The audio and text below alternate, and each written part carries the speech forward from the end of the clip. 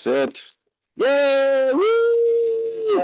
Fantastic. What a beautiful day to be inside talking about nerd stuff. Uh, so I'm George or Geo. I've been at AWS just about 5 years. So I'm what people call a technical account manager or senior, but I do some other things too. And so I'm also part of our resilience technical field community, which means that's all the people who essentially kind of geek out on anything with resilience. We have a pretty rigorous getting you into that program, and I actually lead our super cohort teaching people about resilience in AWS. So the first thing you would know is that if I said I am an expert in AWS, you know one of two things. Can anybody tell me what that might be?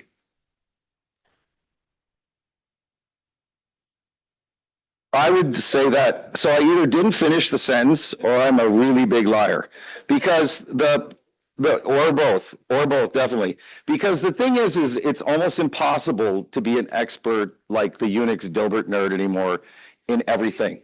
You can't just go into a closet, come out with this awesome app and sell it to people and make tons of money as a single person. Now, it doesn't mean that there isn't singletons who are very epic and can do some of that kind of stuff, but more and more you have to have lots of other people involved. And so I would argue that not only resilience, but cloud in general and applications and everything else is a team sport. So if you are not a team player, you may want to find a different gig, like tennis or golf, maybe. And so we're going to do this. So architectural resilience days are super cool. We do them all over the place. This is the first one that's ever been in Chicago. And actually, it's the first one that's ever been done outside of an AWS office. So that means that we probably have way better AV here than we would normally, because Isaac is running the show in the back, and this is way nicer room than what we would use at home. So that's going to be good. So we have the right date, which we had the wrong date to begin with. And so welcome. So everybody, obviously, I hope is part of the user group or got the invite. And either way, you should be part of the user group because it's a great way to learn. So we have, kind of some basic housekeeping stuff. The bathrooms are in the center. We're going to break for lunch at 12:15. We've got a great sponsor partner, PwC, who's going to help us out with a few things. The Wi-Fi password, everyone should optimistically already have. If it doesn't connect right away, just turn it off and turn it on. Fading that last slide. That's weird. It is fading that last slide. That was weird. It had the underlay from the first slide. I'm not sure why. Must have been my computer. So agenda-wise, so that should say PwC, and for some reason I didn't save it, so I apologize for that. That is not cool at all. But I think we're going to mix around a few things here because we have a lot of hands-on. So optimistically, everybody brought their own driving station computer-ish type thing. If you didn't, you will not be doing the hands-on, but there is a lot of hands-on in this day. So there's like 4 parts of using this essentially Resilience Hub tool. And why is that important? Because Resilience Hub itself actually lets us track and validate RPOs and RTOs.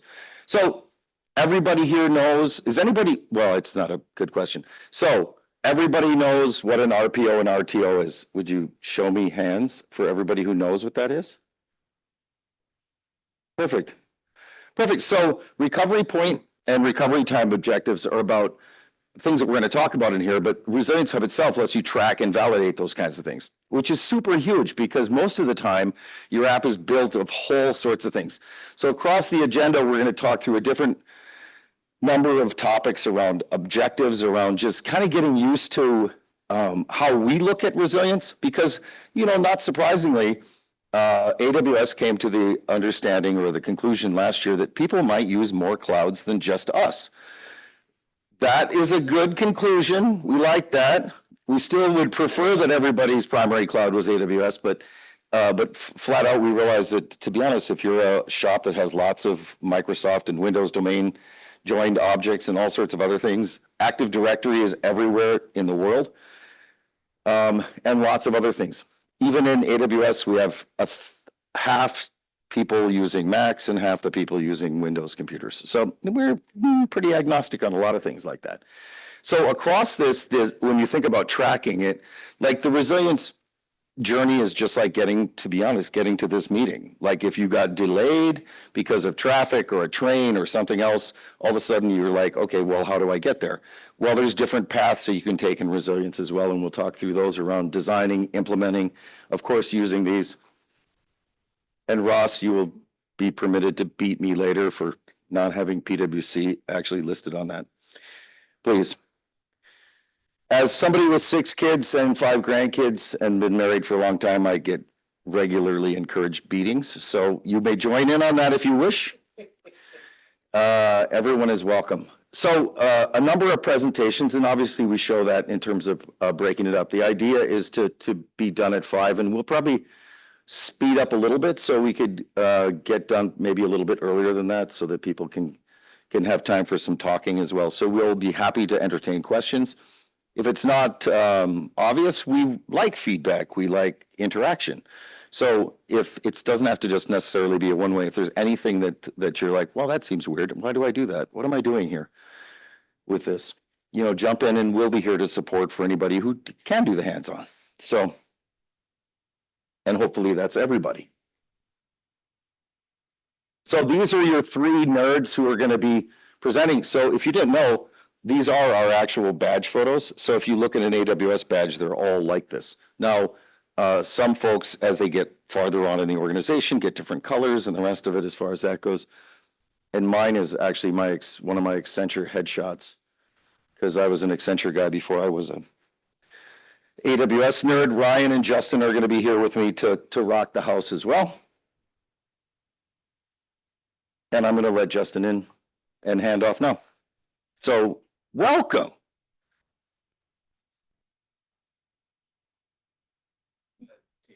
Good. Perfect. Thanks, George.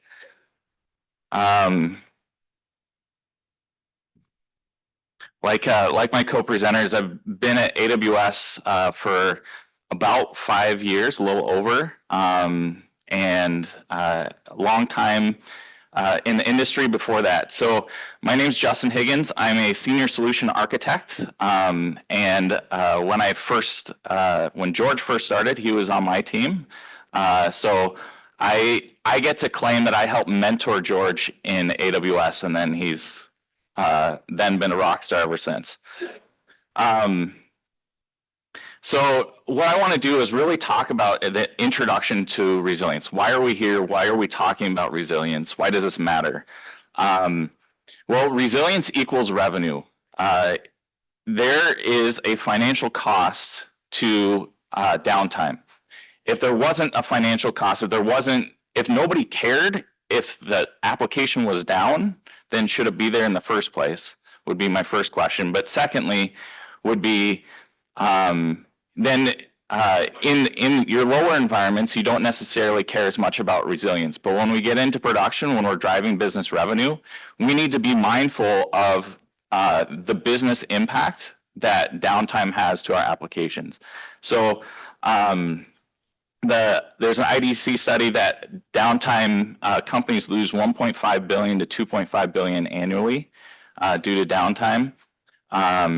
And then beyond the financial cost, there's the brand cost, right? So the reputational risk that happens, and I'm sure you guys could think of organizations even in the last month, maybe there was CrowdStrike related outages, and you can think about brands specifically that were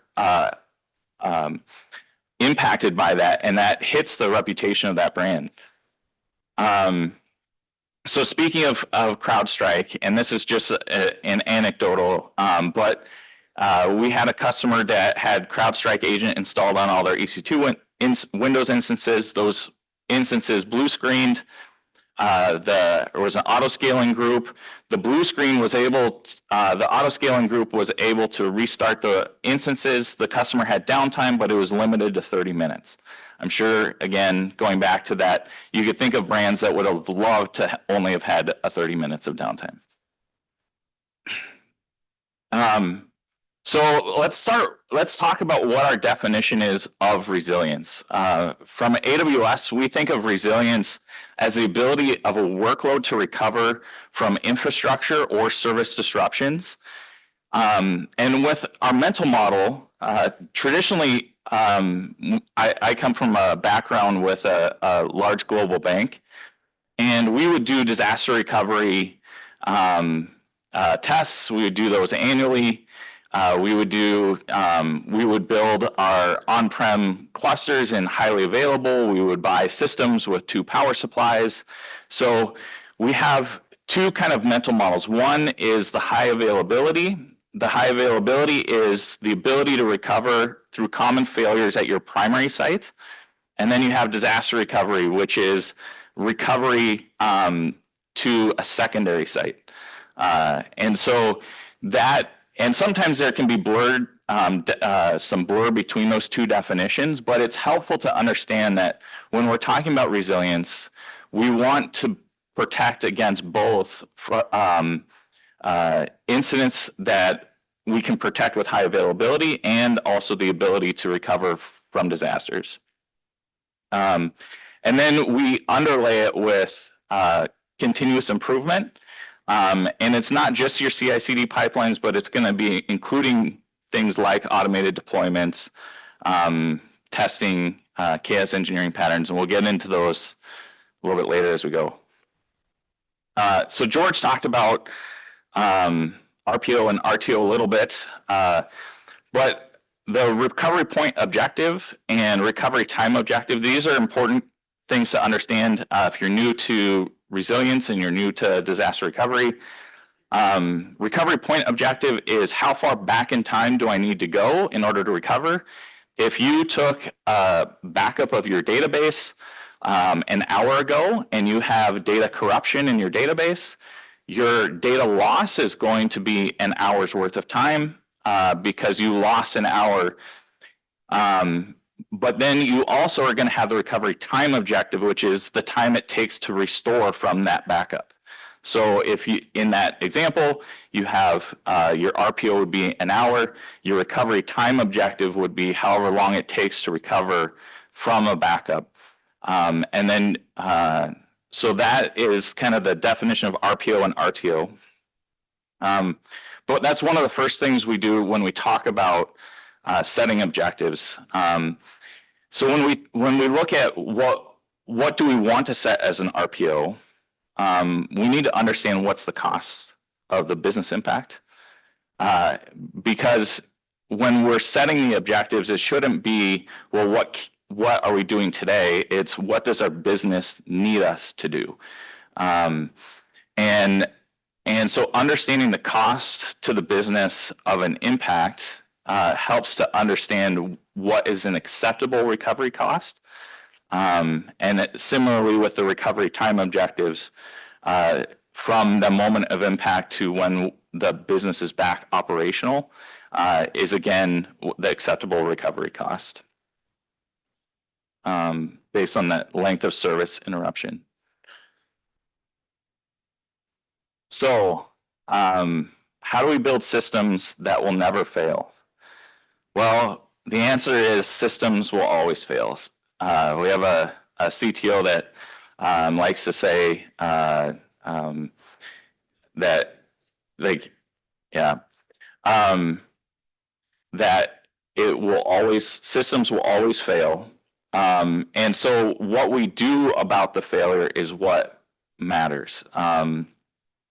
So again, when we talk about resilience, there is this definition of reliability and resilience. So reliability is your service's ability to respond as the business expects the service to respond, right? So is, from a user's perspective, from the business perspective, is the system acting in the way that it's supposed to? What is the user impact? Is it reliable? And then resilience is the ability for the workload to recover from that, the disruptions that will happen. But it's not just a technology problem. and this is, I think, one of the areas I see organizations struggle with the most. Like George mentioned, we're part of resilience field community. So as a solution architect, I have customers that I work with to meet their objectives, but I also work with customers across industries as they're going through resilience journeys. And one of the things that I found in talking to those customers is that it's the setting of objectives and the culture shift for people that is quite often the hardest things for organizations to do. Once they know what the objectives are and they have the people and the processes to do them, and the people are aligned, then it's just the road is so much easier. But getting that alignment on the people side, getting a culture and a culture in place that values resilience, and getting communication with the business to understand what is actually the impact to downtime is one of the areas that I see organizations struggle the most. So often what I end up seeing is you have organizations are built in silos, and you have basically like Conway's Law. So you'll have teams that own certain technology stacks, or they'll own applications, but they won't necessarily understand or talk to their business about what it means for their that application to be down, and truly understand how are users using the system that rides on top of the infrastructure stack or that you manage, or rides on top of that application or the microservice, or those conversations happen much more seldom than I think that they should. So keep in mind that when we're talking about resilience, that it's not just a technology problem, it's a people and process challenge. Especially the larger the organization is, the bigger the challenge is to get the organization aligned on resilience goals. So how do we think about resilience? Well, there's within AWS, we have this concept called a shared responsibility model. So most of you are familiar with AWS. You're familiar with our infrastructure, our regions, availability zones, and the AWS global infrastructure, how we manage our managed services, our compute, storage, the building blocks that allow you to build the applications. That is all AWS's responsibility for resilience of the cloud. And you'll hear me refer to resilience of the cloud and then resilience in the cloud. So the resilience of the cloud is everything that we're doing it's the undifferentiated heavy lifting of the actual infrastructure that allows for resilience patterns to ride on top of that infrastructure. But those resilience patterns are where there's a customer responsibility. And I think that's the key piece. So even though there's a customer responsibility and an AWS responsibility, there's a reason why we have this field community to talk about resilience with customers, because we want customers to be resilient, and we want to help customers be resilient. So we're glad that you're here today to have this conversation with us. But when we're talking about the resilience in the cloud, keeping in mind things like your service quotas, your workload architectures, the ability to your observability stack. Do you have the monitoring and alarms in place? All of those things we'll talk about, and then the testing of the resilience posture. All of those things are the customer responsibility in the cloud. When we build our infrastructure, though, if we take a look at the resilience of the cloud, there's a couple key kind of themes that I want to talk about. One is that AWS and Amazon in general is a huge organization. So similarly to the people and process problems that we see when we interact with customers that I saw when I was working at that global bank, is the same kind of repeated patterns. And one of the ways that, from an AWS perspective, that we try and address it is to have a service ownership model. So each AWS service, and I don't know what number we're up to, 300 or something, I don't know. If you can name them all, Ed, you can get a prize. Yeah, maybe. But each AWS service has an owner, and that owner is responsible for the resilience of their service. They're responsible for the metrics of their service. They're responsible for the P&L of their service. They're responsible for the new features, and they're responsible for the support of their service. And so the ownership there is a single owner that owns everything about that service.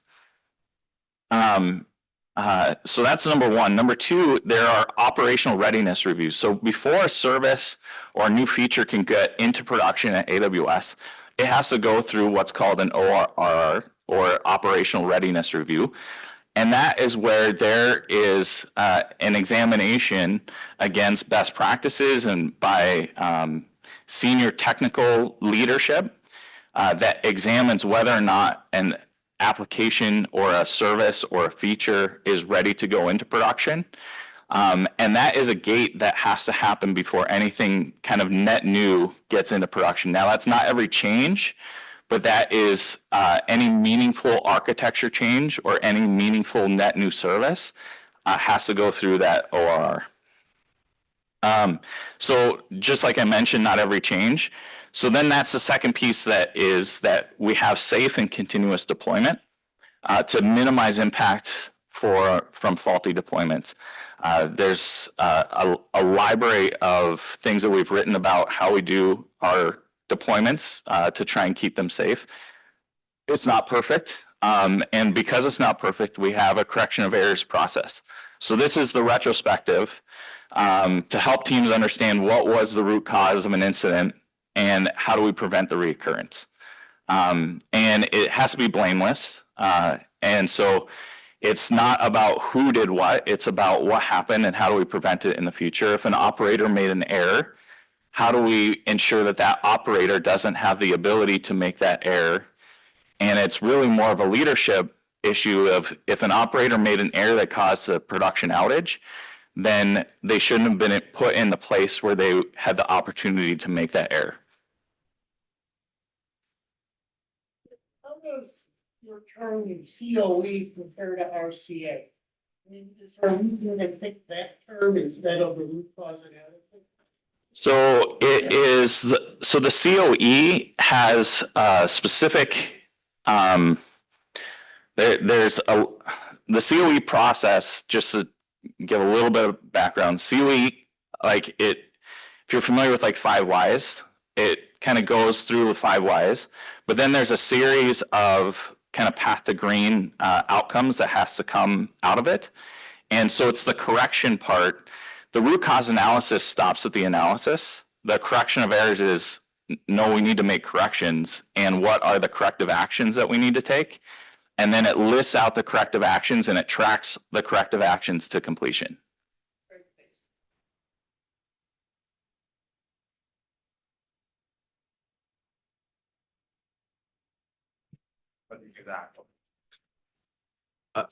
Yeah. I'm sorry. Go ahead. My question was, so the COE process, does it happen when the service is completely deployed, as you said, like in safe and continuous deployment? Yeah. So once the complete deployment of the service is done, then you kind of check this thing? So the correction of errors happens if there's an incident. So if there's an incident, so the first thing we do is we try and be proactive and put all the guardrails in place that we know about. Similar to the previous statement, systems will fail, but we try and not have systems fail in ways we've seen them fail before. If they continue to fail in the same way over and over again, then we have a problem. But things will fail in new and novel ways that are unanticipated. And so the correction of errors process is to examine when we see an incident or failure, how do we correct it so that we don't have that same issue happen again? I wanted to interrupt real quick. Sorry, I should have teased this more at the beginning. Randomly, for people who ask good questions, we have door prizes. One of them is Operations Anti-Patterns DevOps Solutions by hometown hero Jeff Smith. If you know Jeff Smith, he also runs the DevOps user group and DevOps Days frequent speaker. So you get a prize.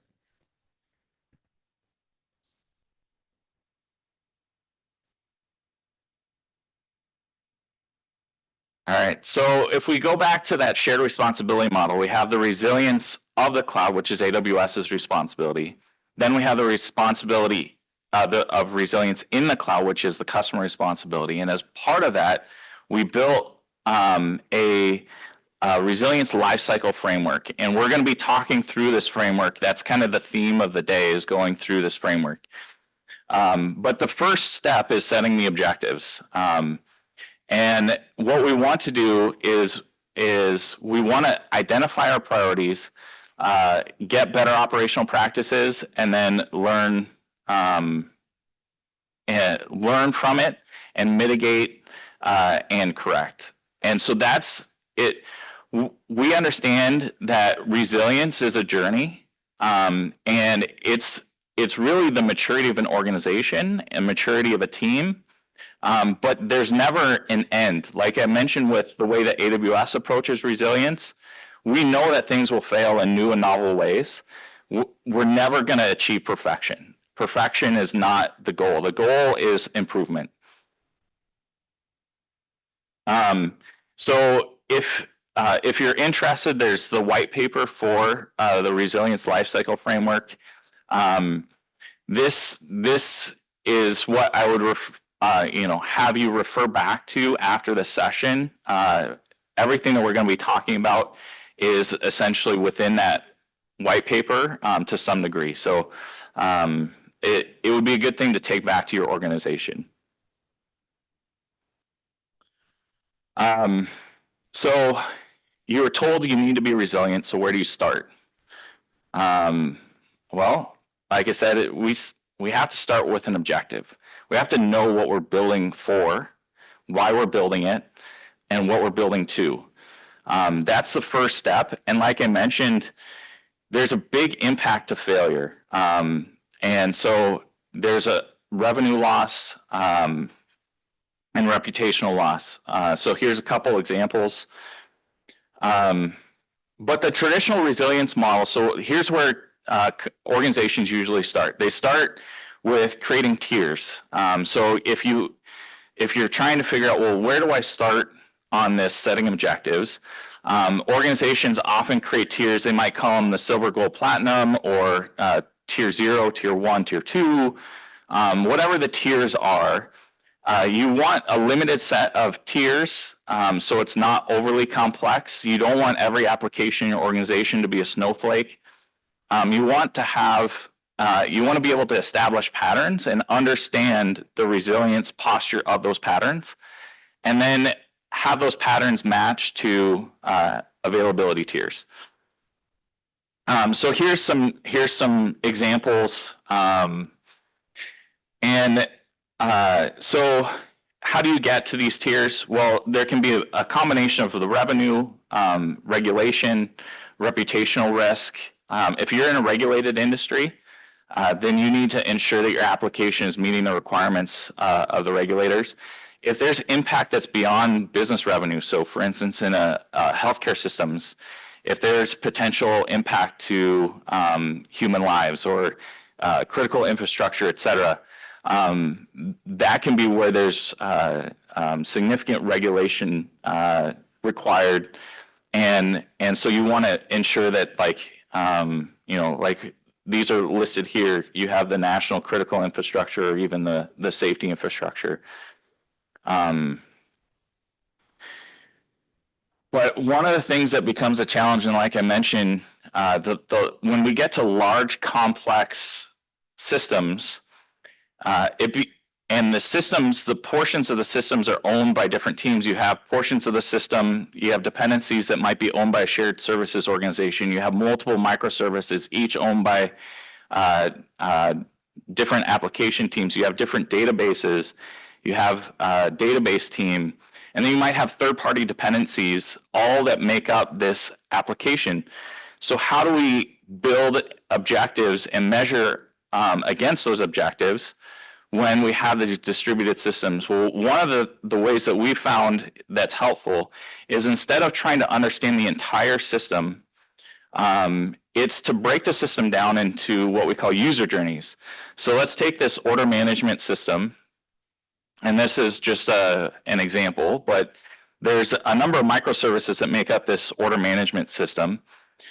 But what's the critical path? What's the critical user journey? We don't want to look at just this. What we want to do is understand, well, what is actually driving revenue for our organization? What portions of that system are the critical pieces where our business is going to be impacted? And are there portions of the system that are less, they're not insignificant, but they're less impactful if there's periods of downtime? And so in this example, we want to focus on the customer journey to place an order. There's a whole bunch of other things that happen after a customer places an order. There might be things that go out to the warehouse service. There might be interactions with a product catalog. There might be like a delivery service. But from the business standpoint, the warehouse, if the warehouse doesn't get the order for an hour, that's less impactful than the customer choosing to shop at a different site, right? If the product catalog doesn't have customer reviews, that's less impactful than the customer not being able to just add the product to their cart. Yeah, it's a degraded experience, but it's not down, and the customer can still make their order. So this is an example of understanding, well, what is the critical user journey of your complex or application, and how do we focus specifically on that first? Because there's a couple trade-offs that we have when we think about resilience. And this is the other thing that I find with working with organizations. When we go back to the people and the process and the technology, organizations are understaffed. There's not enough people, right? And so the people that you do have to make a choice. You have to choose, are you going to focus on resilience, or are you going to focus on the net new feature that may be driving business revenue? And so when you're having to make the choice of what is your focus, if you can narrow your focus down, the other thing is that we recognize that resilience has a cost. It has an operational cost to it. Deploying secondary databases, replicating your data, having additional compute instances or additional storage, additional backup snapshots, all the things that make up a resilient application, it all costs money. And so you have to make the business case for it. And if you can narrow your scope down, the better you can make the business case against the revenue loss, and then the better you can make that trade-off between what are my engineers going to work on? Are they going to work on building resilience, or are they going to work on the next new feature for my application? And so because of that trade-off, we want to narrow scope. And if we can get that critical user journey, understand, well, what is the actual business impact to downtime against this critical user journey? Now we can help define, well, what is the RPO and RTO that's appropriate for this application? The next thing is, when we're setting our objectives, we want to set objectives for high availability, and then we'll talk about disaster recovery. So how do we set objectives for high availability? Well, high availability, kind of by definition, we know that it's going to be smaller scale. It's going to be more frequent type events. Disasters are going to be much less frequent. and high availability impact is in our experience has shown it's going to be more more frequent. So there's going to be component failures. There's going to be load spikes. There could be bad deployments. And so you want automated mitigations. You want the system to be self-healing for high availability. And so, but how do we measure how available our systems are? Well, from at Amazon, where we measure SLO, and these aren't real examples, but what we'll look at is things like tail latency. So in this example, we have a 28-day trailing window where there is a tail latency of less than 1,000 milliseconds for P999. So the error budget we have is 0.1% of requests that are consumed with out of the range. And so when those bad requests age out, then we can continue to watch what is our high availability over time. But the key point here is that we want to understand, well, what are SLOs and how are you measuring the user experience for availability, and how do you define what is availability for your application and for that user journey. So you want to measure at those and have the KPIs, the key performance indicators, with first, what's the user experience? And then second, what's the application or the microservice or whatever it is that you control, and how available is it? The second piece is disaster recovery. So disaster recovery by definition should be much less frequent. It's going to be large technical failures, big natural disasters. It should be a one-time event. And when we measure against DR, we're measuring again the RPO and RTO. All right. So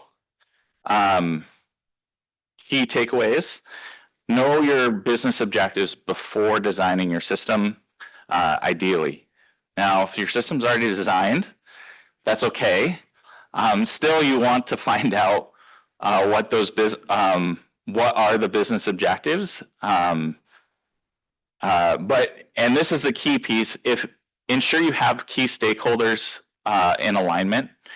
And this is, like I mentioned before, this is the piece that I see organizations struggle with the most, is key stakeholders in alignment, understanding between the business, application, infrastructure teams. They often don't talk, and when they do talk, they don't talk well together in the organizations I've seen. So these two things, if you have your key stakeholders in alignment, a lot can get solved. And so that would be the biggest takeaway that I have, is if you can get everybody in alignment on, and then understand what your critical user journeys are, and make sure even the infrastructure teams know what the critical user journeys are for the users that are using the system. Understand why you have databases instead as a DBA. Like, what are people doing in these databases?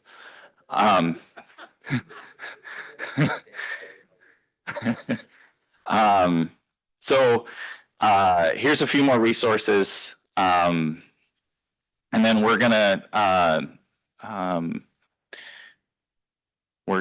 jump into the lab, and we'll kick off the lab here. So any questions before we jump into the lab? Yes. Mic yourself. Oh, Just for fun. So my question for you is that when you're developing such type of architectures in a resilient manner, then what do you determine about different patterns that they are in the cloud, which are like single, multi-region, or hybrid type of architectures to develop such type of high availability in the cloud to deploy and monitor this in 24/7? Yeah, Isaac, can we have both of us on for a second, if we're not? Yeah, go ahead. Yeah, so the thing, I think the thing is like, there are tons of things that are 24/7 in terms of that, but then you have to think about like, as well, especially if it's a mix of not only AWS, but something that's, you know, your own private cloud. Like, people talk about on-premise and they make it sound like it's a bad thing, but to be honest, there's a lot of people who still have many things in their own data centers stretched all over the world. So it's, what is it across that set of infrastructure that's really key? Now, high availability, right, is just resisting component failures. Disaster is like something just melted that we can't just like have automated fixes for. That for in an AWS context, or to be honest, in any cloud provider context, it's going to be a zone impairment, a regional impairment, you know, something that's just holy hell and all, you know, all hands on deck. And we have those enough. And if you've been in working with any cloud provider long enough, you realize they do happen periodically. Yeah,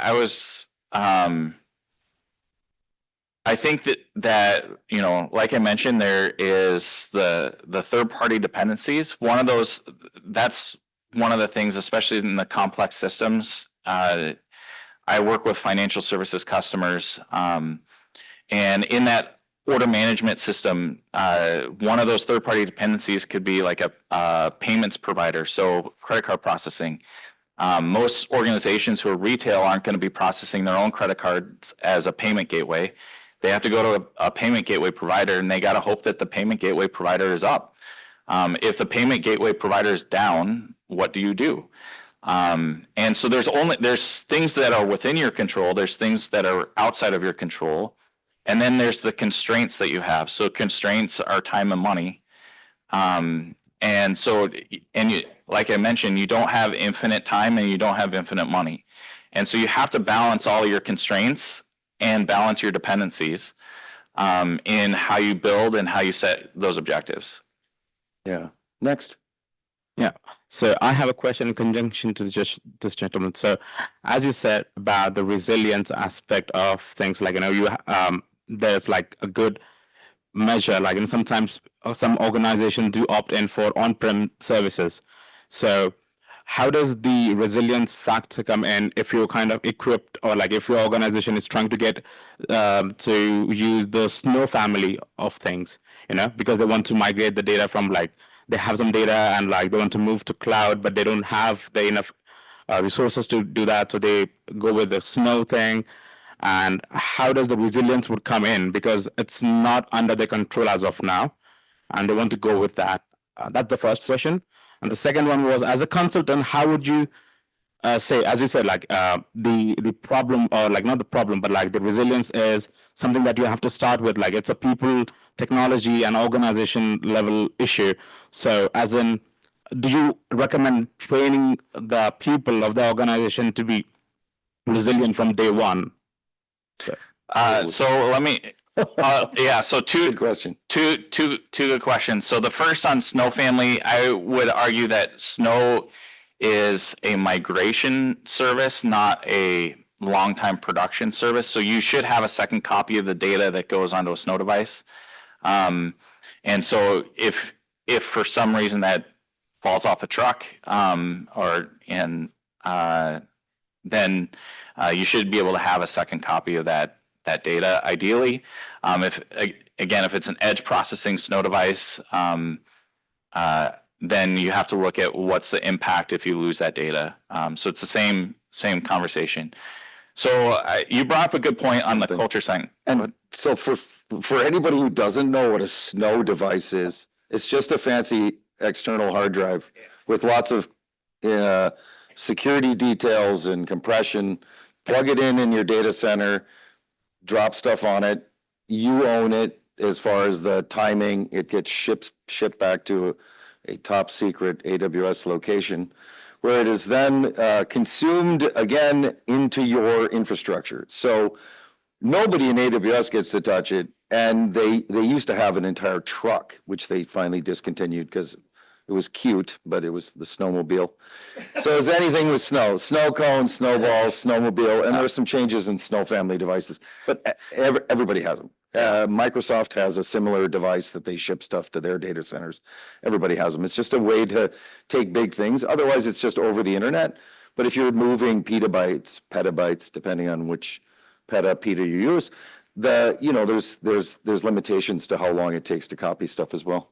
Yeah, I think the second part to your question is the biggest one, is how do you build a resilient culture, and how do you build a culture of people who care about resilience and can design for resilience, ideally from the start, but that's not always, again, possible.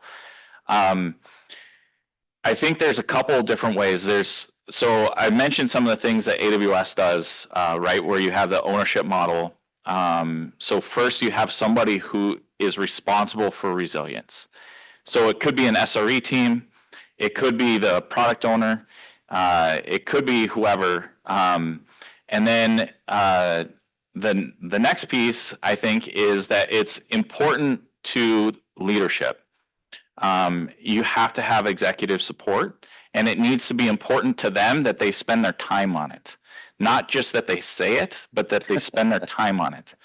Yeah. That would be the second thing. The third thing that I would say is that from an engineering level, that you do events like this, that you ask questions, and then within AWS we have like the operational readiness reviews. We'll talk about a couple of other things that we do, but you want to talk about resilience within your organization. Yeah. And so talking about it, so if it's a priority from the executives, that they spend their time on it, if they make it a goal, and then if you have senior technical leaders, maybe they're principal engineers, senior engineers who are talking about resilience, that would be the third thing. And then lastly, then it's, mentorship and other things. So it's building community of practice, right? Yeah. The thing is that an individual app or workload or SRE team that supports a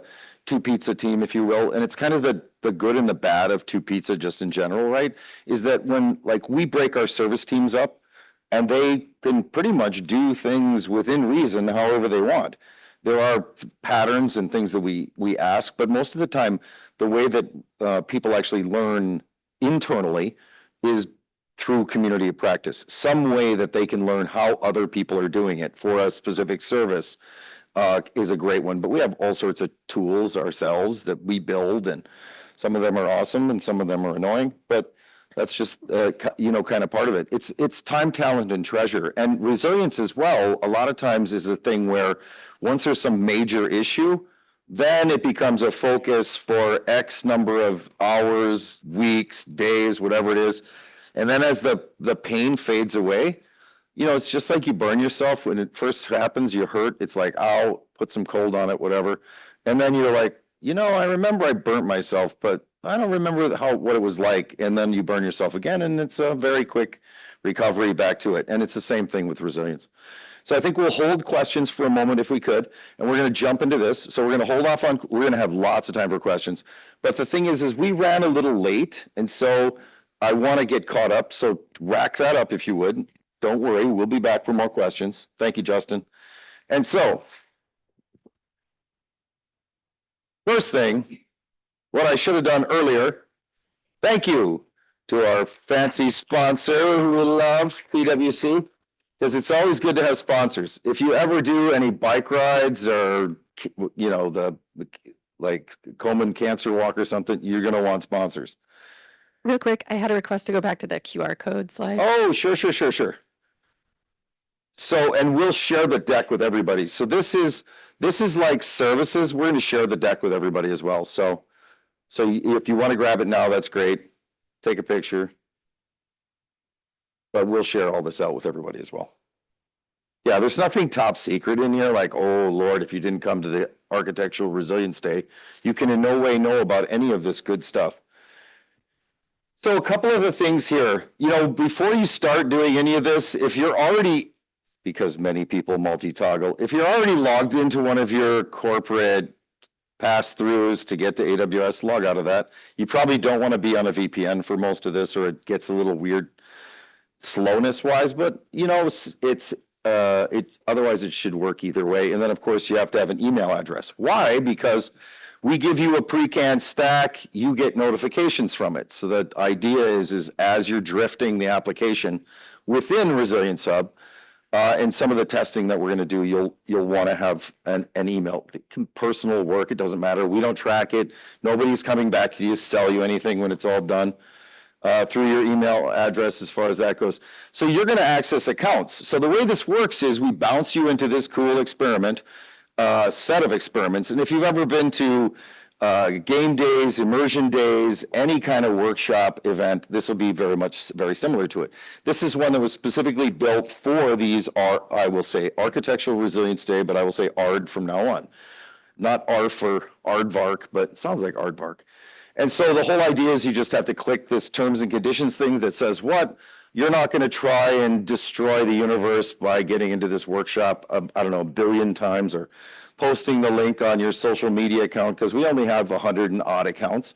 So we would rapidly run out. We don't want anybody outside. I don't really care, but I want everybody in here to have the opportunity to hit it as well. So this URL, this is actually worth taking note of because we don't send these out, number one, because in the internal ones, we sometimes, don't always have our 100% turnaround, and we don't want people to be doing it without being here for some, good, bad, or ugly. And so this whole idea of getting started, well, you're going to be hitting into a console. Now, this actually provisions into US East 2, which you will know as Ohio. So it should automatically take you in. You shouldn't have to change, regions in your AWS console. If you don't know anything about AWS console and you've never been in there, you can still do these fairly straightforward. They're not really scary, like, oh, Lord, I don't know. No questions that say, oh, here you have to go figure this out for the next 5 hours.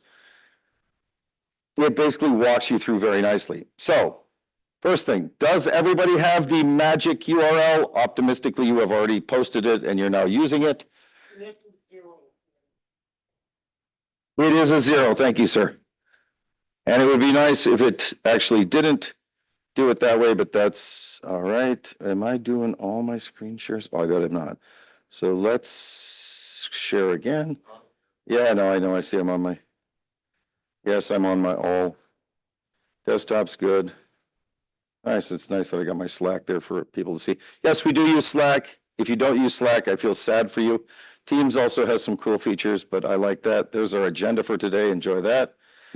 So, and so what you end up with is you come here and it'll say, enter the access code. You don't need that because you already had the short URL.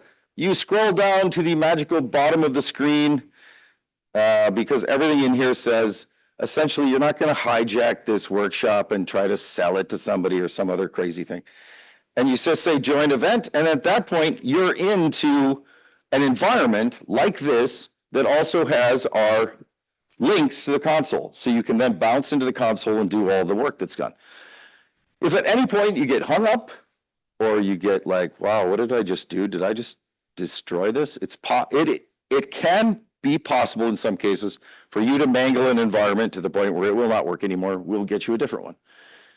Because we have extras. We provisioned, I think, 20 extra over the number we were thinking to get, and I think that should be good. So the first one we go through is basically deploying the workload, and that's just using CloudFormation to take a stack that's already there. You don't have to bring your own CloudFormation template. Please do not. That will not work very well because all of the instructions will be about the test app that we throw out there. And so, through all of it, we're going to deploy it, set objectives. We're actually going to use not only Resilience Hub, but we'll use the fault injection service. So if you're a chaos engineer, great, then you already know what's coming. And if you don't, then you'll learn along the way because it's going to be super fun. This is a really, I personally think, exciting, happy time to be doing hands-on. And thank you, of course, to your companies and anybody else that you've had to step away from the home office or your work office to let you come in and do this for a day. So that's super awesome.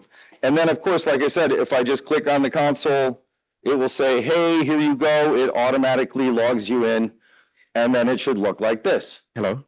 right? And the very first thing you're gonna end up doing Yeah, is not surprisingly saying Right. cloud formation. Sure. yes, I mean, please, do you have the architecture diagram for this workshop? So yes, it's actually all in the actual slides itself. Okay. Yeah, there's pictures, there's everything else. Yeah, you'll walk through all of it. Oop. Go ahead. We get back to the,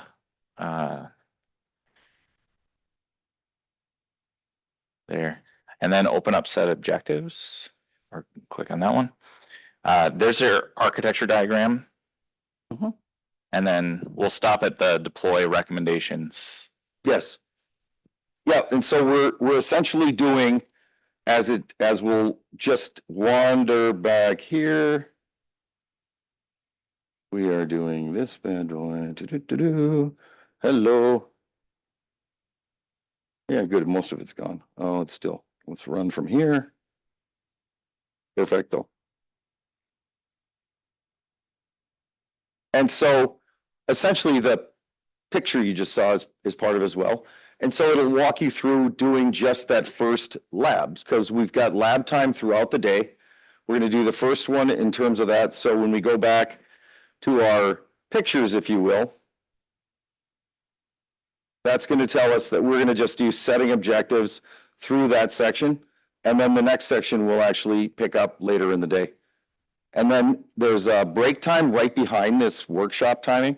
So we have workshop time for roughly, we're supposed to have it, I think, for about another 15 or 20 minutes, but we'll probably go for a half an hour with a break and start up again at about 10:45. But we'll be here to wander around and help if folks have questions. And if you have other questions, we can talk through those too. Wi-Fi and what code? Oh, sure. So that's going to be the MS guest is what you're going to want. And you are going to do, oh, and then the actual.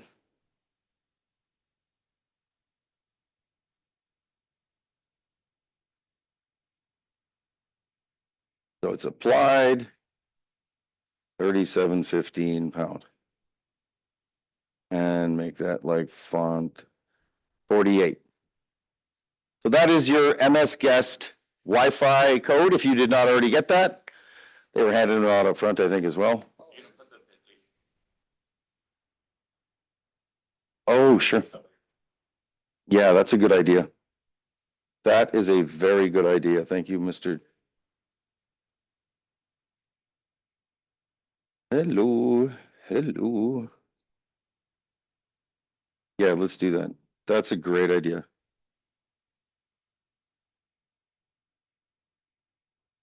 Perfecto mundo. Yeah.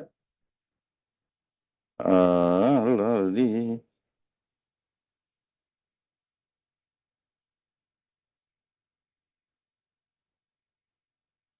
Yep. So Wi-Fi code, yes, sir.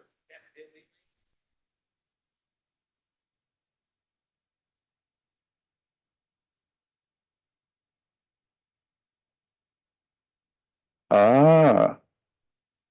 Yes.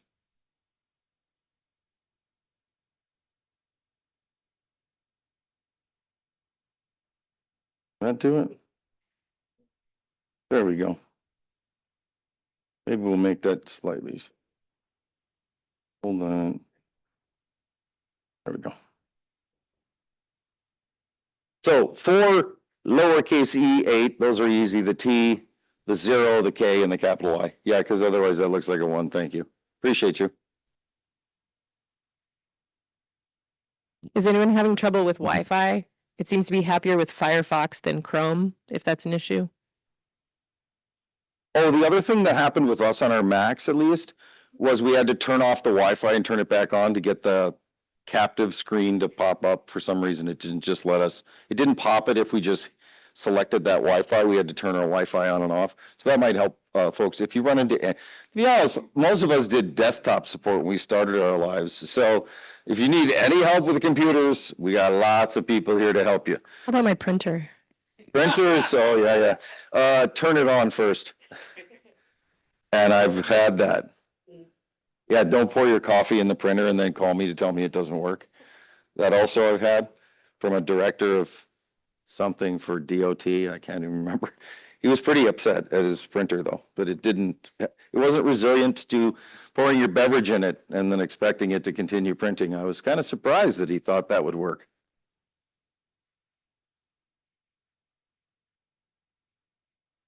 All right, Isaac, I think you can crank me down.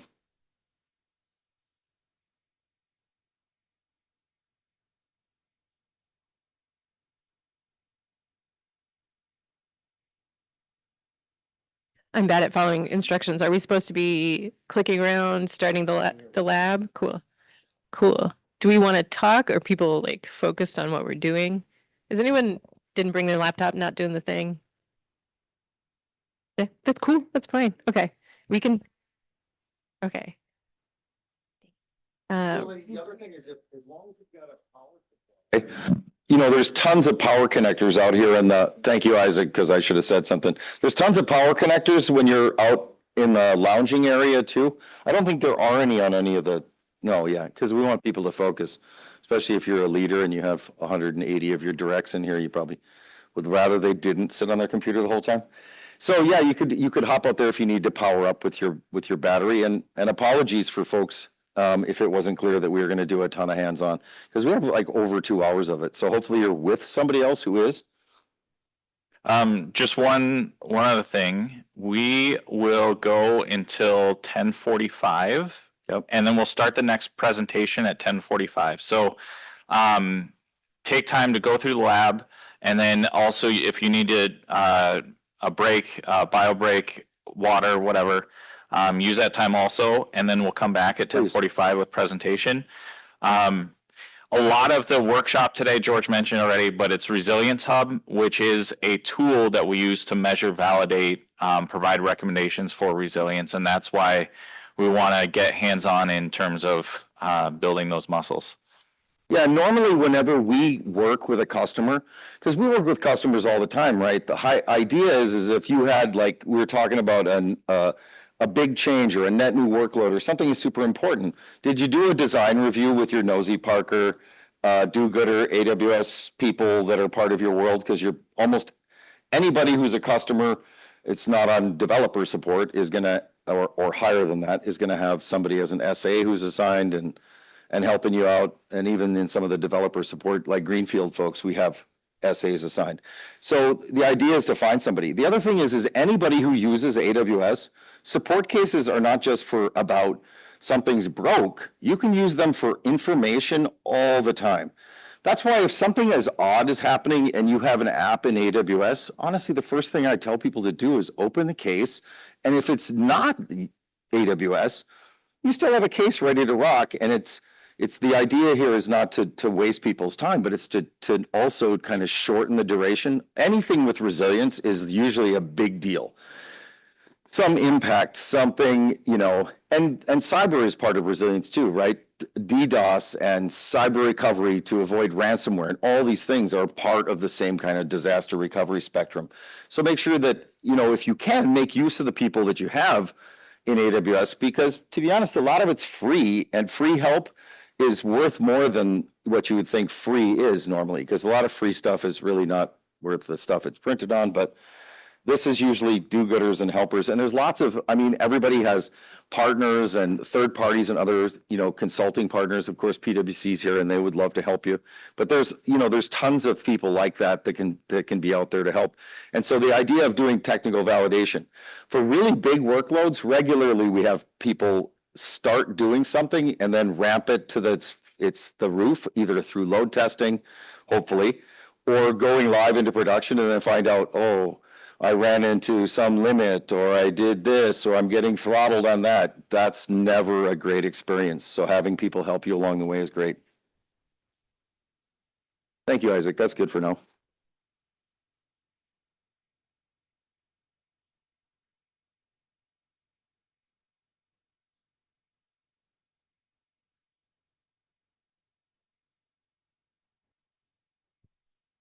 Are you guys cool with questions while other people lab? Heck yeah. All right. I had a question, maybe for Justin. Earlier you were talking about the tiers. Ooh. You were talking about the tiers or the levels of based on SLAs or based on your product. Yeah. How do you have any recommendation on or guidance on setting those tiers? If you have something that maybe doesn't have an SLA, if it's an internal system, is it tier 1? Is it tier 7? Should you have 7 tiers? Anything like that? So usually our recommendation is to do an impact analysis. And so if you've never done an impact analysis, essentially what it is it's getting the technology owner and the business owner of whatever that system is together and talking through, well, what is the impact if this system is down? And what's the revenue impact? What's the brand reputation? Maybe there's a productivity app if it's a productivity impact. And you try and quantify it. It's really hard to quantify, but what you don't want to get into when you do an impact analysis, you don't want to get into the micro of, well, is it $1,500 an hour or $1,400 an hour? That's irrelevant, the differentiation. What you want to do is understand orders of magnitude, right? And it's a relative impact to other applications in your organization. And so you might have something that's internal. It's going to have, if all of your developers stop working for an hour, what's the cost of the organization? And so you might be able to come up with an order of magnitude. Developers, maybe they're worth $200 an hour, and we have 1,000 of them, so it's $200,000 for an hour of downtime to a developer productivity. And you just do that quick back of the napkin math. Okay, now we know what the impact is. Now let's try and see, okay, how much now can we create a business case for the time and the resources, the cost that it takes, and then what's the right balance. And so then you kind of slot it in relativity to the other applications in the organization. So that's usually the recommendation is have a data-driven approach rather than just like the finger stick in the wind.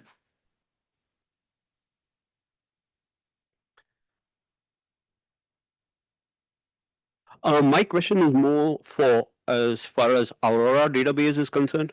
Aurora. Yeah. And regarding Aurora Global Database, I know that there is primary, maybe say in Virginia, US East 1, and you have secondary at, Oregon, US West 2. Mm-hmm. And in Aurora Global, to what I know, there is, if you get a write, say in Oregon, there is write forwarding towards US East 1. Right. Is that considered active passive, or is that still considered active active? So write forwarding from one region to another, is it active active or active passive? I'd say it is active active because you are having production work go to Oregon in your example. So if Oregon is receiving production load, it's active. Okay. And in that same example, you may have latency on the write forwarding. And so you just have to understand what is the performance impact to write forwards and the consistency of the data. So those are just, some considerations. And then you have the failover time if the writer needs to fail over and be promoted in Oregon. Okay, thanks. Yep. Yes. Just a quick question. As you said, talented people are in short supply, and companies often, are wondering, can we staff up and can we retain these people? Yeah. So they asked me, what about autonomous self-healing? I'm going to hurt your ears. I apologize in advance. Larry Ellison of Oracle Cloud says we have autonomous self-healing databases. can't we just do that in, you know, in set up systems and not hire people and not staff up? What's the trade-off? Where's the, you know, where do they cross in? So the first thing that I would say is when we talk back to systems failing and systems failing in new and novel ways, you have to have people that understand the system and understand when it's not performing as it should perform. There are ways that we know that systems will fail, and there are common failures, and part of the whole high availability and disaster recovery and what we're doing with Resilience Hub is looking at common failures and how do we prevent common failures from impacting the reliability of our application. So from the point of view of saying we know about a bunch of common failures and we can improve the reliability of our applications by implementing controls and alarms and observability. We can do things like auto scaling groups, or we can do things like Aurora Global Databases. There are ways that we can prevent common failures, but then there's the unknown failures. And it's the unknown failures and the ability to diagnose and triage and recover from unknown failure that there are in my experience in working with customers, there are very few organizations in the world that are to the maturity level that their systems can auto heal to that level. So it may be kind of a North Star, but it's for practical purposes, and a lot of the organizations I deal with have legacy software where it's not possible to necessarily rewrite, or it's not feasible to rewrite into a way that allows some of those patterns even. So it's all ends up being trade-offs. I think it can be something that we continue to aspire to, but I have yet to see kind of the perfect system. Yeah, people are working on self-healing, lots of teams for many different things, but think about it from just that example. And as somebody who likes both boating and Oracle, I will say Larry Ellison is one of our buddies, so we're good with that. Actually, we will be at Oracle World this year, so Yeah, if exactly. you're We have a lot of Oracle running in AWS, if you weren't already aware. So the interesting thing of that is, so say that you were going to go to that autonomous self-healing. That's great, but it means that there's going to be some cost that you have to bear in that. Because think about it, in our worst case disasters that we have in AWS, they're going to be a zone that's impaired, or a region that's impaired, or a regional or global or zonal service that's impaired. Those are really kind of the 5 failure modes that we find the most drama in. So if you're in a self-healing autonomous database, it would have to be active in not only multiple data centers, which each availability zone in AWS is 1 or more, in many cases more data centers. Regions are made up of these different availability zones. You would have to be striped across all of the zones in that region and probably multiple regions to make that actually possible, which means that the cost would probably be pretty significant. You can do some of those things now with, to be honest, AWS services, but you have to, in a lot of cases, there's still decisions that have to be made by people to say, yes, we're going to pull this trigger, or we're going to do that if it's not an active. But even in an active setup, multi-region, multi-zone, multi-data center, hybrid, whatever, you still have, somebody who probably needs to turn something down. Some people's active is a red-black, not a blue-green. So this is hot, and if this gets hot, this has to be cold. Can't be live at the same time. People have those kinds of, deployment patterns as well. And we regularly try to get people to recognize not only external customers, but internally what resilience means. Because in the old days, like 3-4 years ago, you could talk to 100 different Amazonians and ask them about something like HA versus DR. And dude, you would get a different answer from everybody. So one of the things that we do is try to bring that consistency in messaging. That's why we have these technical field communities, is because people are so busy now that it's hard to get them to recognize. And so that's why we, like Justin and I and Ryan, all end up as people that are having these SME requests to come and help them with conversations they're having with their customer. Seriously, there's a lot of technical nerds in AWS, but anybody who, again, says they know everything, forget it. Yes, sir.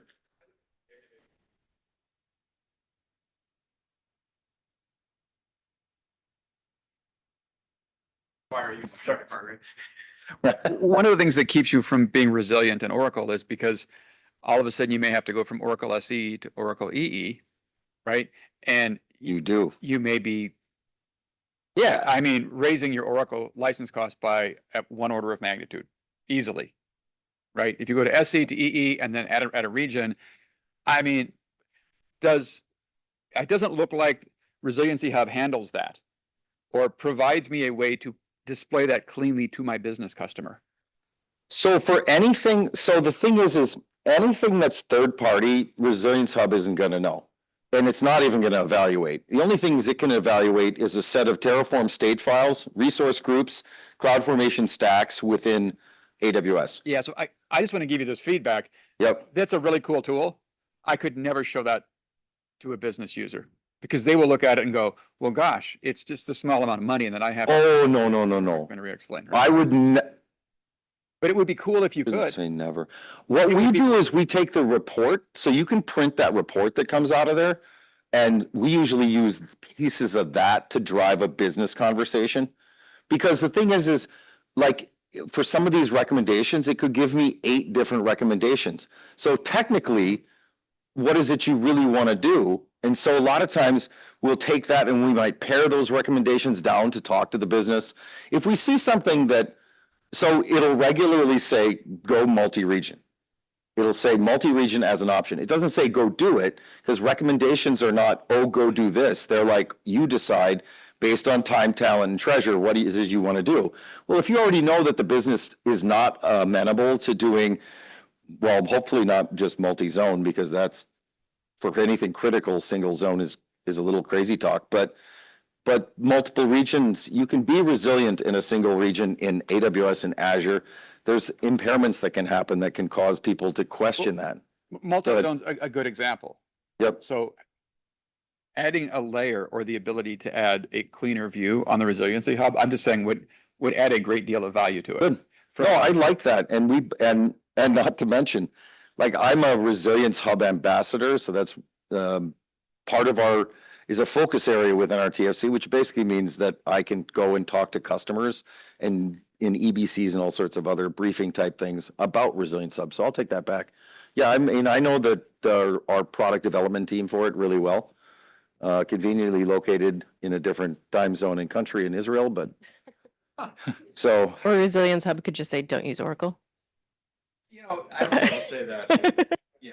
No, I think a business face for it makes a lot of sense. Actually, I'm not sure that there isn't already a feature request for that, but we'll see. Because and the other part of it, of course, is in all of this now, honestly, if it isn't in your world, everything has to be wired with Gen AI now. Some to great effect and others not. Like in Amazon, we have this whole speaking thing about, like, don't use a bunch of wasted words and, oh, we're great and they stink, and we call them weasel words. So Gen AI uses a lot of weasel words, a lot of superlatives, a lot of like, oh, it was awesome, or this is perfect, or totally. I mean, no. Gen AI is like, use it, but all of our services, including Resilience Hub, are starting to get wired in with our own, Bedrock, Gen AI, Party Rock, all these other things. So. Say that again? So we just used a Resilience Hub report in our SOC audit. Awesome. So that's another thing to think about from a feature enhancement is it helped us address the old fashioned, you know, we have 6 layers of signage and paperwork and things like that to prove Yep. that we did a DR. So So there is a way to do some of that now. I think we'll have to, we'll have to. maybe in a couple months. Yeah, maybe it's internal. Maybe in a couple months. Yeah. Maybe in a couple months, there's this big event in Las Vegas. Yeah, Something might be announced. no, it is actually coming. When it's coming, that I'm not sure, so I wouldn't, Yeah. like, we're really serious about not putting dates on anything. It's the same way when we're in the middle of an event, something terrible happening, we don't say, oh, we'll be fixed in 5 minutes, because if we told you that and you made decisions based on that timing and we were wrong, you'd be like, you guys stink, give me the right number. Well, think about it. If your car just drops oil on the side of the road, do you know immediately what's wrong with it and how long it's going to take to fix? Probably not. And we are the same way. We have a lot of our issues.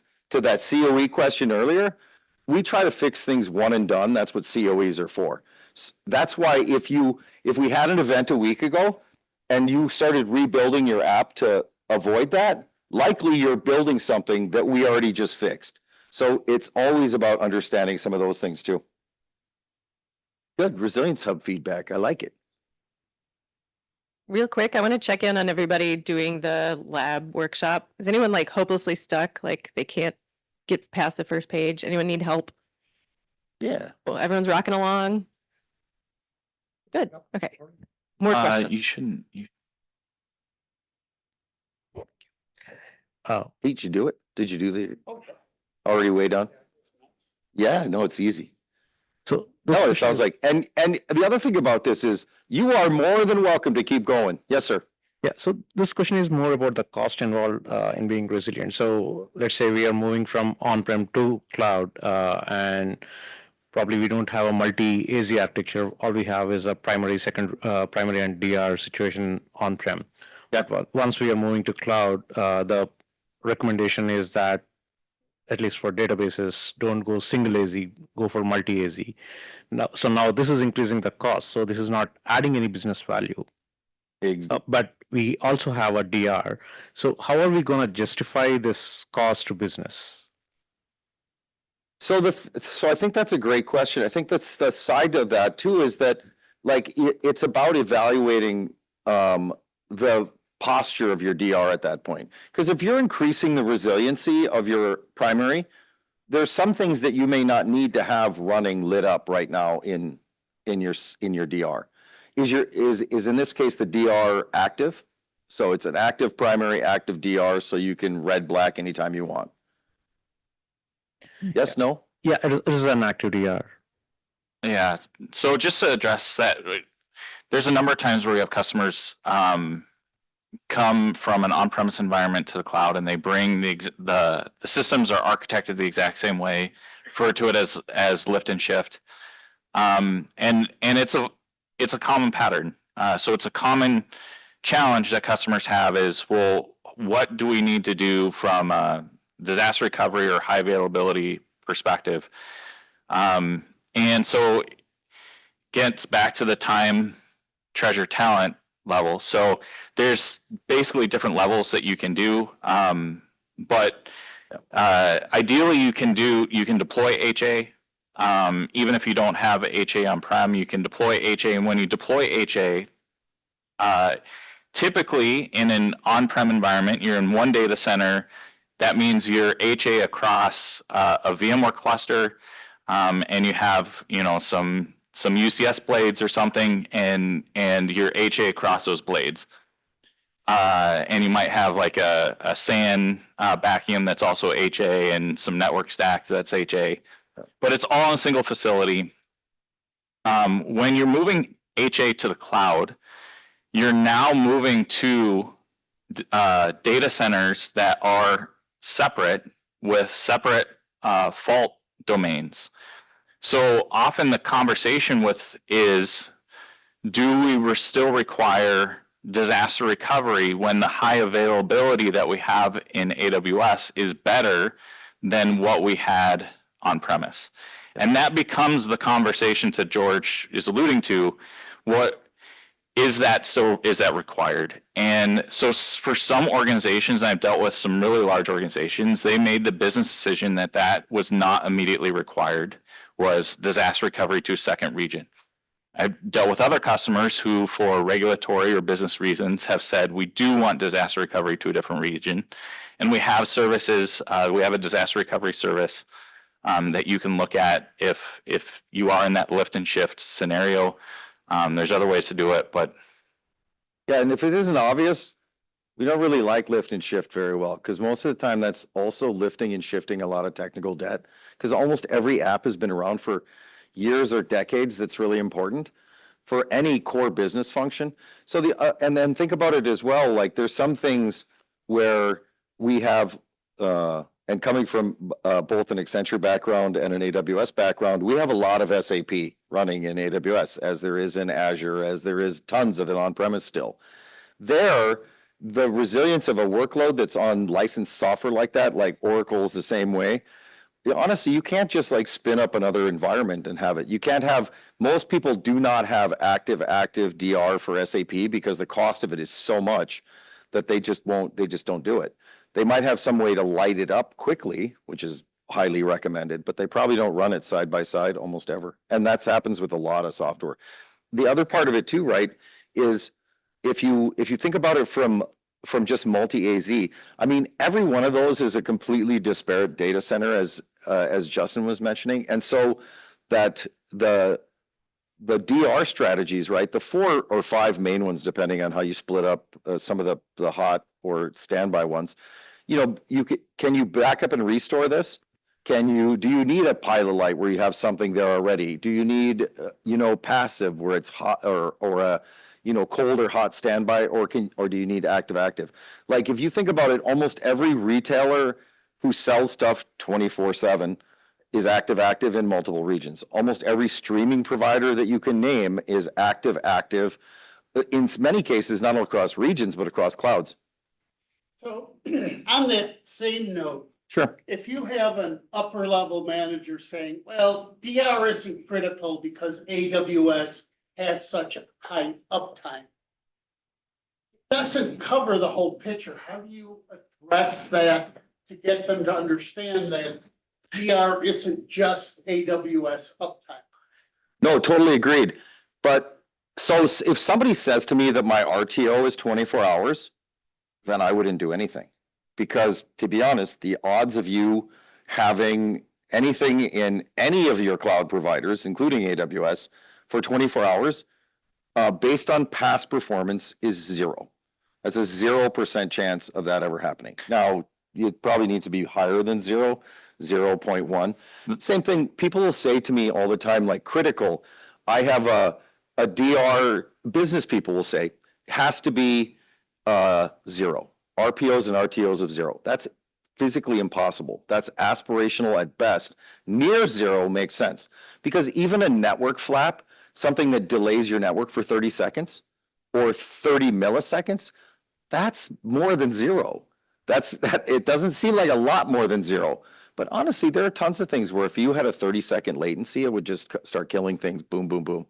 So just along those lines, George. Yeah, go right ahead. Thank you. The piece that I try and ask to that question is, how are you defining DR? Yeah. Because DR doesn't necessarily always mean multi-region. It can, but it doesn't have to. A single region may be enough, depending on what risks you're mitigating. But in the case of things like data corruption in your database, if you're mitigating that risk, you need to have database backups. And maybe you need point in time recovery in your database, and you have to take a full backup and then you got to replay incrementals. There could be a whole lot of scenarios, but in that, having copies of your critical data and being able to recover from those copies of your critical data, even if it's in a single region, that could meet the requirements for DR. And say, to George's point, if it's a 24-hour and you say, okay, well, within 24 hours we can restore from backup, then you're good. And that's actually to the self-healing and autonomous as well. You can't, if someone like prunes 5,000 users out of your Active Directory tree, which is basically a database, you can't automatically, it won't self-heal, and Oracle the same way. If somebody dropped a bunch of data out, Oracle's not gonna know how to fix it per se. I was just going to say, And then I want to. simpler question is, we have Aurora, so that's 6 copies of the data. Exactly. They asked me, why do I need Amazon disaster recovery? Why should I pay for that? We have a tight budget. Yeah, so the 6 copies is for durability more than it is for disaster recovery. And so Aurora is awesome. Don't get me wrong there. I really like Aurora and I recommend it all the time. So I think it's a question of, because people will talk about 9s and then you'll find out they mean like durability, because S3 and Aurora durability is a super important one, but also what's that availability need to be? Like there have been events where Aurora in a specific zone or region was impaired over the last 5 years, say. Not very often, but there have been a couple. And so I have one other question here I'm going to take, and then we're going to jump back in with Ryan, who is the third of our Guardians of the Galaxy today. Hi, everyone. It's a short question about that. You caring about high availability and disaster recovery, but how about the what's being done for cost optimization side? Oh, sure. And that's super helpful. That's actually one of the things that you can see somewhat. Is it perfect? Well, everything needs improvement in this world, but Resilience Hub actually talks through cost as well. Because again, my kid would love to have a Bugatti, my 19-year-old. That is a bit more car than I think he should really have. So he got himself a stick shift Honda Civic, which mom and dad help pay for. So, and assuming that he will eventually take over the payments once he is a subscribed worker in the universe as opposed to a part-time worker. So I think people make the mistake of thinking that it was one size fits all. Seriously, I have tons of app teams that I work with for customers where they have backup and restore for this. They have something else. Nothing really, the odds of you having every app with the same RPO and RTO in any organization, I'd say is 0. Most big companies have anywhere from 1,000 plus applications out there. So first it's understanding what is the priority there for DR. And then I think it's what's the investment. If you looking back have never had an issue, is it possible that you will never have an issue? Yeah. So spend a bunch more money? No. If something's never broke in the last 10 years and you're in AWS, do you need to fix it? Maybe not, but do you have to keep aware?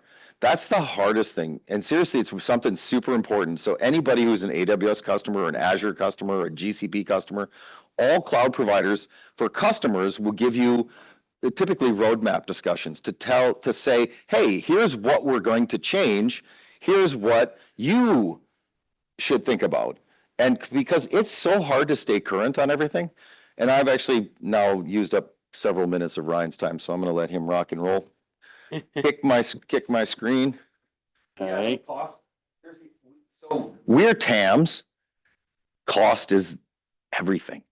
Dude, we totally are about trying to make sure. So if you have enterprise support, who in here is in a company that has enterprise support? Anybody? A few. Yeah, so that means those companies have an assigned George or Ryan who are constantly snooping around trying to find ways to save money. Because if we can write a story that says we help save customer X $50,000 a month, dude, everybody starts clapping and it's a big party and all the time.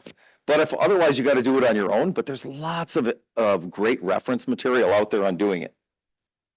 There's you decided to go with the non-Mac power cord. Good. Redundancy, right? So, after all that, I kind of want to start off with a question here of what are the key resilience patterns that you would need when designing a resilient system, right? And so that's the topic that I'm going to cover next, right? So while you're thinking that over, like I'm Ryan, I'm a technical account manager at AWS. And what I'm going to cover here is kind of the core concepts about building resilient systems. This is actually going to cover architecture concepts and then also software design concepts. So when you start thinking about this, you know, a lot of it starts with the well-architected framework. All of the things that I'm going to cover in here are kind of pulled out of our well-architected framework. There's a lot more than what I'm going to cover here. But it helps you understand the pros and cons of the decisions you're going to make. So there's 6 different pillars of the well-architected framework. I'm going to be focusing mostly on reliability here, right? We'll cover operational excellence later in the day. From this perspective, we have 4 different areas in the reliability pillar. So foundations, it covers things like quotas and so forth. Workload architecture is what we're going to deal with mostly here, right? A second set of it is change management. And this is actually a really important one to think about, because when you think about how most failures are introduced into a system, it is often through the process of change that happens. So thinking about how you manage that change is going to be very important there. Failure management is another one that we'll cover here in terms of how to recover from failures. So when we get into this, we're going to start off by thinking about some of the resilience properties that we really desire out of our system, right? The 2 that are going to be the most obvious is the timely and correct output from your system. So if you don't get the correct output, that's obviously not what your users want, right? And in addition to that, they need that output to come back to them at a certain time. If the user experience is going to start to degrade, and if it's not directly a user that's consuming from your system, but another system, that system may no longer be able to operate if it doesn't get the timely output. So those are our starting principle properties that we're kind of looking at. From there, you have to think then next about fault isolation, right? So fault isolation is something that you're going to be intentionally putting into your systems for the purpose of trying to maintain these first 2 properties, right? That when a fault occurs somewhere in your system, you want to isolate that fault to prevent it from creating erroneous output or causing your system to slow down overall, right? So if we have fault isolation boundaries, we can use those to isolate the fault, remove whatever that part of the system that's failing is, and replace it with something else. In addition to having a timely in order to have timely output, you have to have sufficient capacity in your system. So we often are working with distributed systems that are processing lots and lots of data, right? If you don't have sufficient capacity for that system, it's going to slow down, and the result of that is going to be not meeting that property, right? If we're taking components out of our system in order to maintain the correct output or the time, make sure that every request that we process is being processed in a timely way, we need to have some level of redundancy so that we can replace anything that we take out of that system. Those are these properties are things you're going to want to kind of define your requirements around them, and then also understand how you're going to balance these off against each other, right? In addition to balancing them against each other, there's another set of things that we have to balance here. So we talked a little bit about cost, right? That kind of came up. If we're going to have additional redundancy in our system, generally that means we're going to have to bring in more capacity, and there's going to be a cost trade-off in that, right? So you have to think about, is the objective that you're seeking balanced against the cost that comes with this, right? It's not just cost for paying for resources, but it's also the cost in terms of effort, right? Designing these systems can take more effort, right? We want our systems to be simple, but as we add new and extra layers, right, that can add complexity to that. Complexity has its own set of trade-offs, right? In the sense that a more complex system is harder for us to change, right? It's harder for us to reason about. More effort goes into that process. And so you want to think about that. You know, you may decide you don't want to take some step that adds complexity to your system, even though you might be able to target a higher level of resilience through that, right? Another one of these is that there's an operational burden to all of this, right? As you add more and more things that you want to accomplish, you have to test these things, right? It's not going to be any use to you if you come up with a plan and you don't test the plan, right? And so that means that every time you make a change, you know, there has to be some kind of testing that goes on there. Hopefully you're automating that, but then you have to maintain those tests and maintain that automation, right? So all of this kind of layers on top of each other, right? So these are all trade-offs that you have to think about there. The final one is we need to think about the consistency and latency trade-off. So data is often one of our key things that we're trying to make resilient, right? Our systems all are dependent upon data, right? And so as we make updates to that data, right, we want that data to be consistent, right? That's a goal overall, right? But if you want data to be consistent in two different places, the data has to travel between those two different places. And so there's a trade-off there in terms of the latency that you may have in terms of knowing that the data has now reached both places and is durably stored in both places. And so there's a couple of theorems that kind of go into this, right? There's the CAP theorem and the Paclek theorem, right? That kind of describe these trade-offs and everything you have to do for them, right? And so those trade-offs all kind of tie in here, right?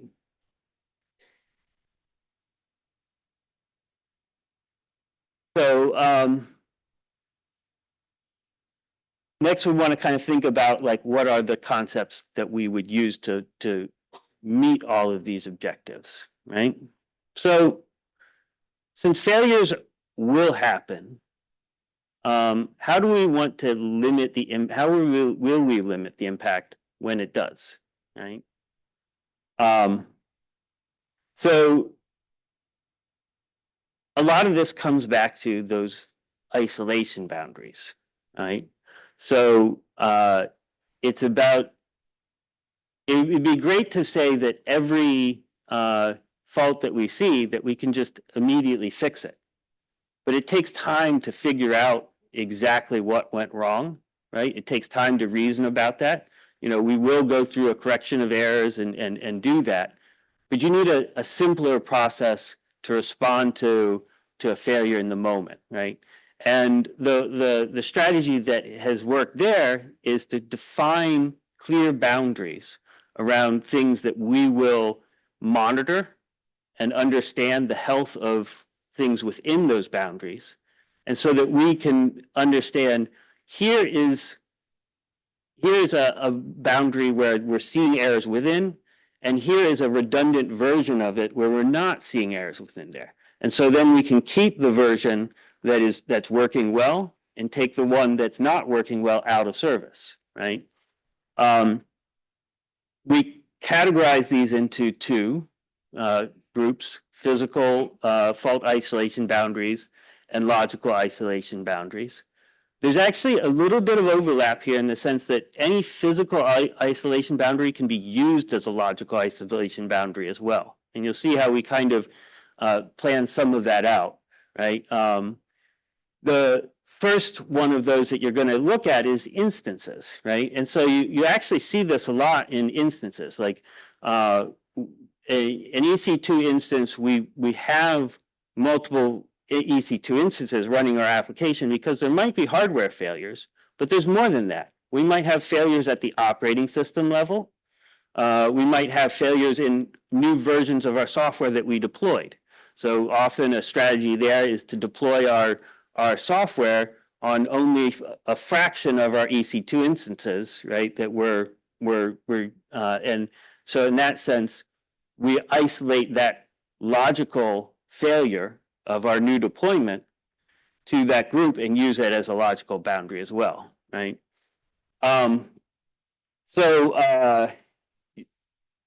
Another key one here in the physical realm is the regions and availability zones. So regions are a particular place in the world, right? And each one of our regions is composed of 3 or more availability zones, right? Those availability zones themselves are composed of data centers, each with redundant power, networking, and connectivity, right? But we still plan for the possibility that with all of that redundancy around the availability zone, that availability zone could be impacted, right? And so the availability zones themselves are placed a certain distance apart, close enough that you can use synchronous replication between those availability zones, but far enough that that they would endure for a number of types of kind of impacts we predict on, right? Are trying to plan for. But in addition to that physical side of it, right? Of like, we know exactly where an availability zone is and we know where the different regions are. We have a logical view that we apply to this as well. So one difference between how we manage regions versus availability zones is that we often manage availability zones in a way that helps you automatically fail over between availability zones and run across multiple availability zones. We still have high barriers in terms of keeping these availability zones separate from each other in logical ways. But the barrier there on between a region and between availability zones, region is much higher, right? Each region is very logically separate from other regions in the world. And you'll see that in terms of how APIs work and so forth across there. You may come to a point where you want to have additional logical layers of isolation. And so one of those that we see sometimes is a cellular architecture. A cellular architecture is, you might first think of it as being intended to act like an availability zone or to isolate different versions of your software. And you could use a cellular architecture in that way of deploying new versions to an individual cell. And a cell in this case is just a grouping of resources that sit as an overall stack and are logically separate from them and share nothing between them. But where you actually see the cellular architecture having the most value is when you come to a situation where you need to, say, operate for different customers, a lot of different customers, and you might have reason to think that one of those customers might create impacts to a certain part of the service. Maybe that they create a high load, and you want to make sure that customer can't impact your other customers. And so there's a strategy that is shuffle sharding that allows you to kind of set a way to use a cellular architecture, create these logical isolation boundaries, and set that. There might be other reasons that you find to use cellular architectures as well, but that's the basic concept of it, right? It's a logical isolation boundary that you've created on your own. We use that pattern as well inside many of our services as well. So another area where we try to be intentional about separating things is our control planes and our data planes. So when we talk about control planes and data planes, the intent here is that the control plane is the things that you do that are lower volume and that are less critical to the keeping your service up and running. They often encompass things that are complex orchestrations. So like say when you create a new instance, right? It has to find that instance, find the hardware that's available, allocate that hardware to you, make sure nobody else is getting that, set all the security rules on that hardware, set all the networking, so essentially there's a lot of complex orchestration that has to happen there, right? A data plane is intended to be more of the day-to-day operations, right? To keep everything, to keep running and be much more independent in a sense. Like, so we think of a data plane example is like is within EC2. If you have the instances themselves, they're part of the data plane, and the network that connects those two instances together is part of that data plane. Whereas the control plane is, say, run new instance, right? So in that case, it's going to go through the process of building up a new instance and then putting it into ability to communicate with the other instances there. So the concept here that we're getting at with this is we're making a very intentional decision to try to ensure that the part of the system that you're most dependent upon is decoupled from the other parts of the system. And we do that because we know it's harder to operate that complex orchestration part of the system. And while we have high goals for all parts of our system in terms of reliability, we feel like we can, by making that intentional decision, we can deliver something that meets your needs better, right? And so thinking through this, which of these two is going to fail more often? And the answer is the control plane. It's not because we want it to.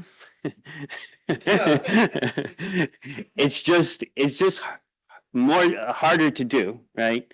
You know, so because of that, we want to make sure that it's not tied together, it's decoupled from those things that you need to keep running all the time, right? And we want to make it easy to understand where that is, right? So which of these is more critical? The data plane, right? The data plane is more critical because it's what's doing the work over and over again, right? Like it's the thing that your users are going to interact directly with, right? The control plane can be important in certain senses, like if you need to, say, add additional capacity to your system. If the control plane wasn't available, that might be harder to do. But if you already have enough capacity to support your users, you want it to keep running, right? You don't want it to be impacted by a complex system that doesn't need to be tied in together with that. And so this gets into what we call static stability, right? So static stability is just means that basically your system can continue to operate in the state that it's already in, right? As normal, right? Without needing to make any additional changes, right? When you experience some failure, So it's a principle that you can't just say, my system is statically stable. Your system is statically stable in respect to this type of failure, right? And so if something does fail in the system overall, right? How do you ensure that that doesn't become a dependency to your system continuing to run as is, right? So an example here, right, is if you say have an application that is load balanced, right? And so you have a number of instances in two separate availability zones, right?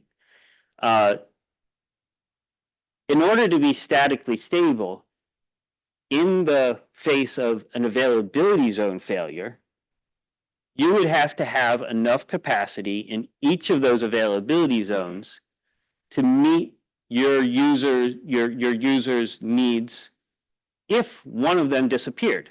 And so if you only have two availability zones, that means that you have to have 100% of your needed capacity in each availability zones.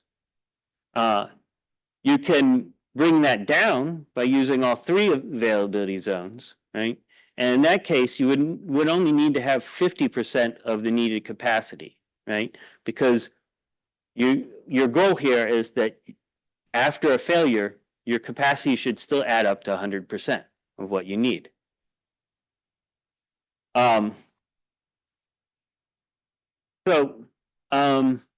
We talked about fault isolation boundaries, and so that will lead into different service types that AWS operates. So it's useful to understand these different service types and to understand that the patterns of fault isolation that are attached to these different service types.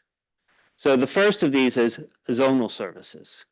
So zonal services will have a regional control plane, right? But the data plane is zonal. So in this case, what you expect is that if an availability zone was impacted, then the resources in that availability zone could be impacted too. But the resources in other availability zones won't be impacted. And you'll know where those resources are. So you know that your EC2 instances are in this availability zone or that availability zone or that availability zone, right? And so you have some responsibility now to manage that, right? And so forth. The control plane will still be regional because it has to allocate those resources across the entire region. A regional service is a service where we operate the data plane at a regional level. And so you communicate with that data plane at a regional level, and it's now our responsibility to ensure that if an availability zone is impacted, we will make sure that we fail away from that availability zone and only use the ones that are still healthy, right? It means that we take on a little bit more of the responsibility here, but it also means you have a little less control. And so examples of that are like, say, S3 as a service, right?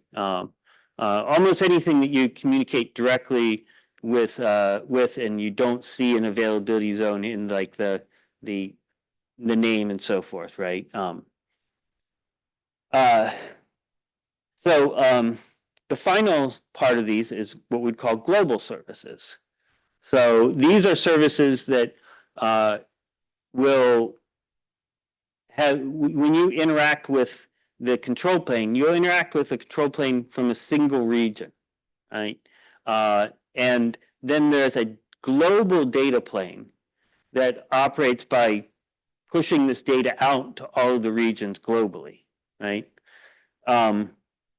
So examples of that are the Identity and Access Management Service, Route 53, CloudFront. And to kind of dive a little deeper into how this works, like as an example, we'll take the IAM control plane, right? So the IAM control plane, right? How it operates at a data plane level, right, is that there's a runtime service in each region that has that data, and then there's a client that communicates to that runtime service in that region, right? When you make an update as a user, you're interacting with the IAM service in one region, and that's US East 1. So in there you can manage the policies and permissions, right? And then once you make a change, those changes get propagated to every region. So the data plane becomes separate here by not having to come back to US East 1. Rather, the data has all been replicated across to all of the regions and has the same state in all of those separate regions. And so now if you have an impact to one region in the world, it won't impact the data plane availability of those services in any other region, right? So this is an example of how we're very intentional about keeping those boundaries between regions clear, right?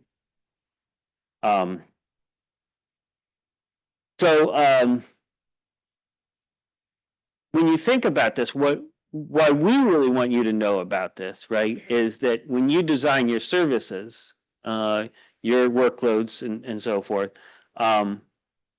if you know what will and won't work, you can design for the things that will work and ensure that you don't take dependencies on those that are going to be needed in a critical time, right?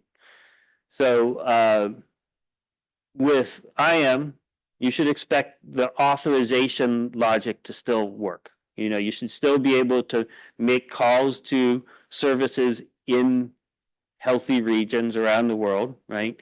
And it will still respect the authorization and authentication that was already configured there. But what you won't expect to work is the ability to update roles, create new roles, change the permissions of individual users. You will be able to issue new sessions, you know, so if you have a service that is creating custom sessions and handing those out to users, you'll still be able to do that. With the Route 53 service, you should still expect DNS resolution to work. So you should still be able to get an address, and health checks will still work. So if you've configured a health check and the health check is pinging one of your services and checking for the health, and something fails in the healthy region, right?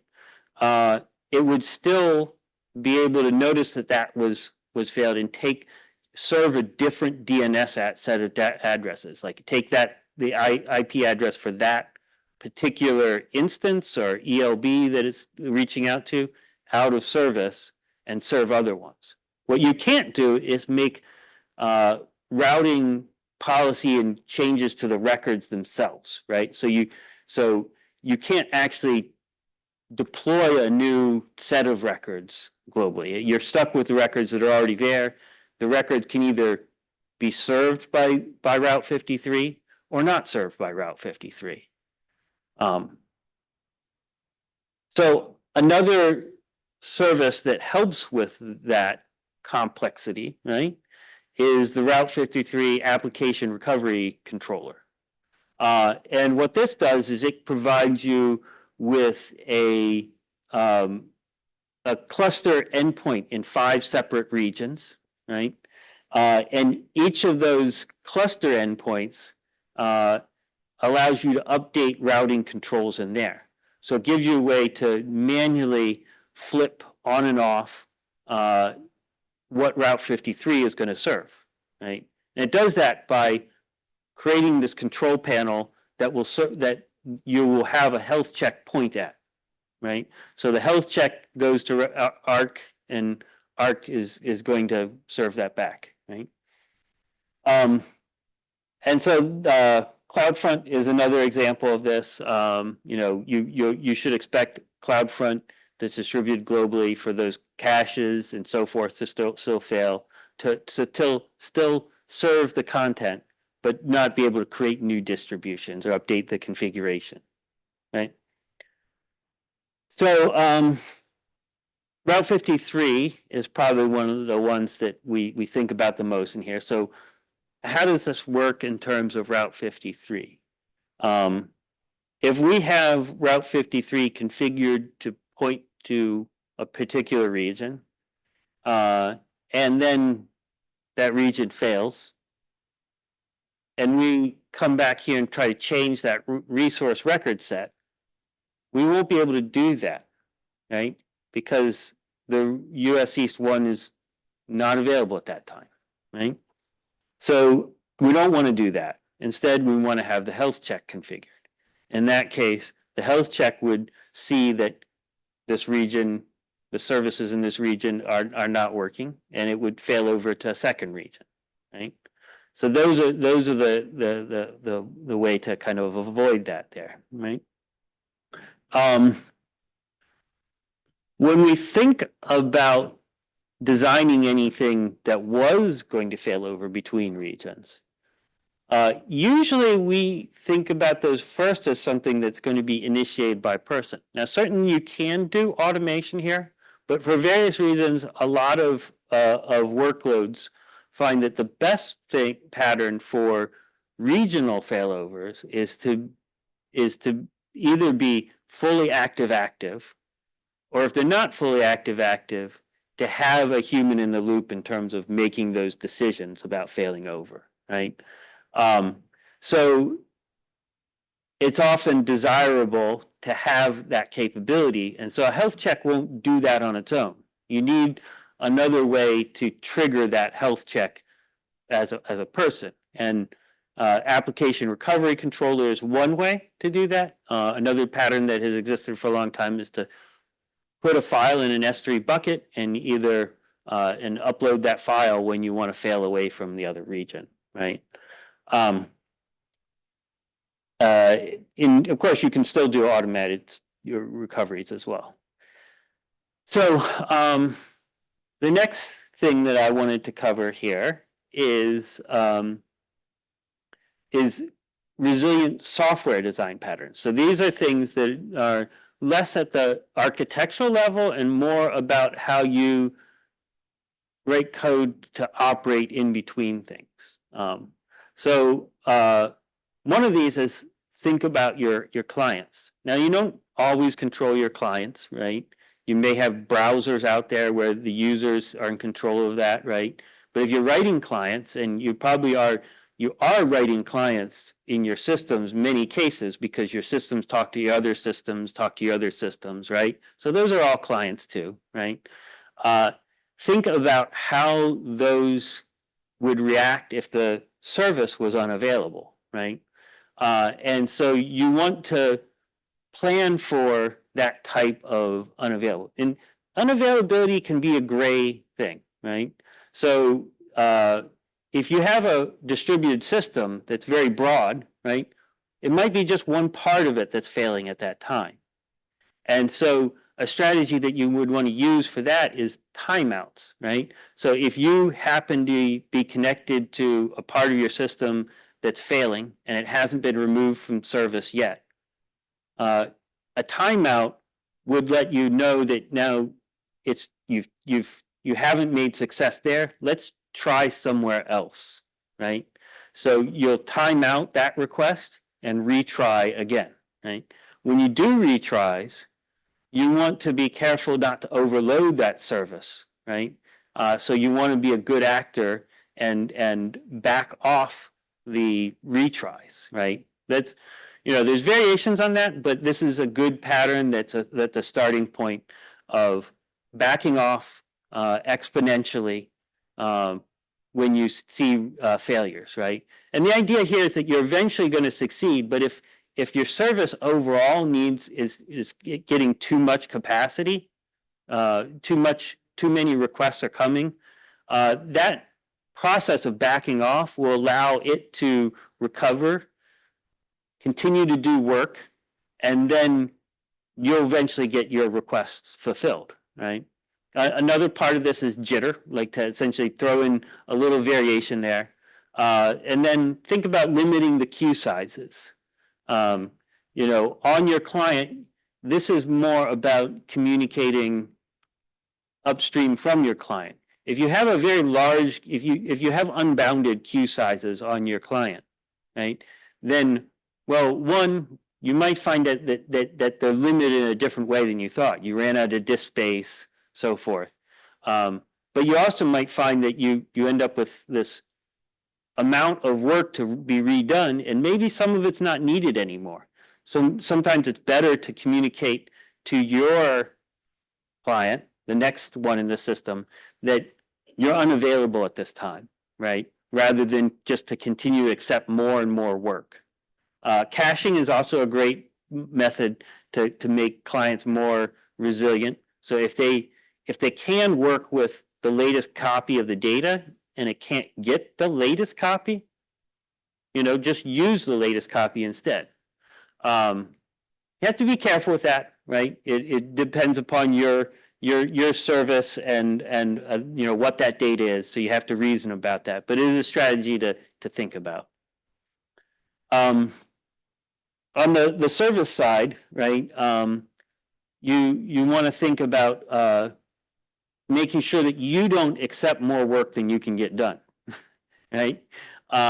So rate limits are important protection for your service to ensure that your service continues to make forward progress, right? So that's one of the kind of basic principles of all of this, is that if you have a distributed system that has to process a lot of data, it's very important that it continues to make progress, right? If it doesn't continue to make progress, the problem just gets worse and worse, right?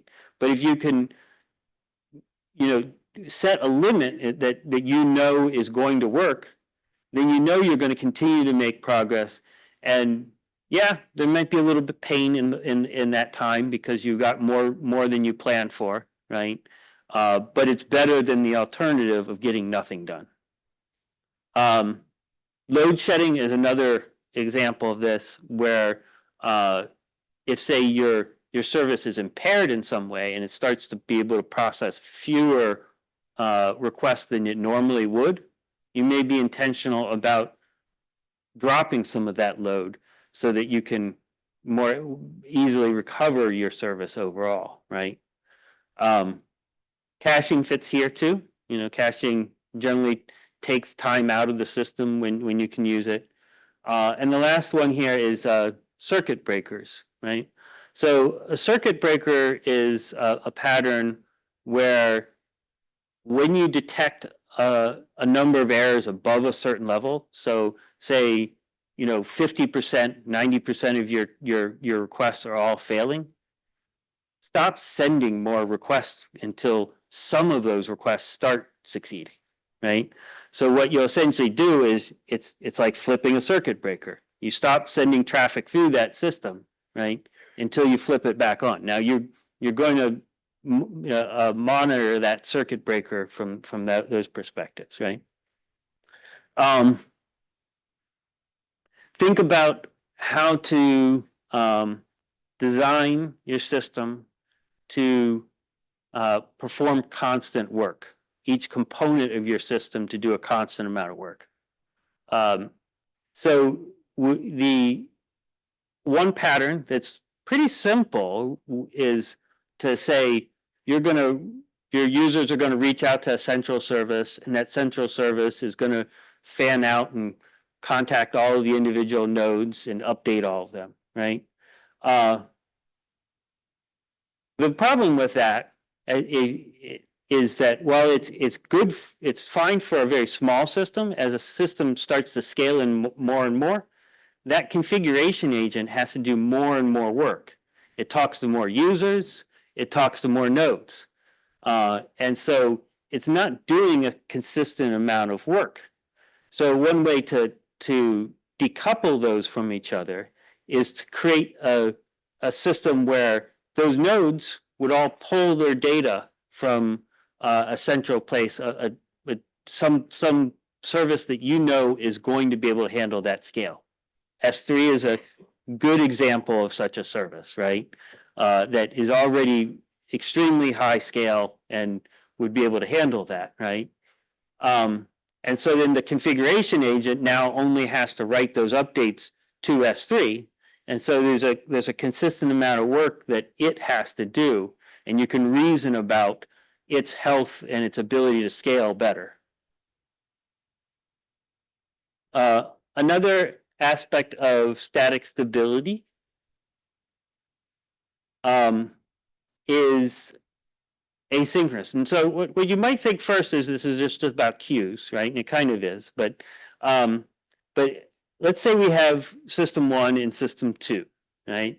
And system 1 is going to make a call to retrieve data from system 2 in order to fulfill a user's request. That works in the healthy scenario, but what it means is that system 1 is inherently always less available than system 2. There's no way for it to be more available than system 2 because it's coupled tightly to that system 2. It's entirely dependent upon it. So if you can take a different pattern where data is propagated out to the other systems, it's indirectly synchronized, right, to system 1, then system 1 can work with that data and fulfill the user's request even when system 2 is down, right? It may start to become out of date, and that's a problem that you have to reason about as far as whether you can accept that or not, right? But if you can make system 1 more available than system 2 as a result. And that means that system 1 is statically stable in the context of a failure of system 2. Another principle concept is graceful degradation. So this one's basically think about like what is it that your workload really needs to do, and are there any parts of it that are optional, less important than the core workload, right? So if there's an example of like the Amazon website, it might not be necessary to know whether items that are frequently bought together are available, right? So if that service that provides that is down, we'd still want to show this page to the user, and we'd still want them to browse products and so forth and be able to add things and add them to the cart and buy them, right? So think about what's absolutely critical and think about what you could allow to not to be degraded at certain times, right? And so that's another way to decouple those systems from each other and make your system statically stable in the face of a failure of those other systems. When you do that, do think about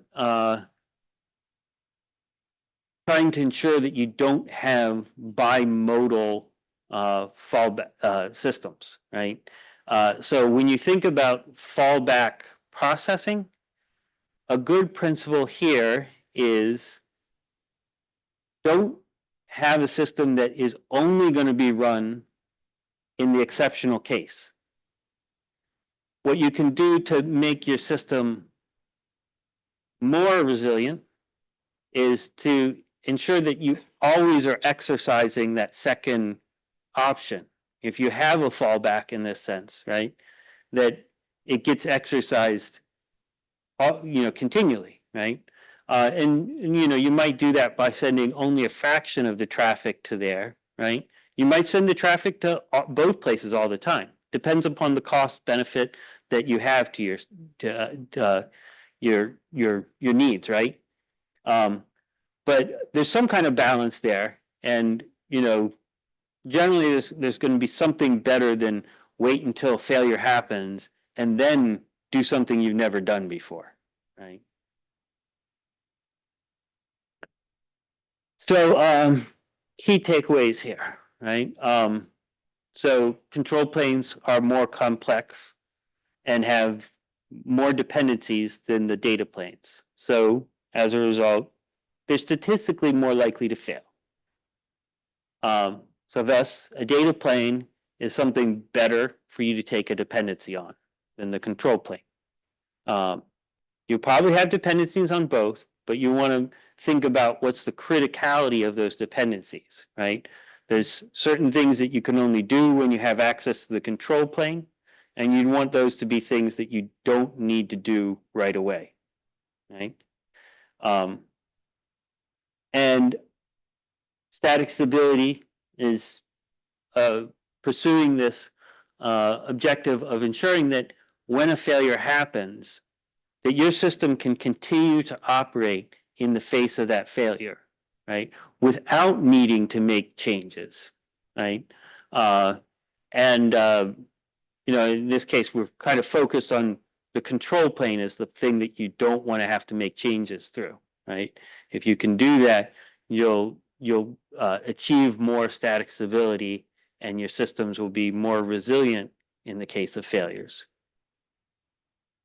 And so we do this for the services by decoupling the control planes from the as a dependencies on the data plane, from the data plane. So understand what's going to work and what doesn't work, right? So that you can avoid those things that have a statistically higher probability of failure, right? So that you can reach your objectives.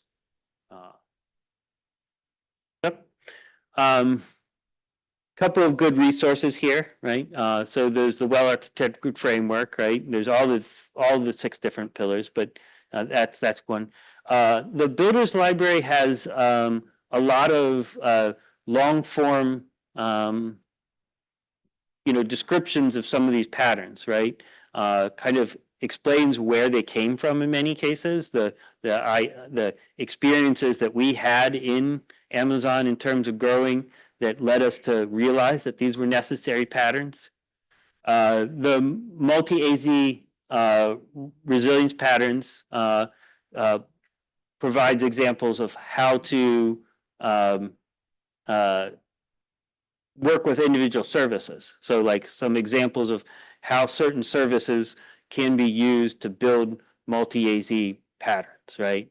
And then the fault isolation boundaries is a white paper that describes how we think about fault isolation boundaries. It describes a lot of those elements of what will and won't work. And if you're looking for the most up-to-date version of what will and won't work, that'd probably be the place to go. And so that's it.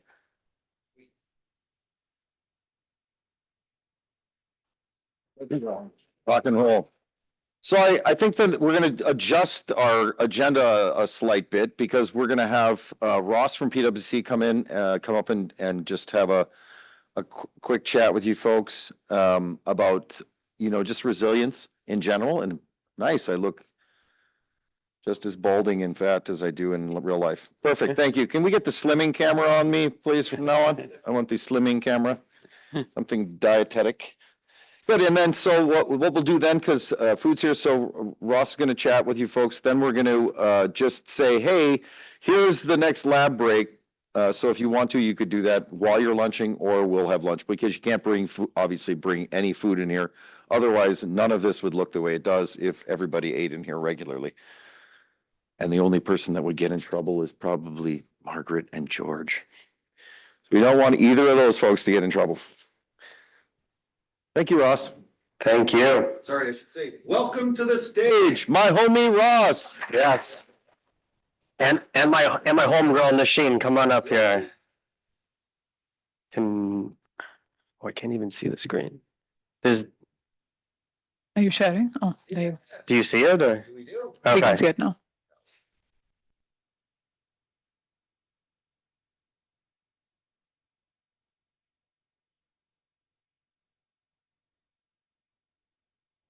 Okay. Could you still see? all my tabs and everything. Okay, cool. Well, thank you all for coming. In Chicago here, I'm Ross, based out of New York. I'm a solution architect at PwC, AWS ambassador, and for the last few years have been focused on building resilient solutions. I'm joined here by my colleague Nasheen. You want to quickly introduce yourself? Hi everyone, my name is Nasheen, based out of DC. Similar to Ross, a solutions architect in our PwC AWS practice.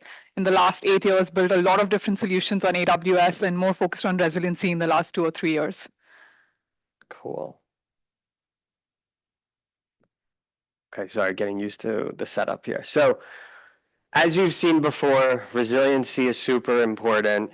And over the last few years, we've met with a number of clients. And the biggest theme that we have heard is that our clients have not been prepared to recover from a disruption. Most recently, our clients faced a 2-hour outage, and it wasn't until hour 13 where they were able to bring their application back up. So now more than ever, our clients are starting to understand that building resilience is a shared responsibility with AWS, and that AWS is not inherently resilient. We learned about the shared responsibility model, and everybody's effort is key to building resilience in their environment. There's a similar study that we also quoted here from IDC that 63% of organizations have faced some sort of business disruption, with each disruption causing around $5.6 million. So it's critical to build resilience into your applications. So disruptions are no longer considered an if, but an when. Meaning outages are occurring more frequently, and having a plan and building for resiliency ahead of time will help your organization be better prepared, such as meeting regulatory requirements if you're in that industry, such as NYDFS or DORA, a new EU regulation, as well as protecting against cyber ransomware and maintaining customer trust and reputation. Achieving a sustainable AWS resilience organization is a continuous journey that requires constant evaluation, planning, and execution. So we developed our PwC Resilience Journey Framework, which is a structured approach for adopting AWS resilience. There's a few phases here, and they start off with evaluating the existing resilience capabilities, then designing resilience cloud architecture, building core AWS architecture in additional regions or within a region, enabling resilient applications, and continuously testing resilience. So by following this framework, organizations can enhance their resilience posture, mitigate risk, and ensure operational continuity. For each area of this framework, we'll walk through a number of design considerations, point of views. But before we do so, we wanted to introduce our solution that we built for automating and orchestrating disaster recovery. So we built a solution called the DR Orchestrator. Essentially, the DR Orchestrator automates and orchestrates the failover of critical AWS services to another healthy region during a disaster. So there's a number of prerequisites, though, for enabling our DR Orchestrator solution. One is that you must have an RTO and an RPO defined. If you don't, then we'll have to work with the organization to define it. And then secondly, have a DR strategy in place. Do you want to do pilot light, backup restore, warm standby? Active is not required here because it's running simultaneously across multiple regions. And then the workload, secondly, has to be deployed into a secondary region. So I'll pass it over to Nasheen. She'll walk you through the architecture of the solution, some of the benefits, and then we'll talk about some of the design considerations of a multi-region architecture. Thanks, Ross. You can. Okay, so there was a couple of reasons why we call this our DR Orchestrator solution. Because when we think of orchestration from a disaster recovery perspective, we really think about orchestration in two different layers. The first one is within an application. We all know an application at all times is going to be made up of different layers. You're going to have compute in there. You're going to have some storage in there. You're going to have some database in there. And your failover and failback is really going to depend on what order are you failing over these components to a new region to get them up and running. So that's kind of like our first definition of orchestration. Within an application, there's a certain order in which you have to do things.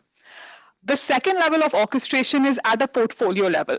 When we bring the solution to our clients, none of our clients are really in a disaster scenario doing failover of one application at a time. They want to be able to fail over a portfolio of applications.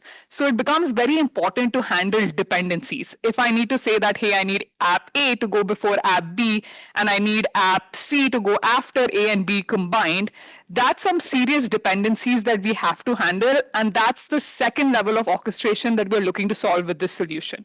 So if you keep those two in mind, that's where the DR Orchestrator solution was born. We really see two different personas for this type of solution. It can be your application teams who are doing continuous testing. It could be in their lower environments. It could be in their production environments. But we also see these tailored to operations teams that are actually clicking the buttons for failover and failback in a disaster scenario. In this situation, when we designed this for a client, they really wanted to keep the start button for a failover and failback within AWS Systems Manager, which is what we've denoted here. But in all honesty, this could be anything. It could be like a big red button that you put on a custom web application. It doesn't matter. It's a start button to kick off failover and failback. The whole brain of the platform runs through this thing that we call a recipe file. Within that recipe file, we give the flexibility for application teams to define their components. Like, hey, I want to fail over my RDS database first. I want to scale up my EC2 instance next. So that whole orchestration within an application is controlled within that recipe file. Once all that is set up, in the backend, it's completely driven by AWS step functions. So if you see the middle section there called ops modules, we have operation modules for most of the common AWS services. So for what does our ECS module do? If I have an application that's in a warm standby configuration, they have an ECS cluster deployed to a secondary region, but they've scaled it down. They are warm standby. They want to like reduce costs. So they've scaled down the ECS cluster. At failover, the ECS module is going to scale up their compute instances. Within the Aurora module, typically a lot of our customers are doing global clusters. They are replicating data to a secondary region because they want to be warm standby. In this case, all the Aurora module is doing is it's breaking the replication and promoting the secondary region as the primary region. So the steps that we take in these ops module is kind of dependent on your DR strategy, whether it's warm standby, pilot light. We also have the capability to tap into your backups and provision an environment from scratch using infrastructure as code scripts. If that's the route you want to go down, that's also completely possible. All to say is that we have the solution to orchestrate failover and failback. It's completely built on AWS services and it's completely API driven. We've taken this to a few different clients now, so we have seen some benefits. We've built this within clients' environments. The big one that we saw for one of our big tech clients was reduction in their RTO.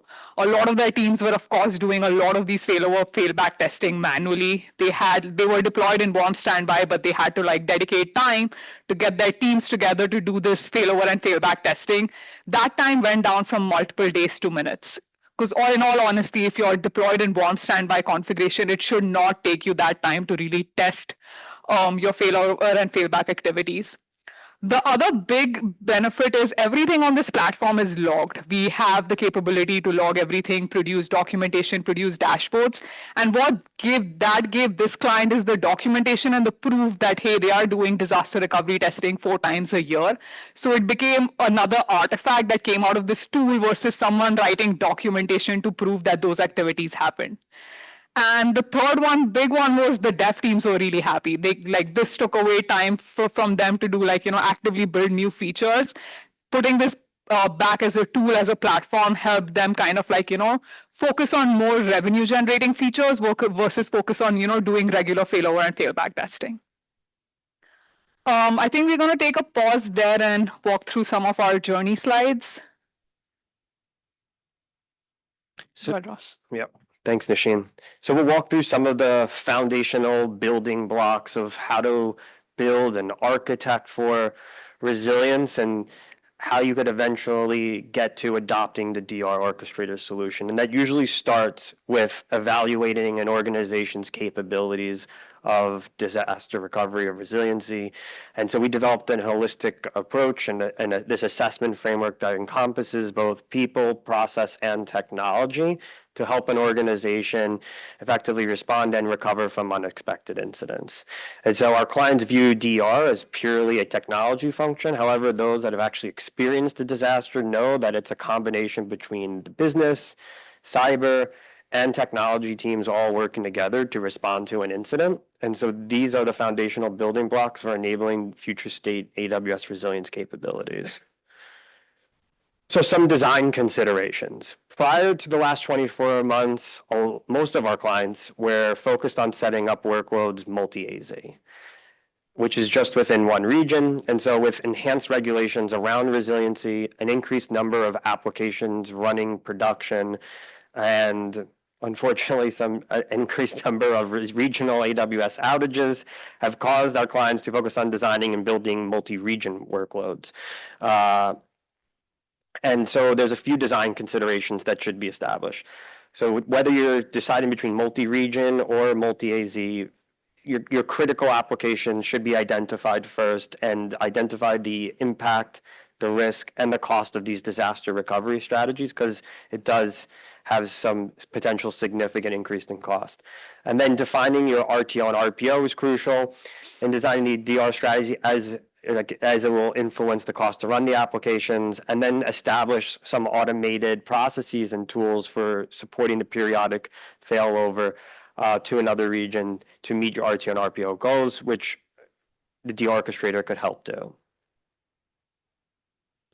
So for organizations that require a multi-region configuration and plan to operate out of a secondary region, it's important to have your primary and your secondary region have the same look and feel with similar foundational capabilities set up. So making sure that there's network connectivity between the regions, you have ability to log in and you have identity set up, security, you have your DevOps pipelines and being able to deploy your application in a secondary region if the primary region goes down.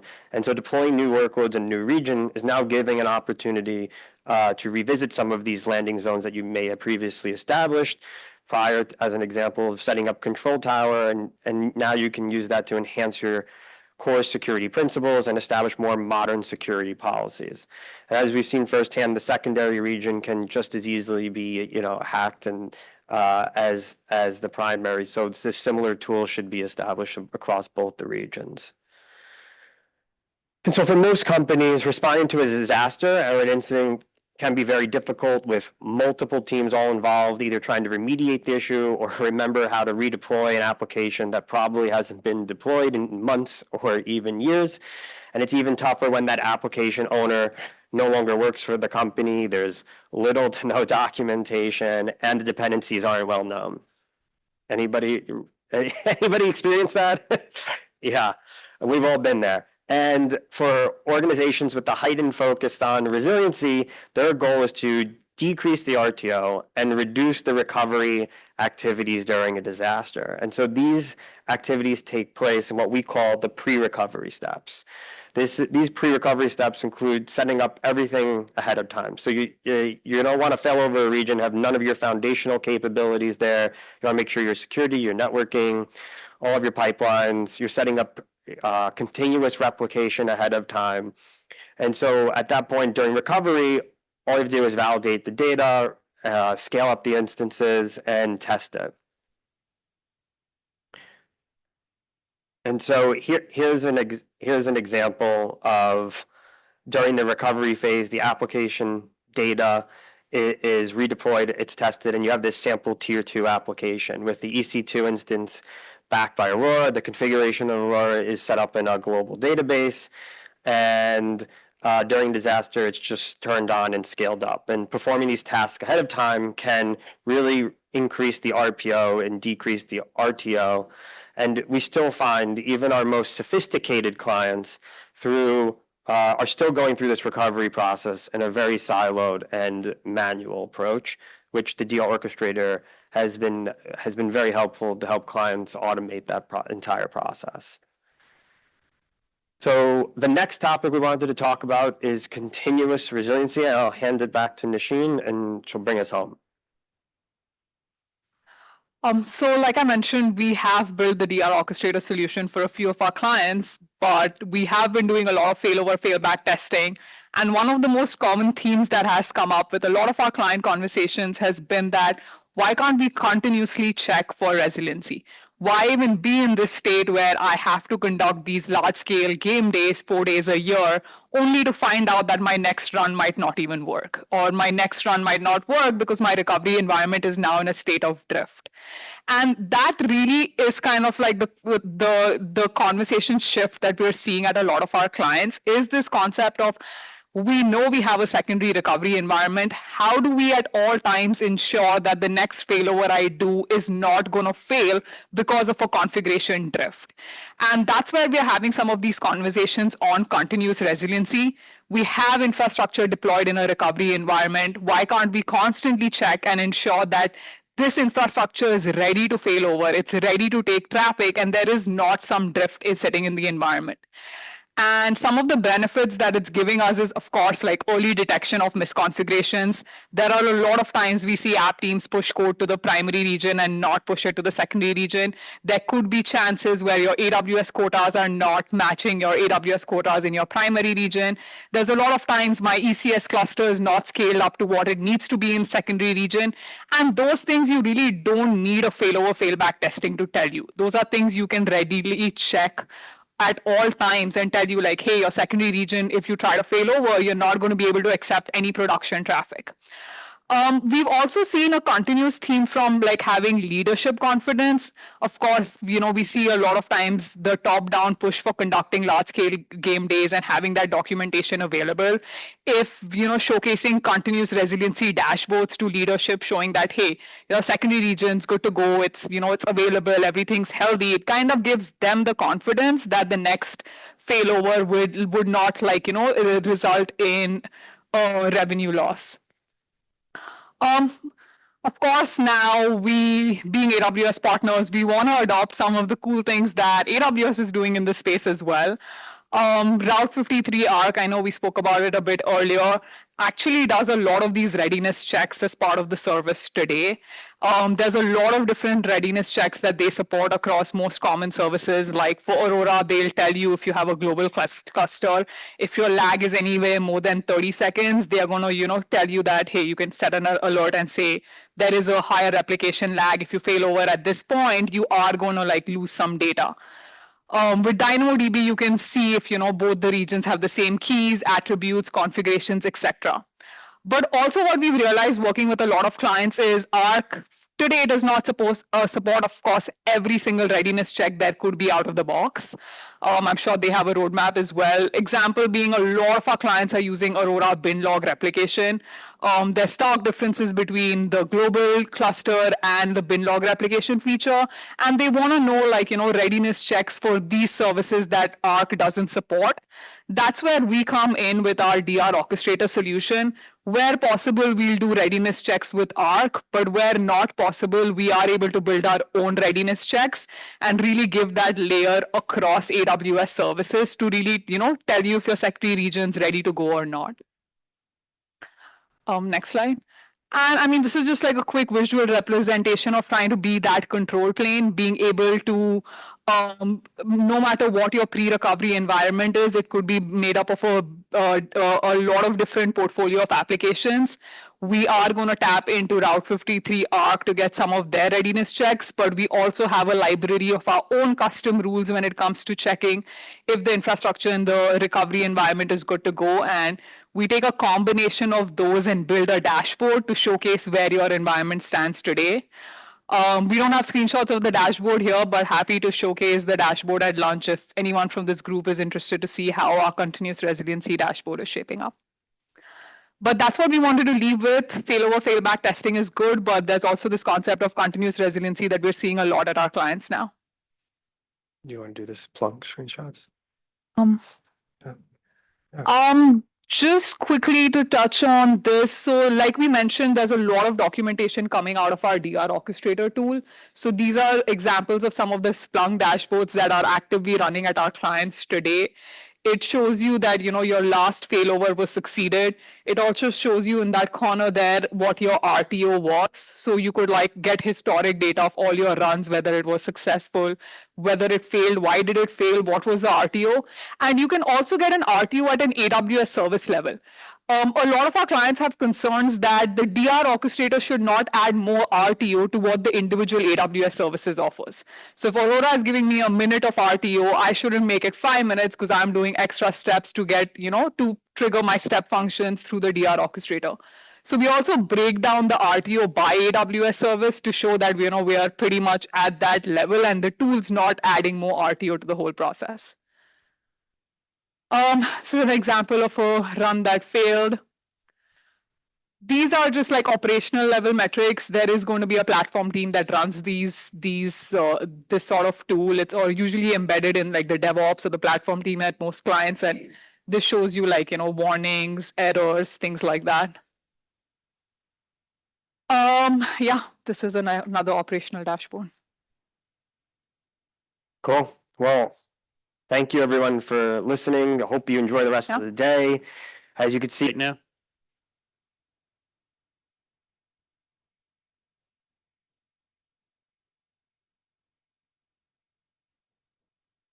Still working through lab 1? Or yeah. Okay.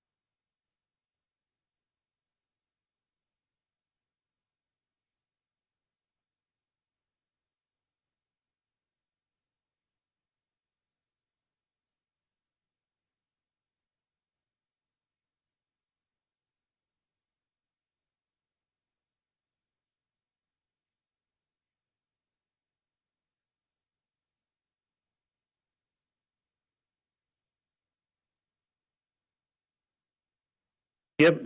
You got a question? Sorry, what was that? Sorry. The labs? Oh, okay. So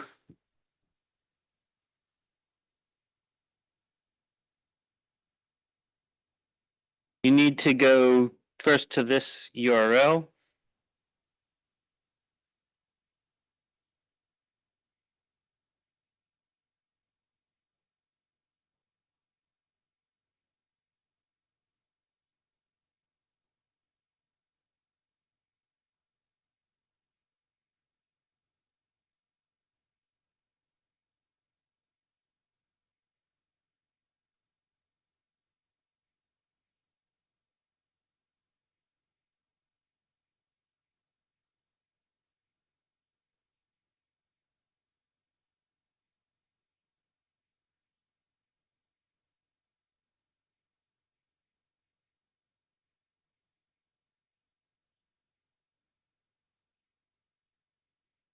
This URL, the bit.ly for E8.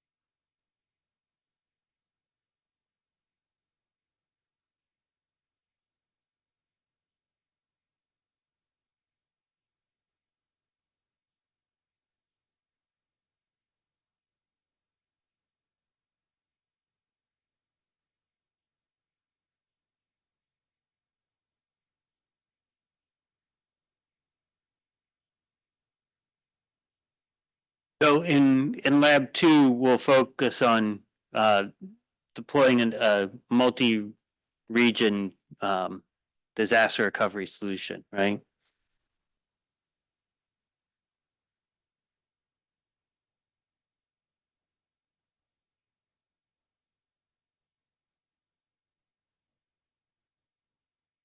So and right now we'll be going through lab two and three, you know, in this period, right? Hey.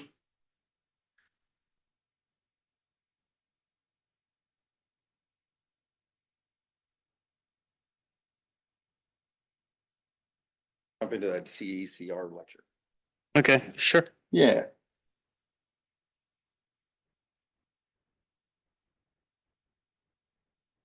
All right. I probably need that.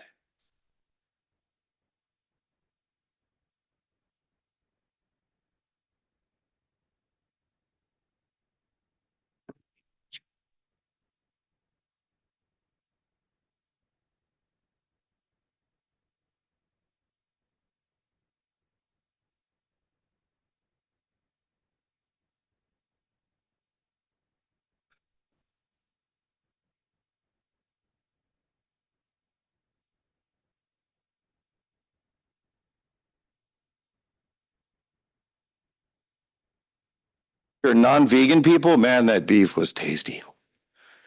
If you are, then I'm sorry, that is fine too. Come on, computer.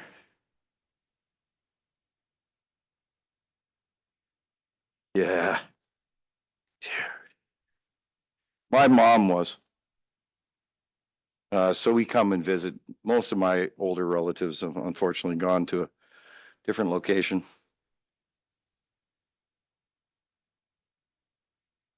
It's just, oh. And we get some of it because we get Portillo's and a few other, you know, type of places that have some pretty tasty Chicago-ish food. I do know enough not to put ketchup on a hot dog in front of anybody in Chicago normally. That, That doesn't sound like you don't do. I let the kids do it. I let the kids do it. Come on, Peter. Is this power actually working? I wonder if this power is actually working. That's that. Oh, Peter.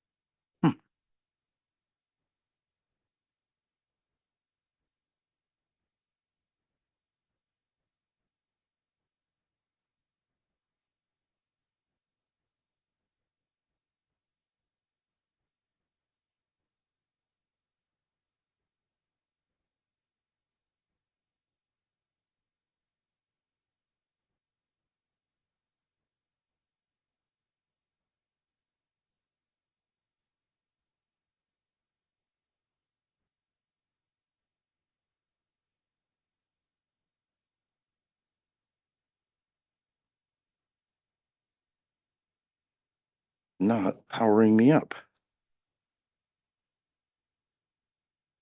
Huh. Strangeness.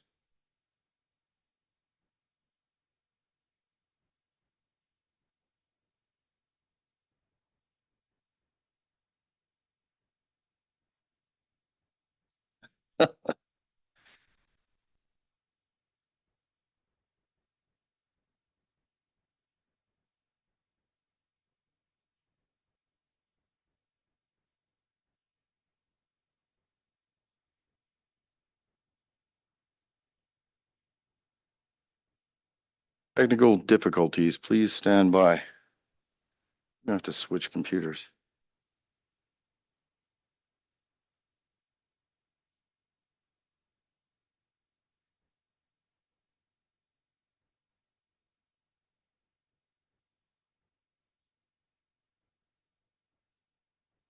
What the heck?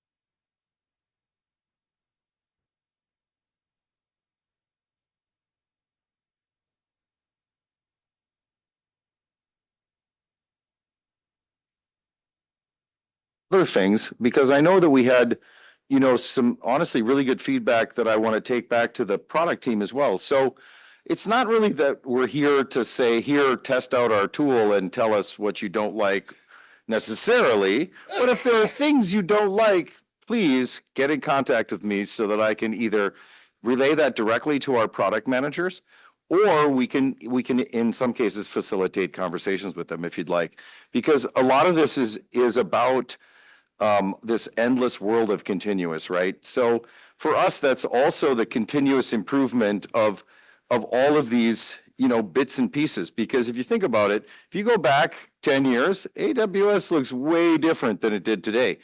And the same thing can be said with GCP, with Azure, and most likely with Morningstar as well. So you probably had lots of things that have changed over that time. All right, Zoom is now installing updates. Excellent. So that'll be more joy. So the next thing we're going to talk about is a little different. So who's here is familiar or has done chaos engineering? Couple, three, not very many. Well, today is your day. So we are going to as well do some, we have a service for chaos engineering or continuous resilience called Fault Injection Service. And we're going to talk through that as well as soon as everything gets done with whatever monkey shines is going on with my computer. So the real idea here, and actually that was lifting away from my face. That's not helpful. And my ears falling off. That would also be very dramatic and probably a little gross. So, oh yeah, it's not going to stop until Zoom decides to do an update in the middle of the meeting. I wonder if that's what caused it.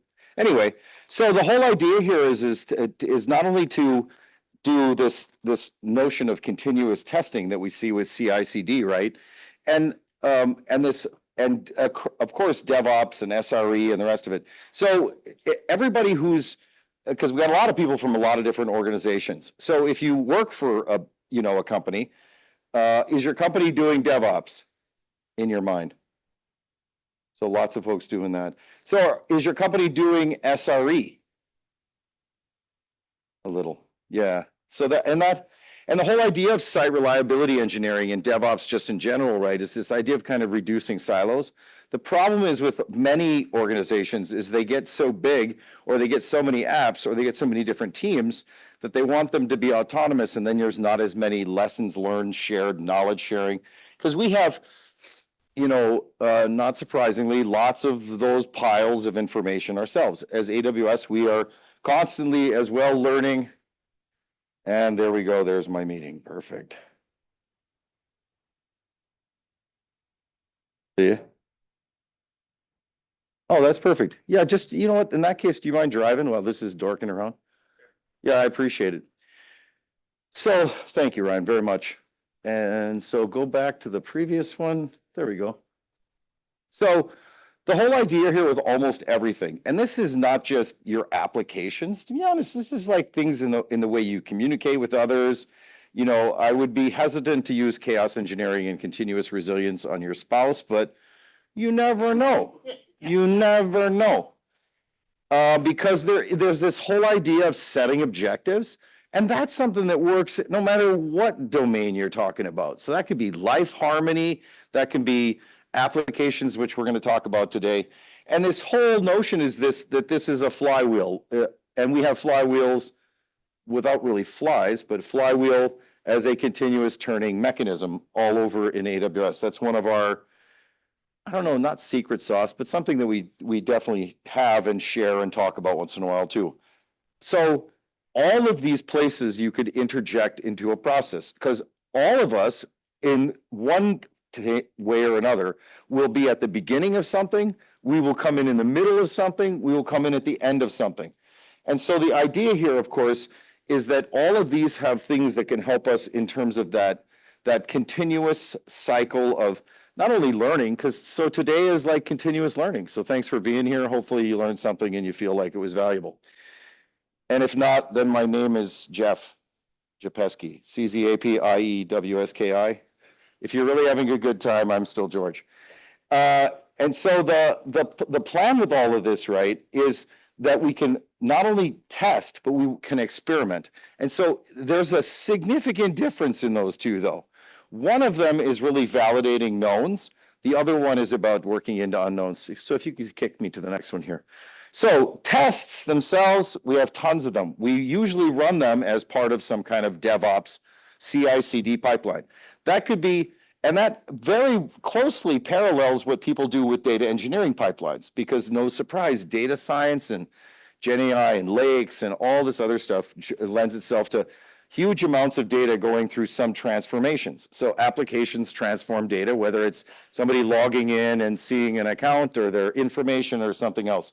And so when we think about these tests are validating what we already know. We know that this should, if I put in 2 and 2 into the calculator on a plus sign as an operation, it should say 4. If it says anything else, then I have to worry about what the tests are. So the unknowns and the knowns and the rest of it, when you think about it, this goes back to a Welsh word called Cynefin. So Cynefin is something funny enough that our friends at IBM came up with. And I worked for IBM for a while, so I was a big blue guy before I was even an Accenture person or an AWS person. So the important part of this is that this is normally testing. This box is normally, we deploy something, we run our suite of tests, it tells us, yes, you have passed, it still works, and it still works the way you expected it to.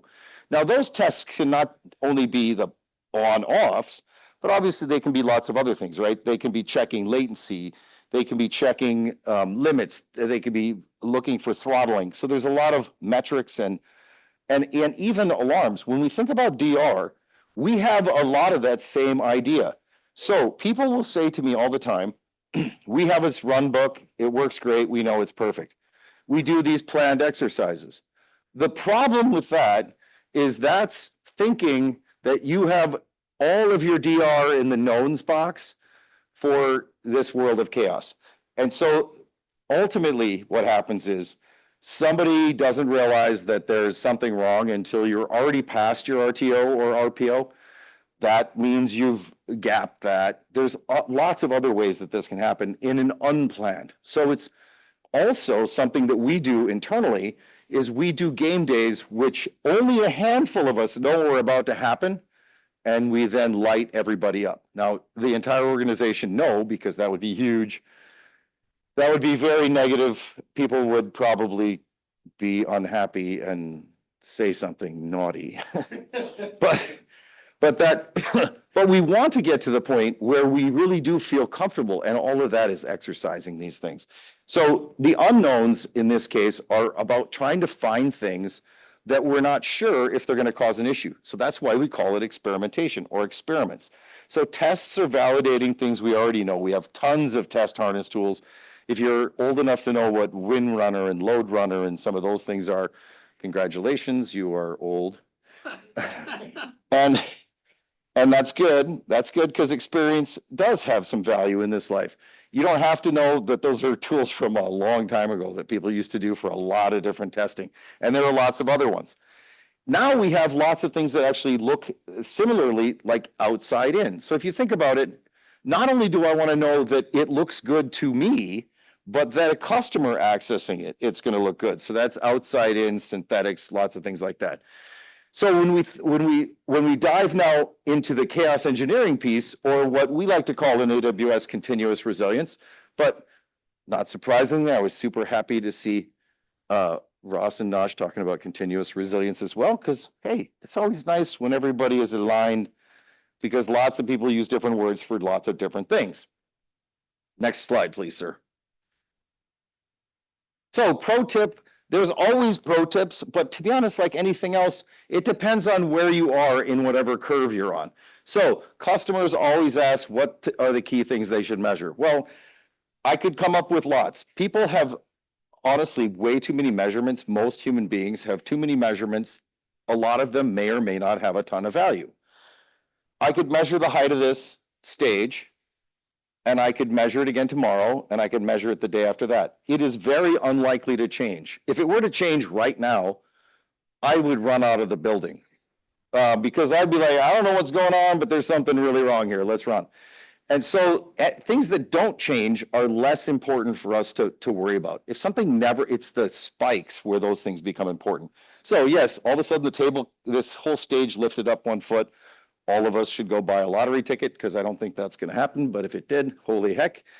And then this idea of refining it. So if and go ahead, that's fine. And so this whole idea again of what am I doing within that experimentation phase? Because once I run an experiment enough to understand what the behavior is, I probably put that into my test harness and I start validating. And where do I validate? Well, every time I make a change. You can do the same thing with resilience. And actually, that's one of the things that Resilience Hub is really helpful with. And one of the reasons why we bring it forward. It's not, to be honest, that anybody's going to make bank on Resilience Hub. It's $15 an application a month, which is diddly squat doodle, frankly. That's like, you could barely get a Big Mac meal for that now. Unless you're not a Big Mac person, then substitute favorite other meal and add it in there.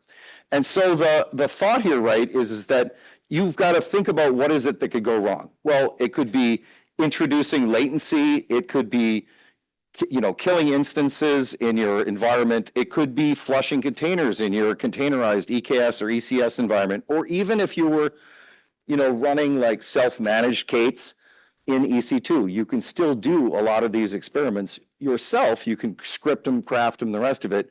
The nice thing is that the service we have does a lot of this for you. Now, there's lots of custom ways you can do things too, but we'll talk through those. So hit this.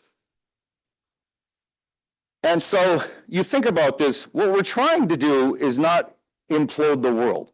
If you're doing chaos engineering, and I say it like this, I am going to turn off the only internet router that we have in the building and see what happens. Well, what's going to happen is you're not going to have internet. And you already know that because you only have one router. There isn't a failover that's suddenly going to kick in. So chaos engineering testing a single point of failure that you know is going to fail? Oh, no. Because we're not trying to create chaos. And that's why we have a couple of different camps in the chaos engineering world. Some of them are like, chaos is a terrible word. It scares people. Don't use it. The idea here is, of course, that you just don't start dropping chaos engineering experiments into your production environment without ever running them in a lower environment, without ever getting good at it. This is almost identical to the idea of the way that DR needs to work. Why? Because if you don't exercise it and practice it, then when you have to do it, people are like, what? Oh, Dominic is gone. How are we going to do this today? And if you are Dominic, you know why I said that. So because we had an earlier conversation, which I think kind of funnily ties it together. So it was kind of an inside joke. I should have done it differently. Everybody tries humor. It doesn't always work. That one was a very not well thought out attempt at humor. And so this event capable of disrupting steady state, it depends on your app. So load balancers, stop it from to load balancing across your zones. Just turn off a zone as far as that goes. Like make it unavailable. You can do that all sorts of different ways. Some of the ways that people do it is NACLs and other things like that. So there's ways to simulate everything all the way up to a regional failure. Now it's still pretty complicated when you think that, and we would argue that regions don't fail for the most part. They get impaired or disrupted, but the word failure falls into a lot of things. And of course, as Justin mentioned, Werner Vogel's our CTO, who I would recommend always watching if you go to reInvent, because he's awesome and super well prepared and comes up with some epic content. But everything fails all the time. And, in some countries, we're not even allowed to use that quote. Luckily, the US is not one of them yet, but you never know. So let's go to the next one, please, Ryan. Thank you for driving, Ryan. I really appreciate it. So the hypothesis is I'm going to write this, say I've got 300 transactions per second, and at 40% of my EKS node groups get terminated, what happens? I want to still be able to have a steady state of 100 milliseconds. That's really detailed. To be honest, people start out easier. A lot of times, I'm going to kill this instance, and does my auto scaling actually rehydrate the instance? Or I'm going to somehow create the hardest ones are when you start creating gray failures in experiments, because how does it even recognize if there's something wrong? And we see that a lot with people when they're doing DR. So the nodes are going to recover within 5 minutes, pods scheduled, so within 8 minutes of this experiment, all is going to be good. There are experiments that take, in some cases, an hour to run or longer. So that we have, that are parts of some like game days and immersion days and workshops. Because for any service that there is in AWS, except for maybe GameLift, there's a workshop or an immersion day where you can learn more. We're doing one of those today. This Resilience Hub piece, even though it's really tailored for this Architectural Resilience Day or ARD that we're doing, there are lots of other pieces that tie all those together. So that's kind of a tie back. So key here, some alert should fire. Now, what happens to that alert? So if you're running an experiment and an alert's going to fire, what happens after that? What is the next thing that's going to happen? Is somebody's hopefully going to do something if it doesn't fix itself? That's where you have to, as well with a DR process, as well as with continuous resilience, recognize that it's about, a lot of times it's about the escalation and decision making at the beginning of a DR, especially if things are still very manual. Even if it's automated, are you going to run the automation? When you think about this with chaos side, it's, so this is going to fire an alert. Is anybody going to see it? Is anybody even going to know that's going to happen? That's a really important distinction, because lots of times there's so much coming at us. Like, I don't know about you, but I probably get 400 emails a day. That's really hard to consume. I have to have folders and things like that. So there's ways to manage it. But if this alert fires during the test and nobody ever does anything, is that success, or is that something else is wrong? We have to figure out. Go ahead, Ryan. And of course, hypothesis means here's what we're going to try and do for an experiment. So we also have this idea of controlled, because here it's doing a canary across this. So, and this is blue-green, so both active. This is not red-black deployment, which would be red, black, one's on, one's off. Blue-green is another type of deployment, and most of our services have blue-green deployments.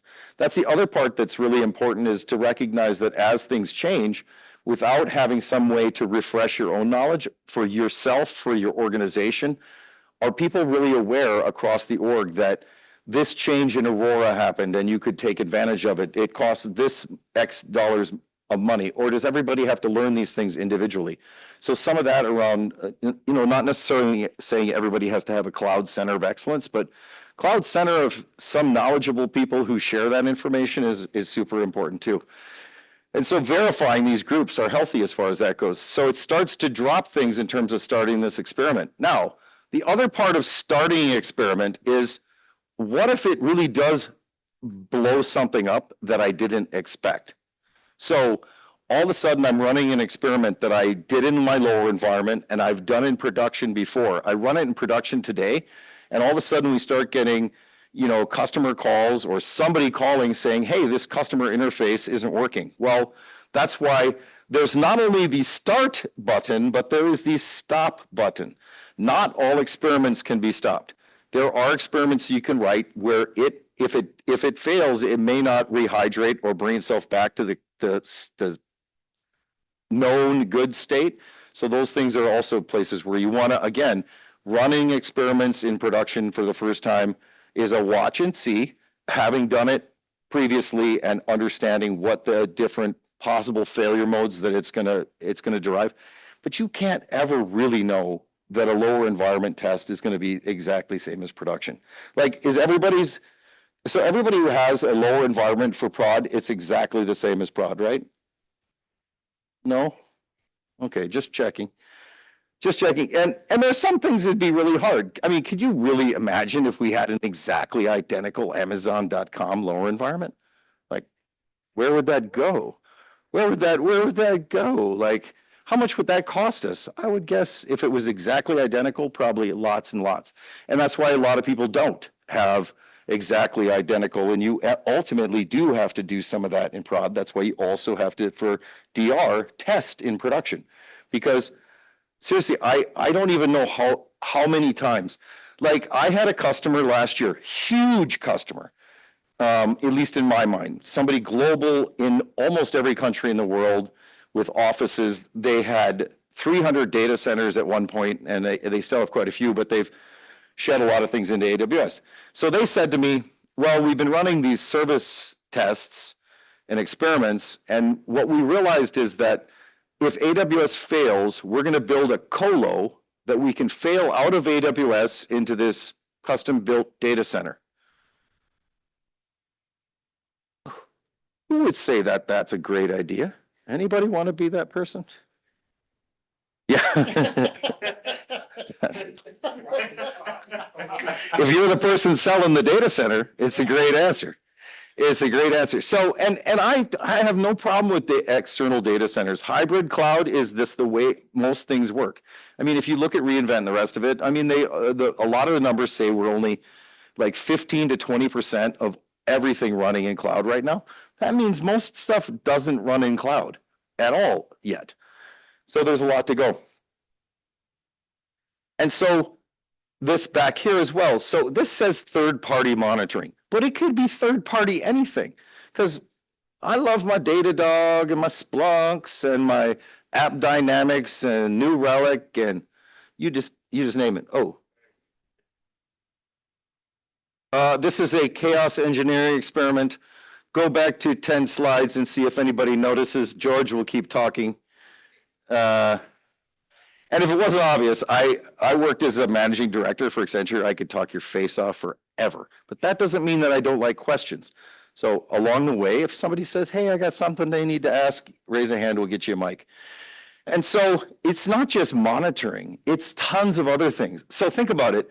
You're using a third-party service like Justin was mentioning, and you run a chaos engineering experiment that's going to, do something. And unfortunately, what it ends up doing is it completely overwhelms some third-party service you're using from somebody like UPS or FedEx or some payment processing thing, the Venmos, the PayPals, the rest of it.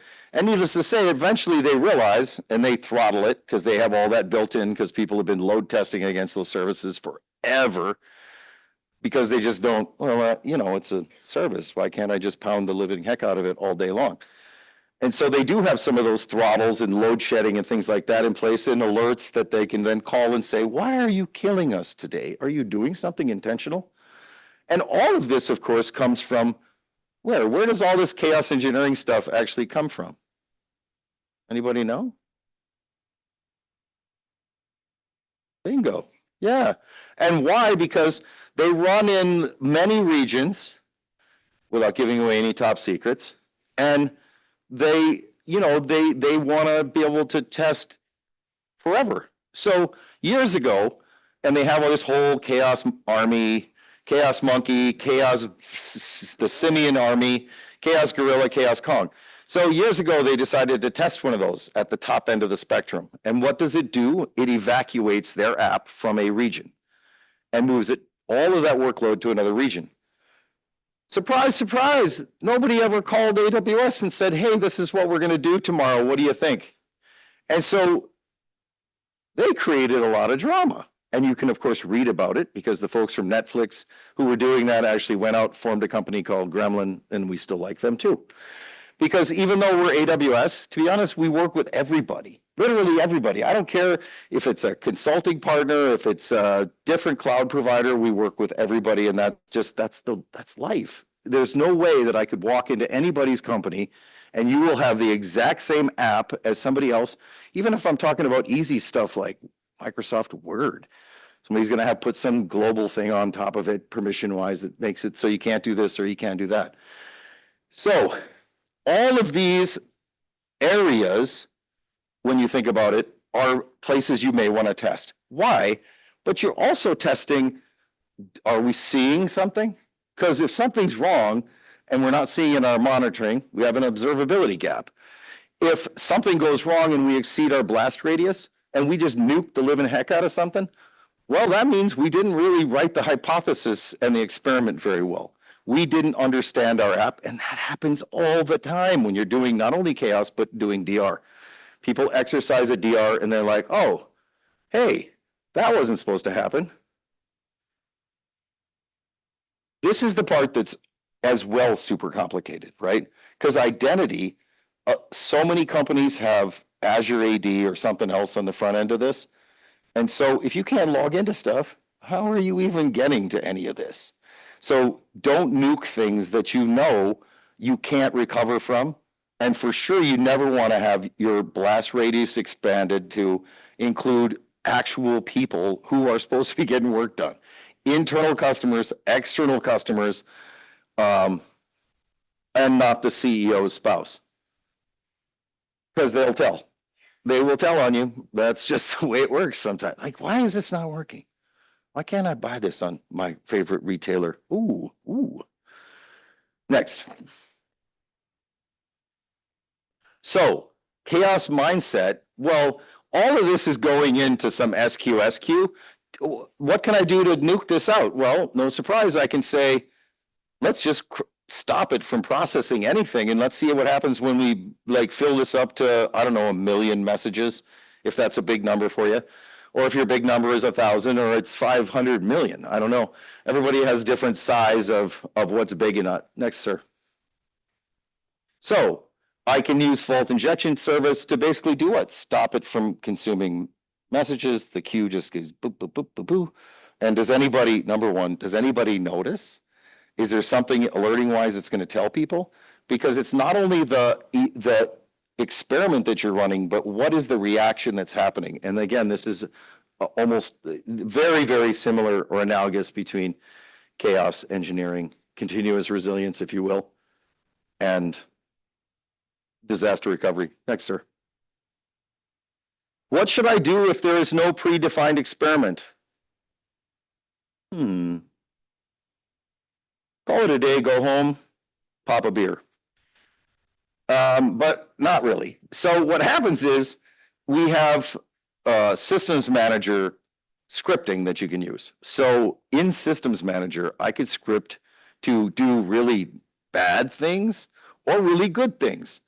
The bad things are hopefully not what you're going to do, but some of the chaos idea is to create these kinds of dramas, mini dramas, if you will, manageable dramas, known dramas, not lots of unknown. Holy heck, we just turned off the network on the wrong side of the building, and now everybody who's in this really cool session with George and Justin and Ryan that Margaret and Ross were so kind to facilitate.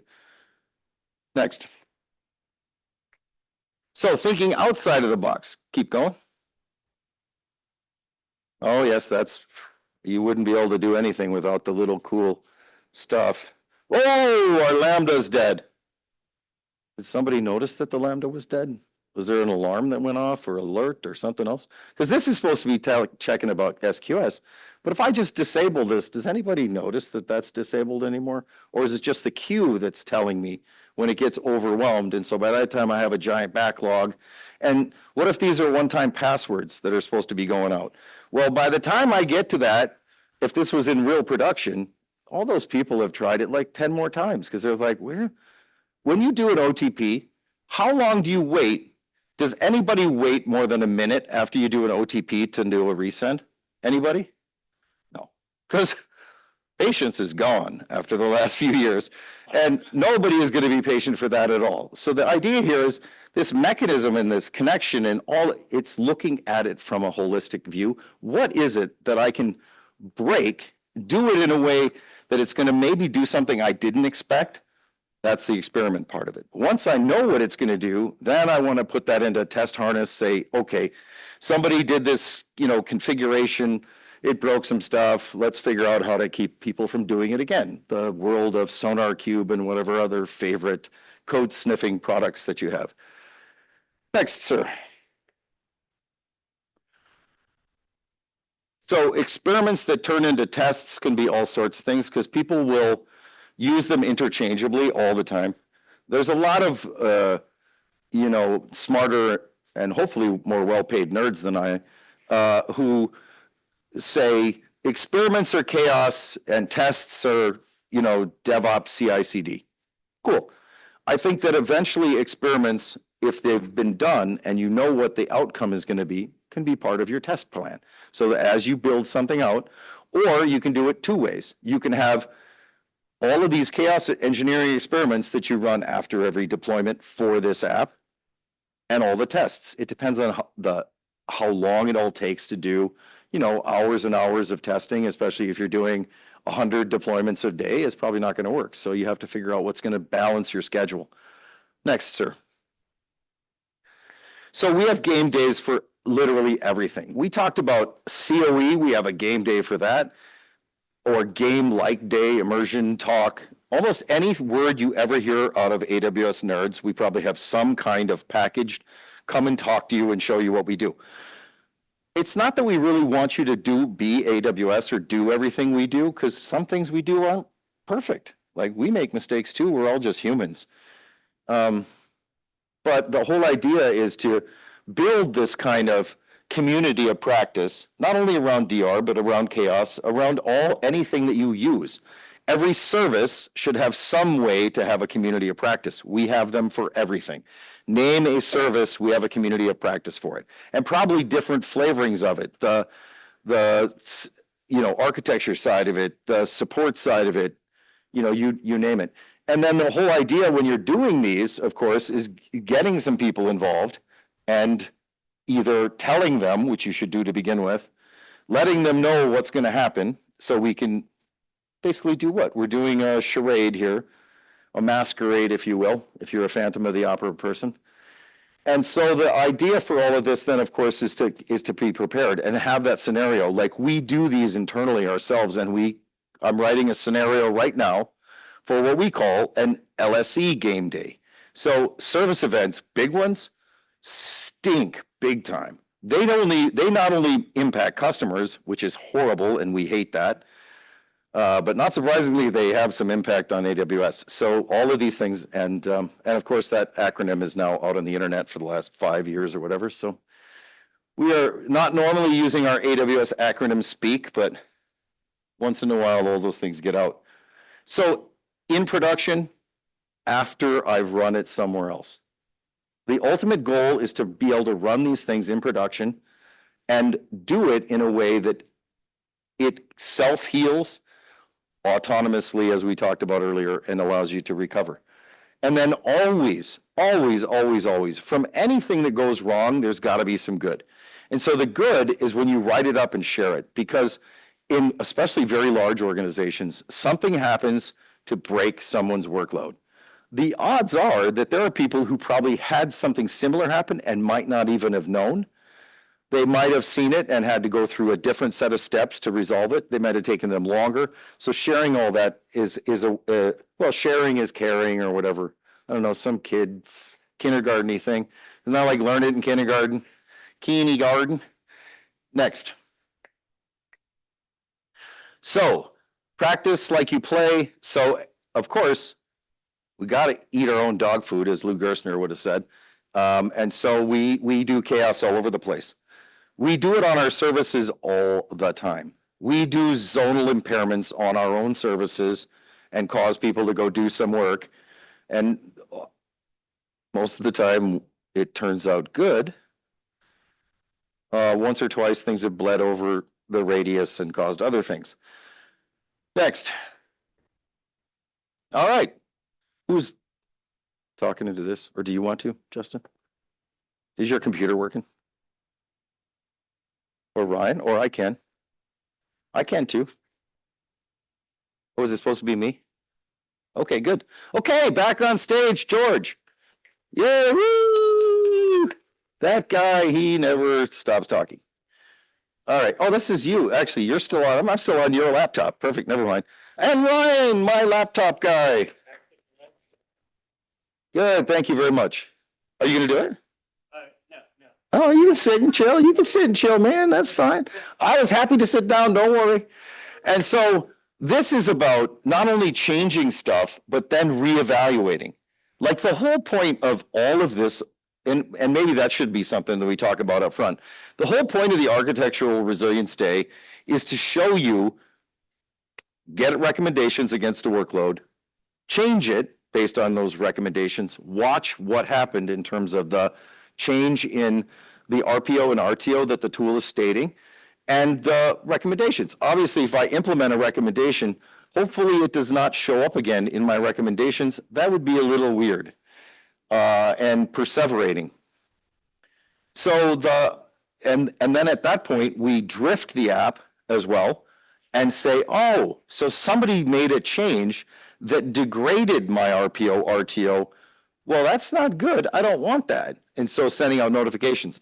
That's why, and nobody had any issues getting their notifications, I assume? Good. And so it's nice when stuff works. Yay, because it's not always that way. It's not always that way. We walked into one of these a year ago and none of the lab environments were working. That's really kind of hard to have a hands-on without lab environments. Really hard.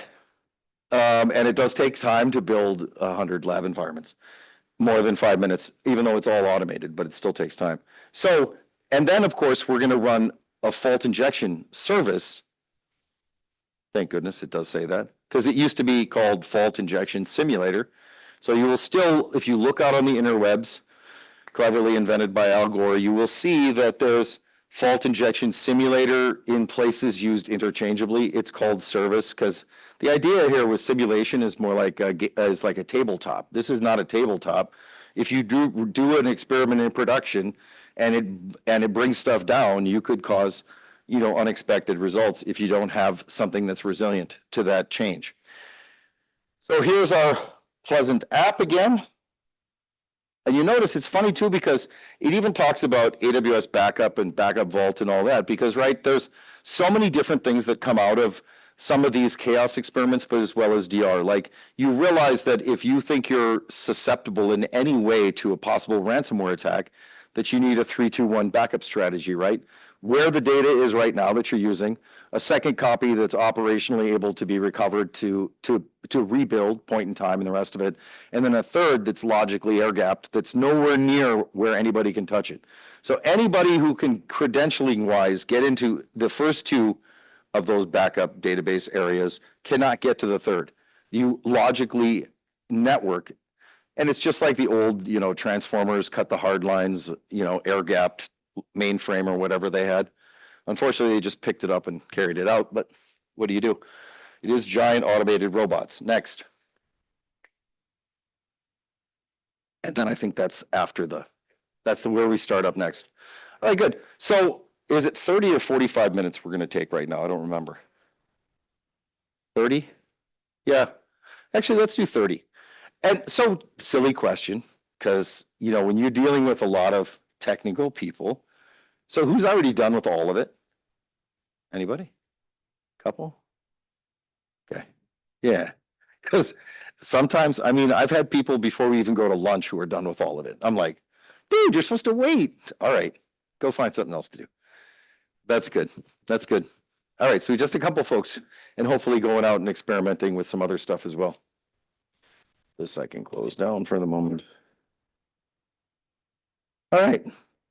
So we'll experiment on our resilience hub, which is, I think, the architectural ones, right? So that was lab 3 if you hadn't finished it, and then now lab 4. Correct? Good. And then we'll get started at 2:30. Again with Ryan, you're the next person up for bids. Right on. Up next. Excellent. Thank you, Isaac. Sorry, I should have said that. Questions? Everybody's like, oh man, that food was tasty. Yes. Wait. Oh, Margaret's got the mic Need your of voice for happiness. posterity too on the recording. Who knew there was going to be exercise involved today? Sure. So if you're building an environment that's only serverless, how does that change how you think about resilience and disaster recovery? So it depends on the services. So I think of serverless a lot of different ways because we have serverless databases, we have serverless Kafka, we have serverless Lambdas, of course, which is original functions as a service, if you will. And then API gateway and things like that. So, or if you think into like Edge, like Lambda at Edge and CloudFront as a CDN and some of those things. So I think it depends on the workload, but a lot of this really does still play forward. And with not only with Chaos, but then with DR as well. Like take Lambda, for example. Lambda is a regional service. There was a event a year ago that's on our post-event summary page, not to try to bring people back to evil moments, but and if it's on the post-event summary page, it's public for everybody, that means it was a bad day, let me just tell you. And there's probably lots of social media and lots of other things, so we don't always explain every event publicly, because to be honest, sometimes it's a very small number of customers impacted, although every customer is important. And so that issue last June, Lambda in Northern Virginia, US East 1, was impaired. And the only way that you could have recovered from that is to be in another region. You had to be in another region. Now, there were some customers who were unaffected, but that was a different thing, and so they wouldn't have had to move, but anybody else to recover from that at the time, they would have had to move. And so there was things that came from that. And obviously, we then do an RCA, we do a COE, we fix it so that it can't do that ever again. That's the complicated part, right? Is every time there's an issue, there's a thought, well, we should probably build something to take care of that for our own app. But AWS is going to do that for us. Now, if the timing, isn't right, or there's something else that you find, of course, you need to work on that. Did I totally dance your question, or did I answer it?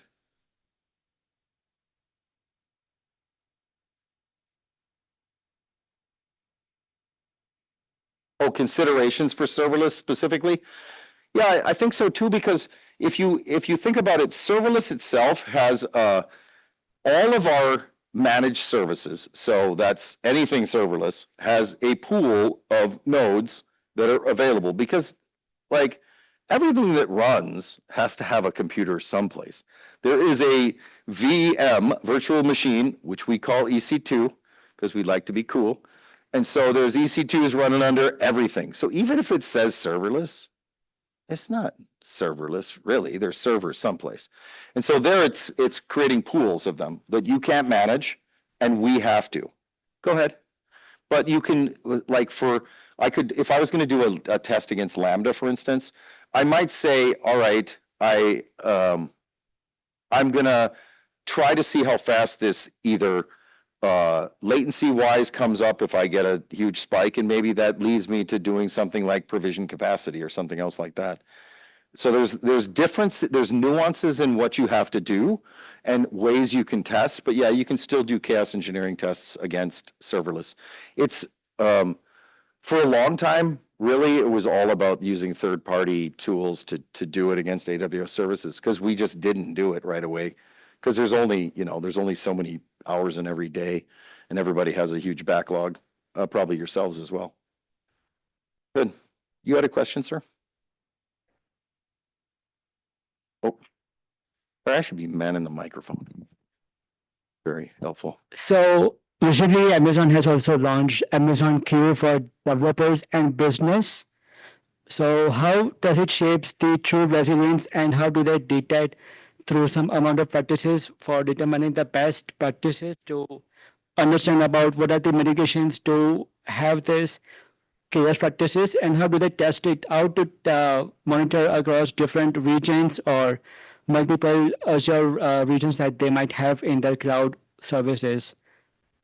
So maybe I got lost in that one. So Q, right, is for basically for people to build that in a very specific set of use cases around some Gen AI.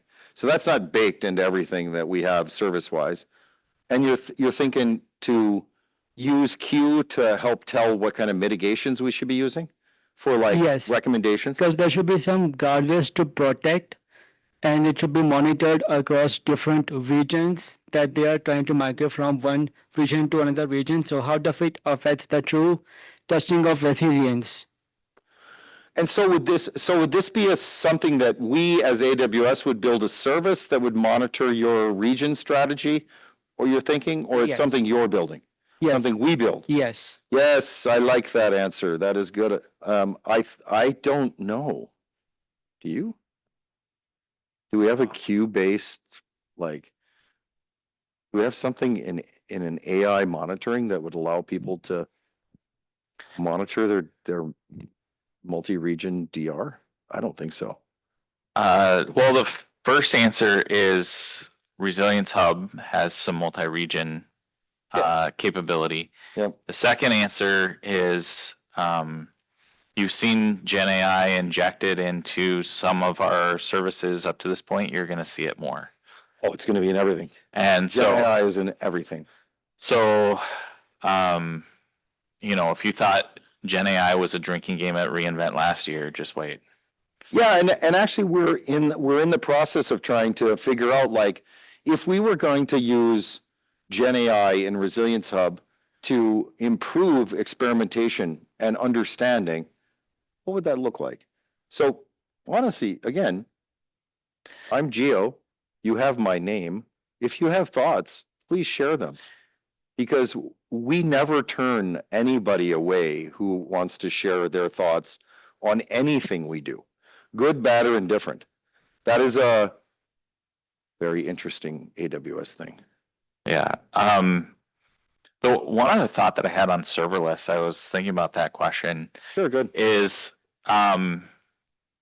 you want to decompose your app into stateful and stateless, and if it is running in Lambda, it should be that should be a stateless portion of your app. And it's also one of the nice things about it is it's pay per use.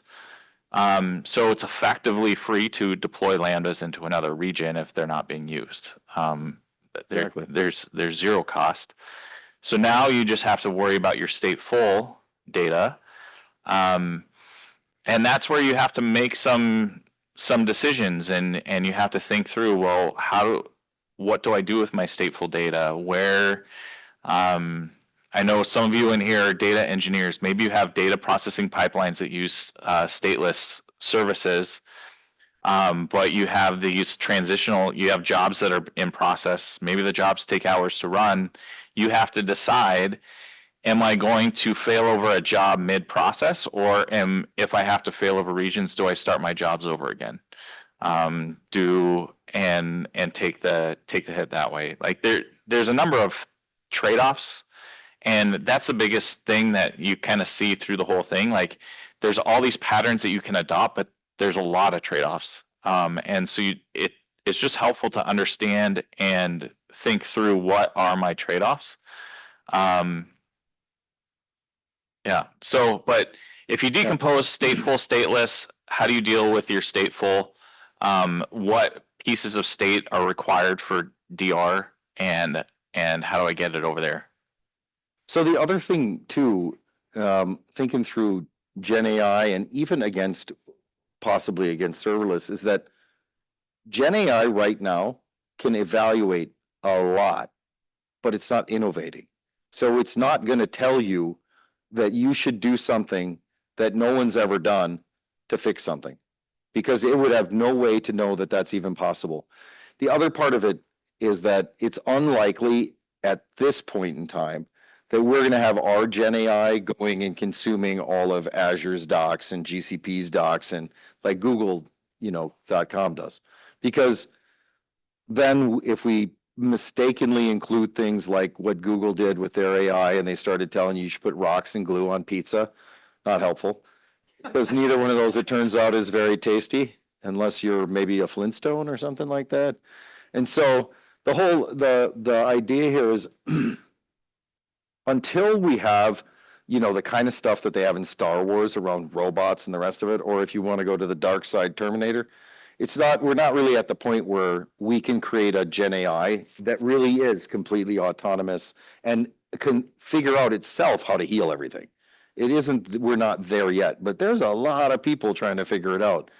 And if you look at the volume of change in just the last 50 years, for anybody who's that older or even younger in your lifetime, for how many years you've been here, look at how much has changed in just 10 years even. Oh my Lord of mercy. So it would be conceivable that we'll get there soon, and probably while we're still in the workforce, I would guess, to something like that. But we just don't have it yet. And there isn't anything that anybody has that I'm aware of from that space where it really does truly give you the ability to innovate. I mean, they've done a ton of these studies at places like the University of Netherlands, Berkeley, Stanford, NYU, lots of different universities that say is a human can do better than Gen AI at trying to innovate and figure out what's something to fix a problem. Because Gen AI doesn't do that yet. It can evaluate, take a 3-day video and it'll summarize that thing in less than 3 seconds and start dropping out exactly what it did. It'll tell you the crypt notes of everything that you could ever think of in your entire life. It's kind of cool. If I was a student, I could write papers way faster. But then, of course, they now have ways to figure that out too. Yeah, I think Gen AI is really good at processing, summarizing data. Yeah. So that's where it's really, really good. But good question. I like that. I like the thinking on that. Because to be honest, we're going to get there. We're just not there yet. So we can stand down unless there's other questions. You have a question? Sure. With respect to AI. We all think about with AI, the outside the corporation bad actor, but also within the corporation, AI is so fast in what it does. How do we put guardrails in terms of your employees and the data that they're using and restricting access under AI? Well, so the thing that's nice, right, is that even the way we do things now with monitoring and observability, that's all going to change. That is changing right now with AI, because what people are baking into every observability tool that you can think of, and obviously I'm not talking about anything top secret. This is stuff that you can read publicly, because I would be probably getting an HR meeting with donuts, and when HR brings food to a meeting, you know it's not going to be a good day. So the idea here, of course, is that it's going to be able to consume and identify anomalies within huge streams of data, because that's what it does. You can actually process through quantities that, unless you're data from Star Trek or a Vulcan, you couldn't do hopelessly yourself. So you'd have to be a robot or a Vulcan, which I don't think exists yet. Not yet. Yeah. So there's the anomaly detection from AI. But I think all the same security guardrails still apply. I don't think that we're at a point where it can break out of the security guardrails. So, but security best practices are that much more important. Like George hit on the backup vault as an example, ensuring that you have the security best practices and security and resilience and recovery from a bad actor event as one of the potential events. Recovery from a bad actor event is that's its own kind of specialization, but I don't think that the best practices from a security standpoint are broken. It's more that it's that much more important to have your security best practices employed. Yeah, and it's going to give you the ability, right, over time, as these AI functionalities get baked into more and more tools, to say, I see data bleeding from this account that usually I only see 100, kilobytes or megabytes or whatever it is a year, and I've seen that much in the last 5 days.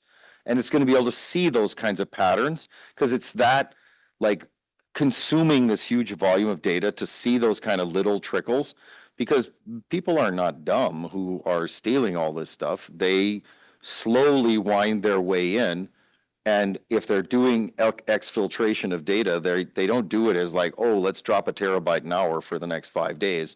They're doing small volumes over months, and that's how it really works, or exploiting other things like that. So we'll be able to see it.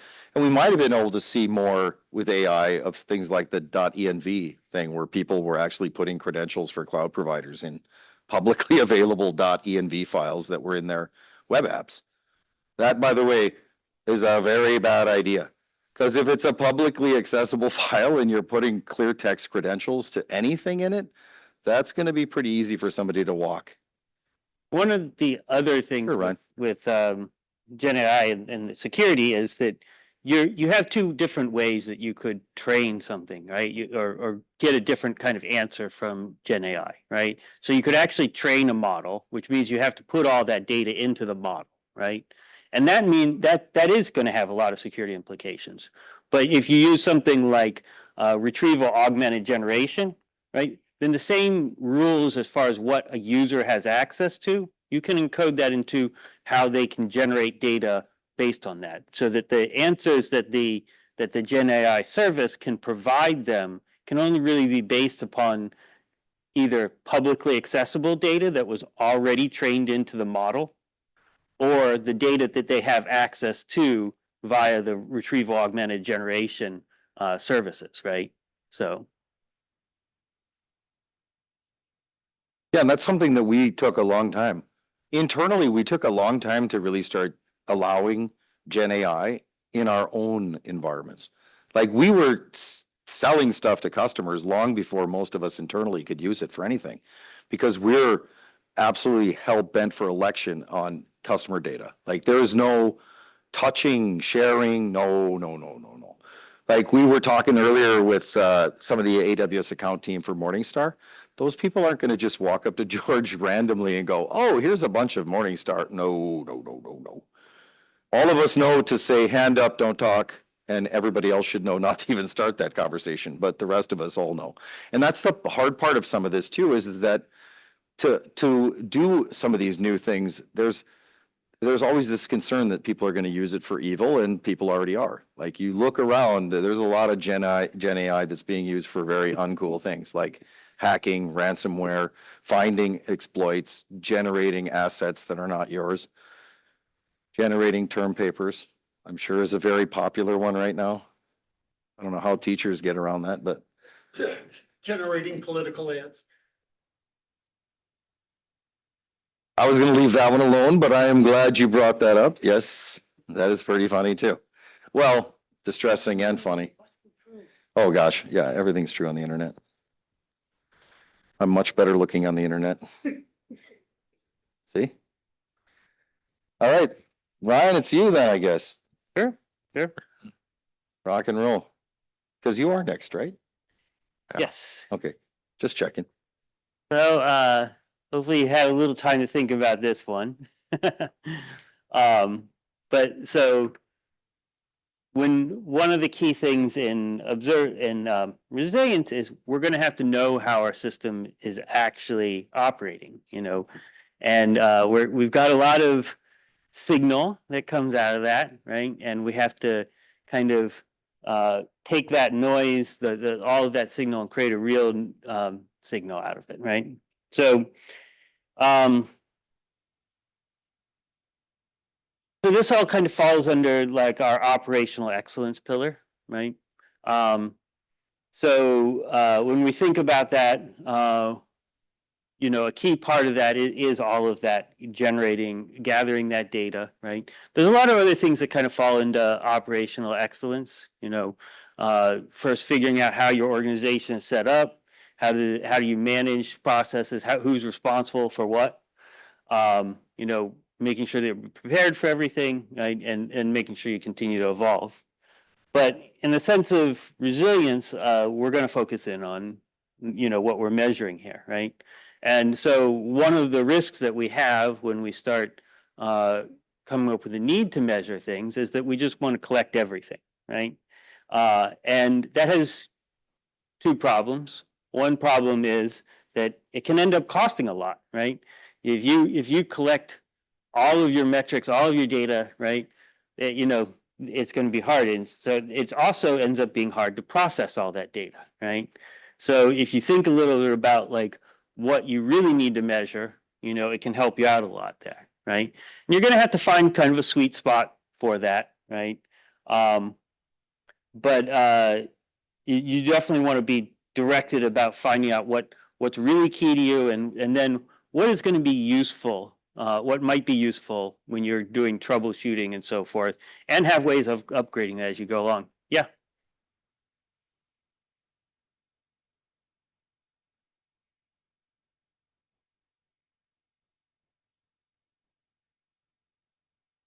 What to measure? Yeah, so I'll get to that in just a minute here, right? So first, like we have three different types of metrics that we're kind of generating here, right? So we have what we call metrics, right? Which is basically the numbers, you know, the graphs and everything that we see there, right? And then you have your logs. You know, then you have traces, and traces are something that give you a way to kind of correlate a request as it moves through your system.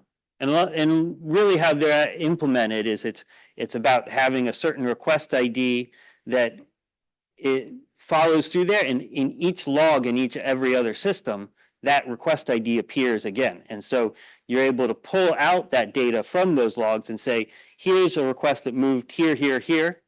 And what that can do for you is it can tell you, instead of saying, I had a problem here for this user here, you can tell which part of it was actually creating a problem for that user, right? And it's a lot easier than trying to reproduce the issue with higher levels of logging and so forth turned on there, right? Another thing is that you can save a lot in terms of efficiency by embedding your metric data into your logs, right? So there's a embedded metrics format where the data for your metrics can be pushed into the logs, and then those logs are processed later and create the metrics out of there, right? So yeah, so how do you decide what metrics you want? So the first thing is, don't just think about things like, you know, the technical aspects of it, like CPU utilization, memory, so forth, right? The first thing you should think about is what impacts your user. So think about what your user's experience is and what defines their experience, right? A lot of times that's going to be how fast responses come back to them, whether responses come back to them. And then also looking at things like how many requests are your users making? Because that could actually be a signal that you're not able to measure the failures that they're seeing, right? That if you see a drop in like the number of customers ordering things off your website, for example, well, maybe it's natural, or maybe it means that the site's down and you don't know about it, or that some group of users there can't get on the internet, right? So being able to measure that will tell you what your user's experience is, and it's really like the key to the business side of it, right? You take those same metrics, right, and you create impact assessment metrics out of those, right? So what impact assessment metrics will do for you is it tells you not just, is this user having a bad day, but how do I want to group my users together, right? In a way that kind of tells us like that there's a group of users that are seeing an impact, and this will help you understand those impacts overall, right? Instead of you know, in getting that kind of information out of it. And then finally, you got your operational health metrics, right? So these are very numerous, right? You probably want to consult there's a section in almost every service that will describe the metrics that are available for those. There's always going to be some judgment in some part of these, right, in terms of what those are. A lot of these metrics are on by default, you know.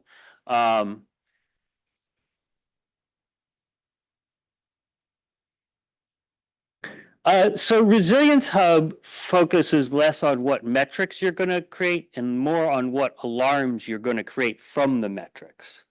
So it has a service in there that will make recommendations about things that you should be alarming on, right? So alarming is something that comes after gathering the metrics, but it is definitely tied together with the two, right? Alarms are what are going to trigger like, you know, either automated actions or send an email to someone.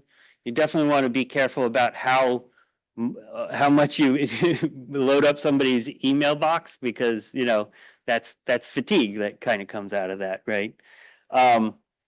but the Resilience Hub is really good on that side of things, of like telling you some of those metrics that would be great for you to monitor there, right?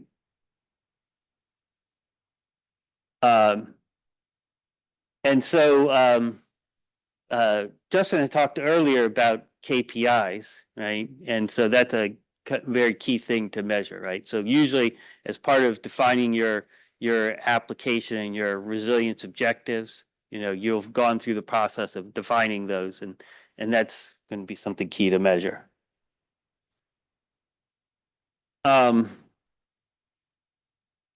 So next, if you're thinking about how do you define downtime for your users, right?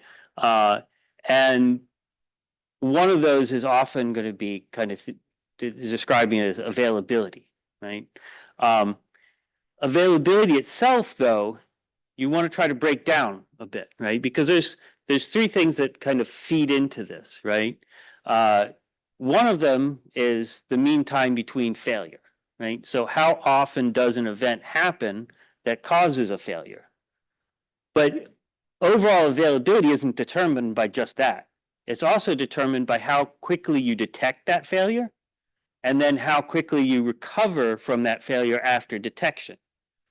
And so all of those combined will tell you over a long span of time, what is your overall availability that you achieve here, right?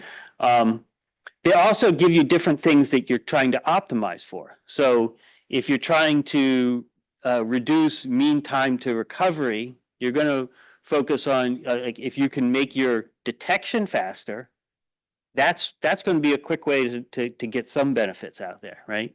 But let's say your detection is already very fast. Well, then it's probably going to be about increasing your time to recovery, right?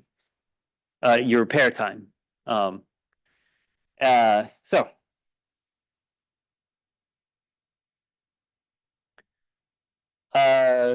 let's say we're trying to go through collecting metrics. So like, let's think through what are the metrics we'd actually see come out here, right?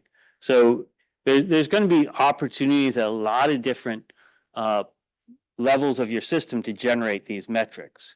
But we start at the front end, right? Because that's our opportunity to really find out what the user experience is here, right?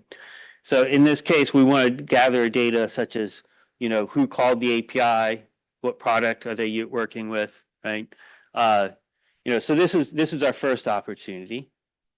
As you move farther down into the stack, you're going to get other opportunities to find out things that will tell you where you have opportunities to improve. So like if you look at a cache, you might want to know how did the item that you served up, did it come out of a cache? How often did it come out of the cache, right?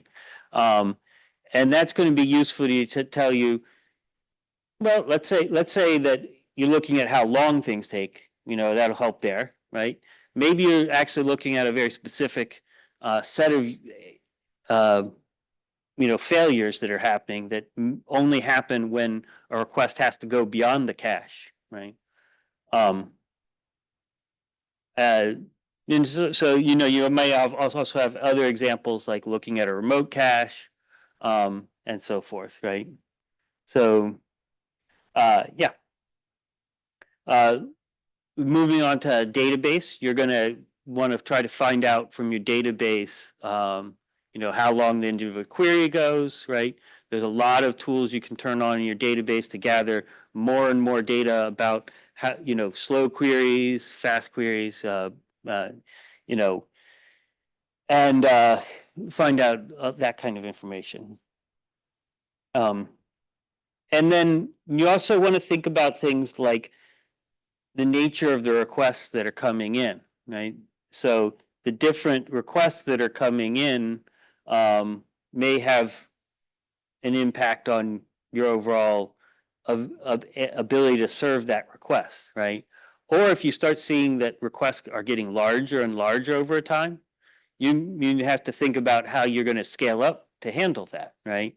So these are all signals that would be useful to have.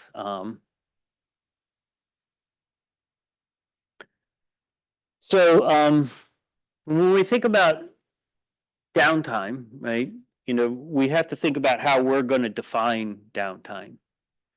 And so it's not usually the case that failures are on off, right? There's many kinds of failures that are more partial, right? Things that are slowing down. So like, let's say that normally your workload responds in 50 milliseconds, but now it's responding in 100 milliseconds. Is that downtime? Some applications, that's fine, right? You're happy with 50, but you're okay with 100, right? And you want to improve it, but you don't consider that downtime, right? Some applications, that would be a downtime, right? You might also be looking at the number, in terms of a service you're operating. There's always going to be some level of errors that you generate, right? And you're going to retry those errors. But is 99.9% okay, or is 95% okay, right? It's never going to be 100%. So you have to define what that really means to you, so you actually can measure it, and define that, right? So another thing you could look at is the drop in the order rate and so forth, right? And then finally, looking at this in the sense of what are the most critical functions, and you want to monitor those more heavily than the less critical functions. Another way that you can look at this is the latency. So thinking through when you're measuring latency, you don't want to just think about it as like just the average, right? You want to think about it in the sense of different groups of requesters, right? And we would describe those as different percentiles, right? So you could visualize this as a histogram, but one of the first ways to kind of is to look at, are the lower 99% of your requests completing in under this time? Is that 1% outlier something that is acceptable? Is it something that you need to spend more time looking at? Is it actually a signal that you have an instance somewhere in your fleet that isn't performing as well and you need to take out a service? This can help you tell you that you have these areas, and if you start to take those that data and kind of drill into where you're actually having problems, you can improve things from there.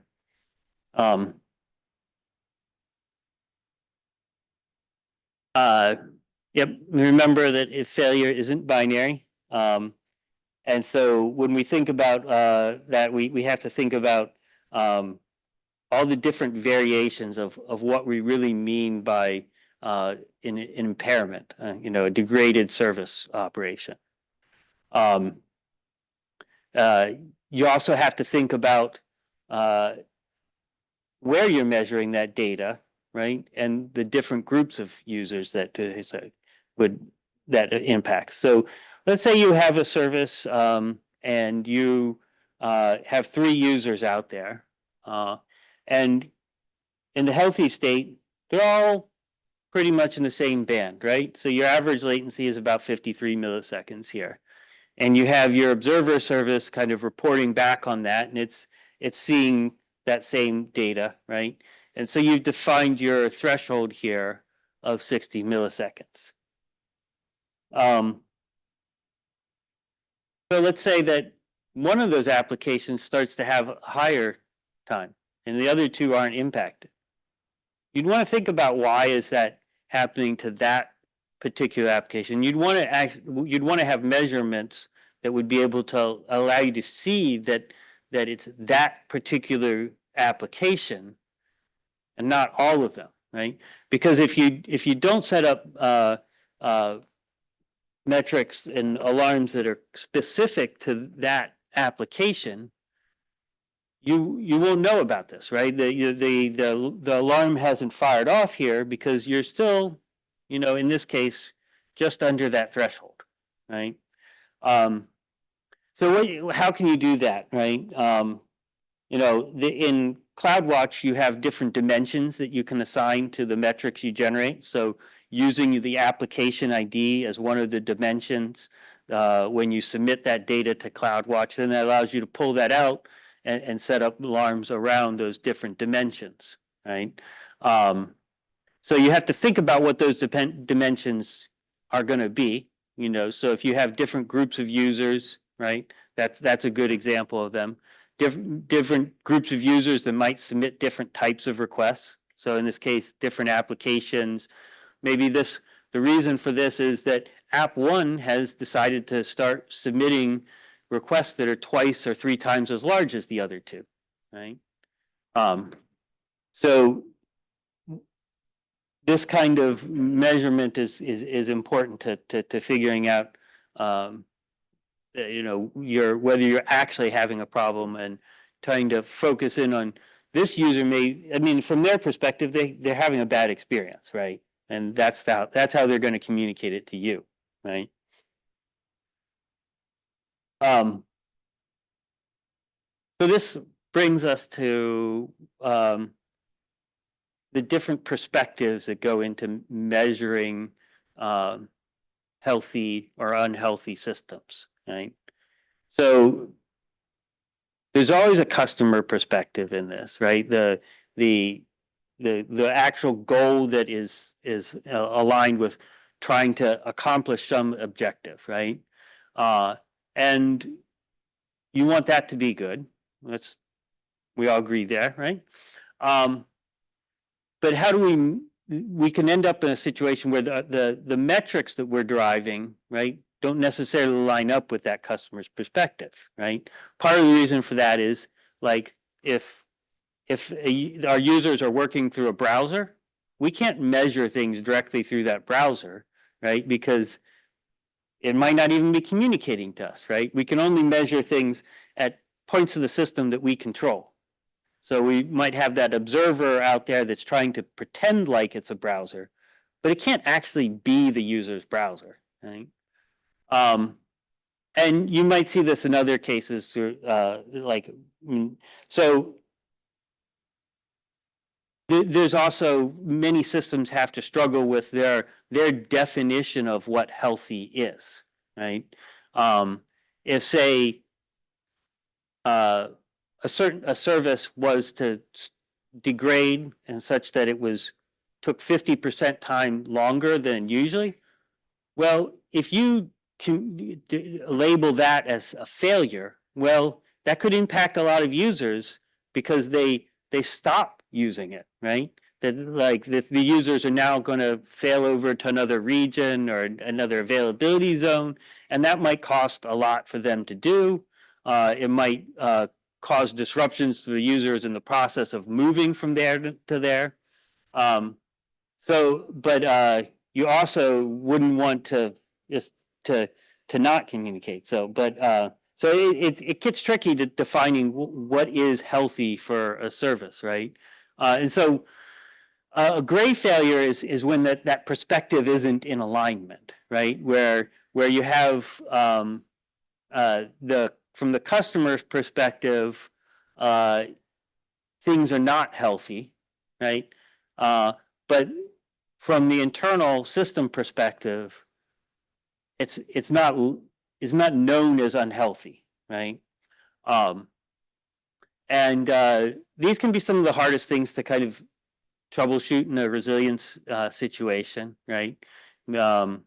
Because your metrics aren't giving you the full story anymore. So recognizing that can happen. There's always the opportunity from this to try to improve your metrics, but during an event, that's not necessarily always going to be the solution, right? And then there's a couple other categories of, we think of, like, the case where from the customer's perspective, it's healthy, right? But from the system's perspective, it's not. That's also bad because It can cause you to take those actions that are unnecessary. And it might actually degrade the user experience from the process. There's risks involved with taking any of those actions. So you want to be careful about doing that. And of course, it's obvious what you do when there's a detected failure. Then everybody agrees you want to fail away from whatever is causing that failure, right? And so this all comes into this concept of differential observability, right? So when you think about our metrics, that's going to be a really important thing to think about there.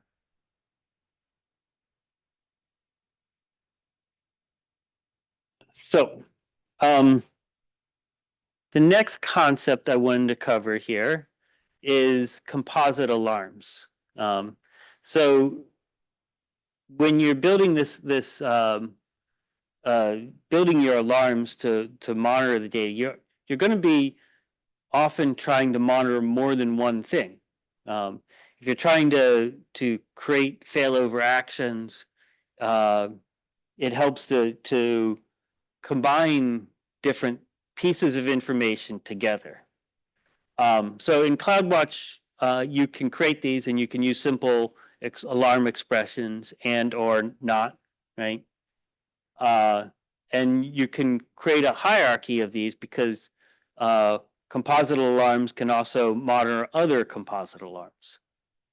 So an example where you would use this would say you have metrics for latency and you have metrics for errors. Either one of those, if your latency is above your threshold, that's your system is degraded, right? And you would want to consider that a failure, right? And errors would also be, if the errors is over whatever your error threshold is, right? You would want to do that, right?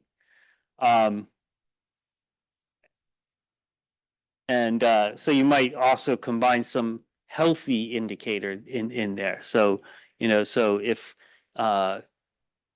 kind of identifying why this might be a problem, where you would say, like, if this is happening and all of your systems have high memory utilization, what that's really telling you there is that you need to add more memory to your overall system, right? Taking all of your instances that are supplying that memory out of your pool, right? Basically reducing your capacity isn't going to help things because it's only going to reduce the amount of memory you have, right? So in that case, that's not a good resolution to this state, right?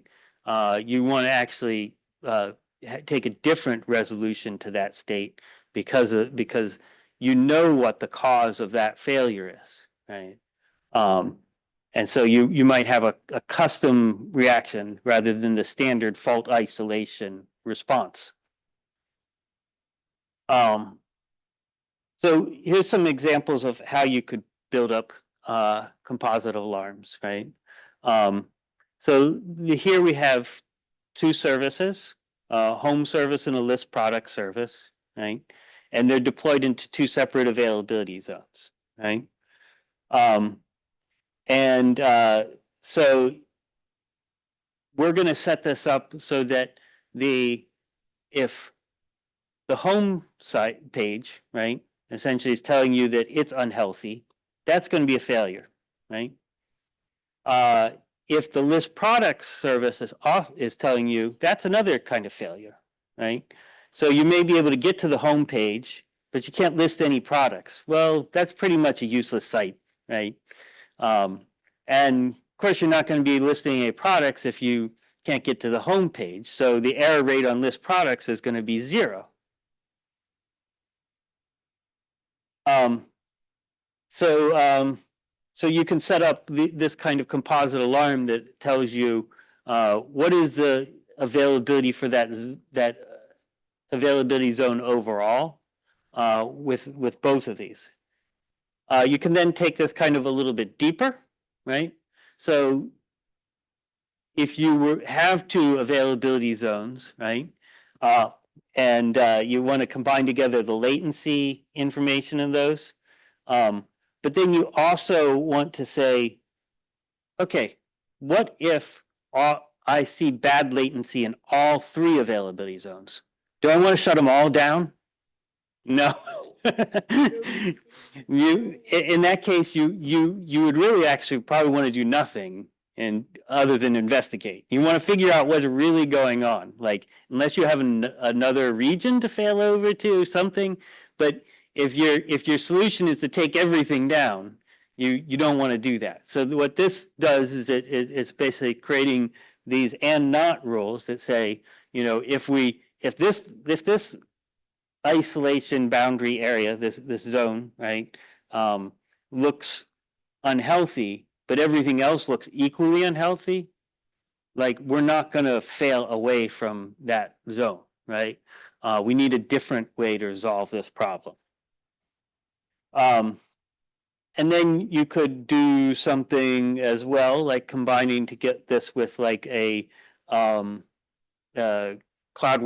Insight rule that would say, look at the number of unique contributors to the error rate, right?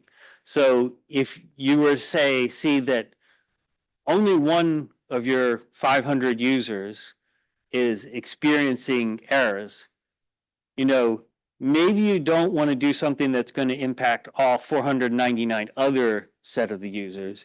Maybe you want to focus more directly in on that group of users and figure out what is it that's different there. You know, so you still might decide that the right thing to do is to fail away, right?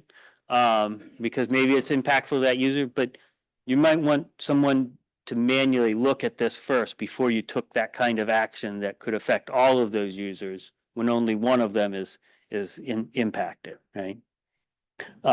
So don't do the automated failover rule there.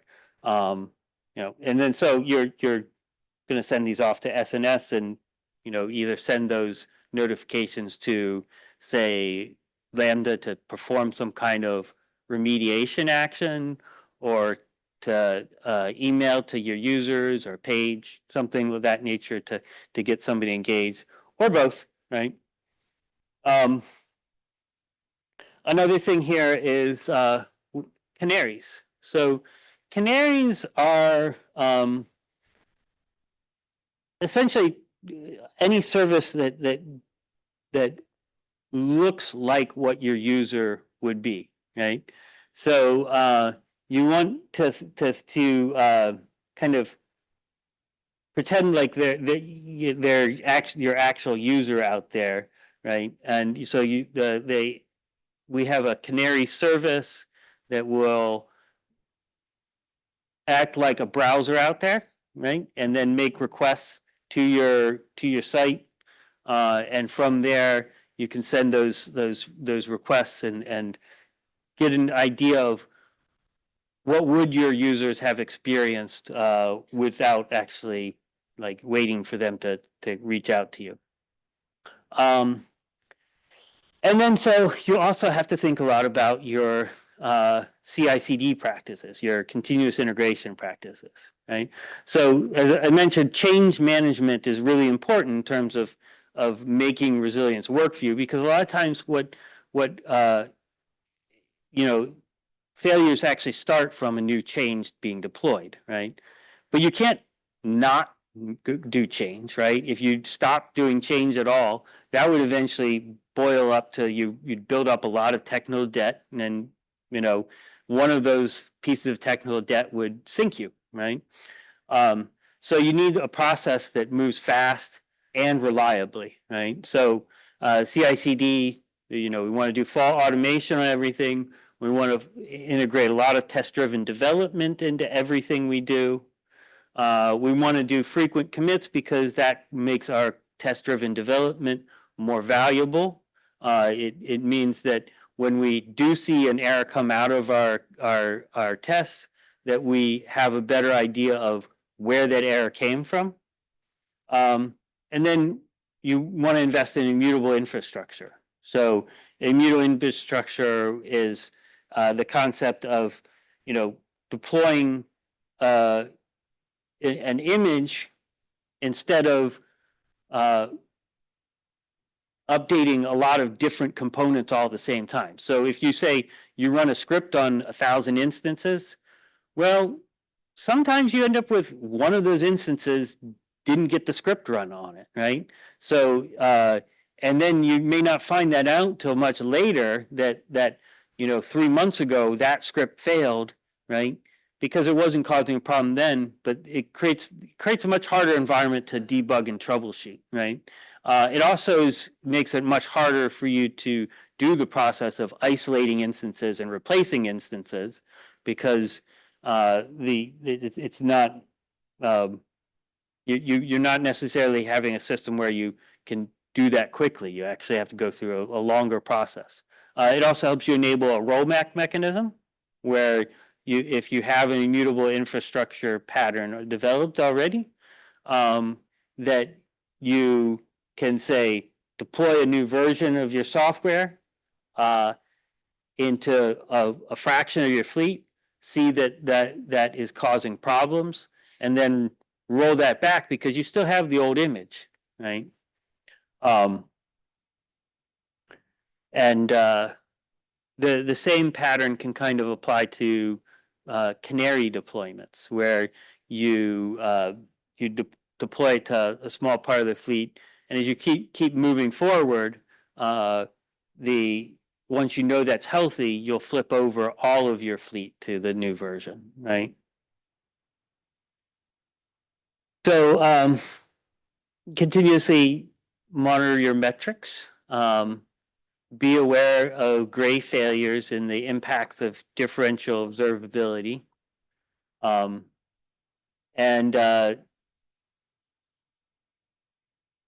be aware that once you detect an impact, that you're going to have to take action to mitigate that, right?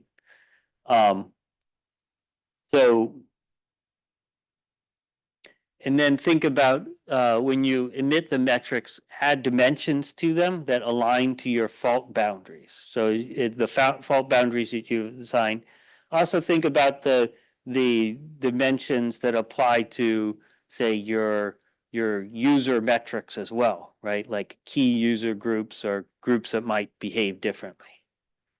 And then think through those user metrics early on, right? And that'll probably require like consulting with the overall business and going through a process of really defining what would be worrisome for the business overall in terms of understanding those metrics. And so these are some of the resources you can kind of look at later. Yeah.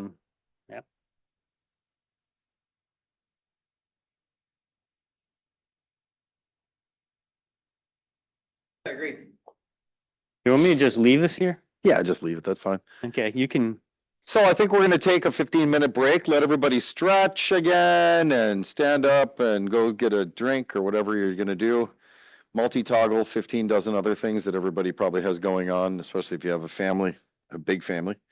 And then, a lot of this too that Ryan mentioned as well, it's super helpful if you think about it, like even like synthetics that we talked about.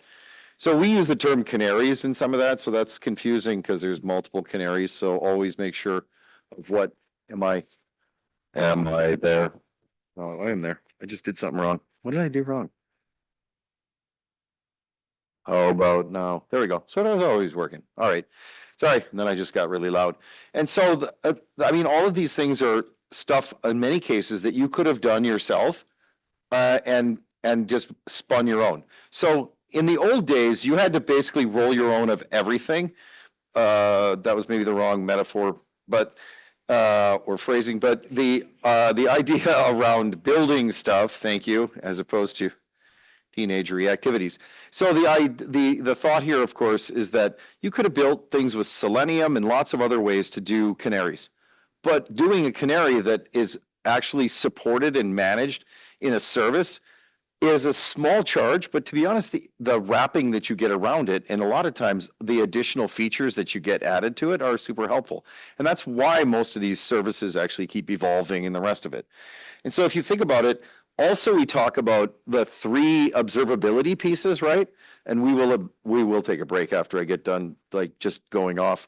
So the thought here, right? Metrics, logs, and traces, but there's also pieces in here, and we talk about it right here. So first of all, visualization is a super important part of it. It's not part of the golden signals that our friends at Google came up with the 3 pillars originally, but of course that. And then if your metrics, logs, and traces are not actually counting as telemetry, like one of the things we see once in a while is people will use logs for operational things that are outside, like customers using logs to verify or validate order data and things like that. That's possible. That's one way to do it, but maybe sending telemetry on that would actually help better. And the telemetry itself as well is basically the 5th for a lot of us in terms of those pillars for observability. And so does everybody understand? Does anybody not understand what a gray failure is? Everybody's got that. So example anyway, just to be super clear, is for instance, you have 10 instances that are running, doing something, serving customer content. One of them is slowly degrading for some reason. And so 10% of the traffic that your app is serving is actually going to be delayed, degraded, or just outright failing. Customers are not necessarily going to call you about that right away, at least not right away. And the idea here, of course, is that because the instance isn't just physically dead, it's not on-off binary failure, there's this idea of still trying to figure out, like, what is that? That's why when we talk about those composite of alarms and metrics and the rest of it as well, it's layers. Like in AWS, all of our services use layers of alarms and alerts and metrics. So at the most granular level, trying to find things that are impacting. But finally, at whatever the lower or top, the bottom or the top level, depending on how you flip it, is it'll say, this is having some impact. Just overall, we should recycle this instance, for instance, or flush this cluster or whatever. And some of those things can be intrusive. So, keep an eye on, those are the hardest things to find. When you're talking about observability and the rest of it, gray failures and some of these things are just a pain in the buns to find. Life is that way. But that also, if you're an expert treasure hunter, like, to be honest, most nerds are, and I use that term lovingly, of course, or geek or whatever your favorite phrase is, or computer scientist or what have you. All of this is about, exercising those skills. And eventually Gen AI will help us a lot in these things, but it's going to take time. And it's never going to do the job of a human, at least not in the next 10, 20, 30 years, I don't think, in terms of like thinking and innovating. So good, let's take 15 minutes now. We'll actually take 17 minutes because that'll make it a nice round 3:15. Cheers. And thank you. Perfecto. Glad you can leave. Teenagers ever come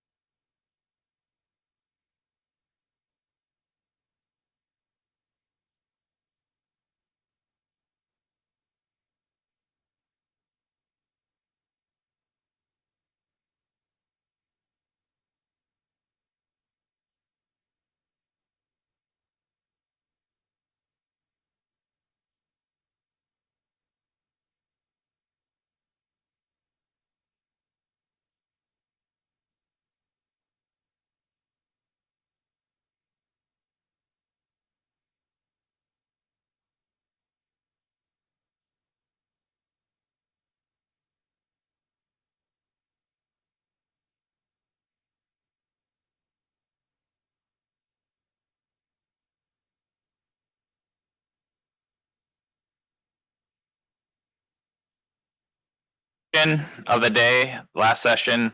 We'll go ahead and get started. Just to fill out our resilience lifecycle framework, we're going to be talking about responding and learning to events. So starting with the question, and I need to know the most important metrics, and there's a lot of noise. So how do we respond? How do we respond to events and to notifications? What if there's too much noise? And that can be the pendulum swung from not having any alarms to now I've got way too much noise. So the goal is really, and Ryan talked about it, there's things like composite alarms, but what we need to do is we need to separate the signal from the noise. So here's a graph of latency versus time, and there's a spike. There's a spike in our query latency, but how do we know what happened there? What is this graph helpful to us? We have a P99 and it caused a high severity incident and it pushed alarms. We have slow queries, but this may not help tell us, and say this is a query against like DynamoDB. Well, what happened? Why did our query latencies go up? And who was affected? How are they affected?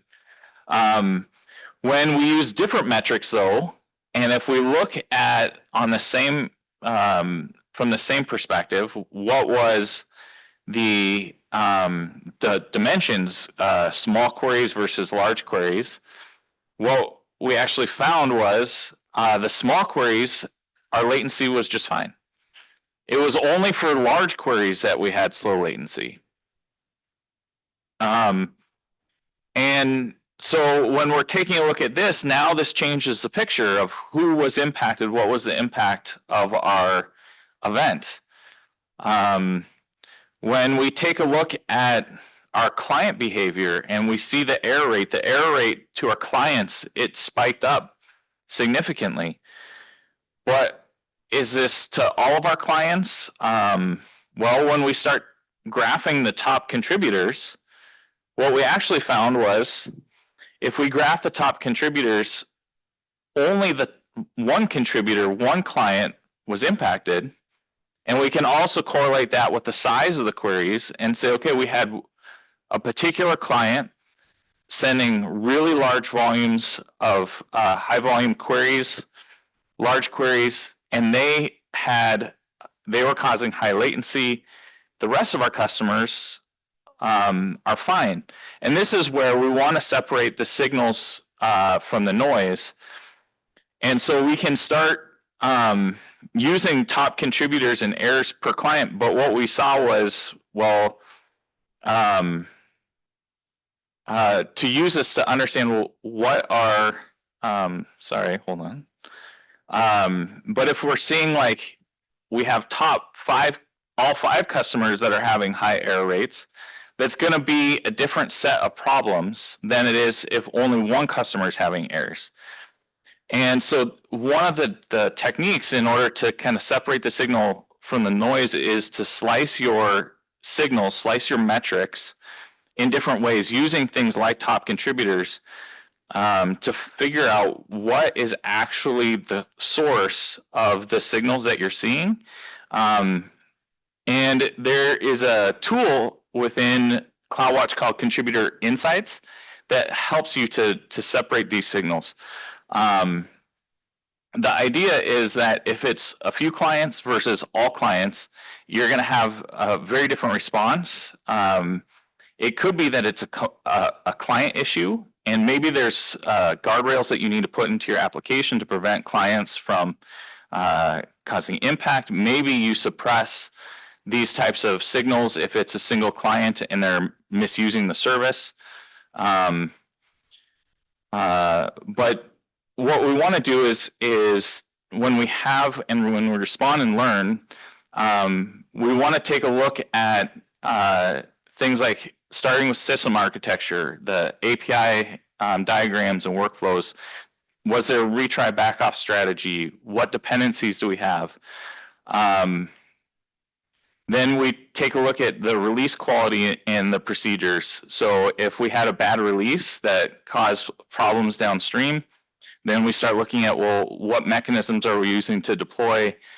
Could we have caught that release earlier before it affected users? How could we have caught that? Were we able to automatically roll back incorrect deployments? And then when we're talking about responding and learning, having mechanisms within your organizations to process incidents and do event management. So what operational goals are our operational goals identified, and what preventative measures can be taken to prevent future incidents. So you start to create kind of a checklist to say, okay, based on these incidents, how can we respond and how can we learn? And then how can we share those learnings or put in guardrails to prevent that from happening? It's part of a post, and then as part of the post-incident analysis as well, looking at not beyond just what do we learn and what do we action on, take a look at the people and process. How do you improve the people and process? How do you improve the culture of the organization? Are you putting your people in a place that they have the opportunity to create incidents? And I think that's one of the things that from the AWS perspective, when we're doing the learnings from an incident, again, like I mentioned before, blameless postmortems are important. Making sure to talk about what happened instead of who did what. But taking the opportunity to improve people and process, and the processes essentially are there to protect our people. And then how do you show, George used the example of their, if a particular application had an incident and they learned from that incident, what other applications have that similar pattern and are susceptible to that same potential incident? And can you share the knowledge organizationally? And how do you share that knowledge organizationally so that everybody benefits?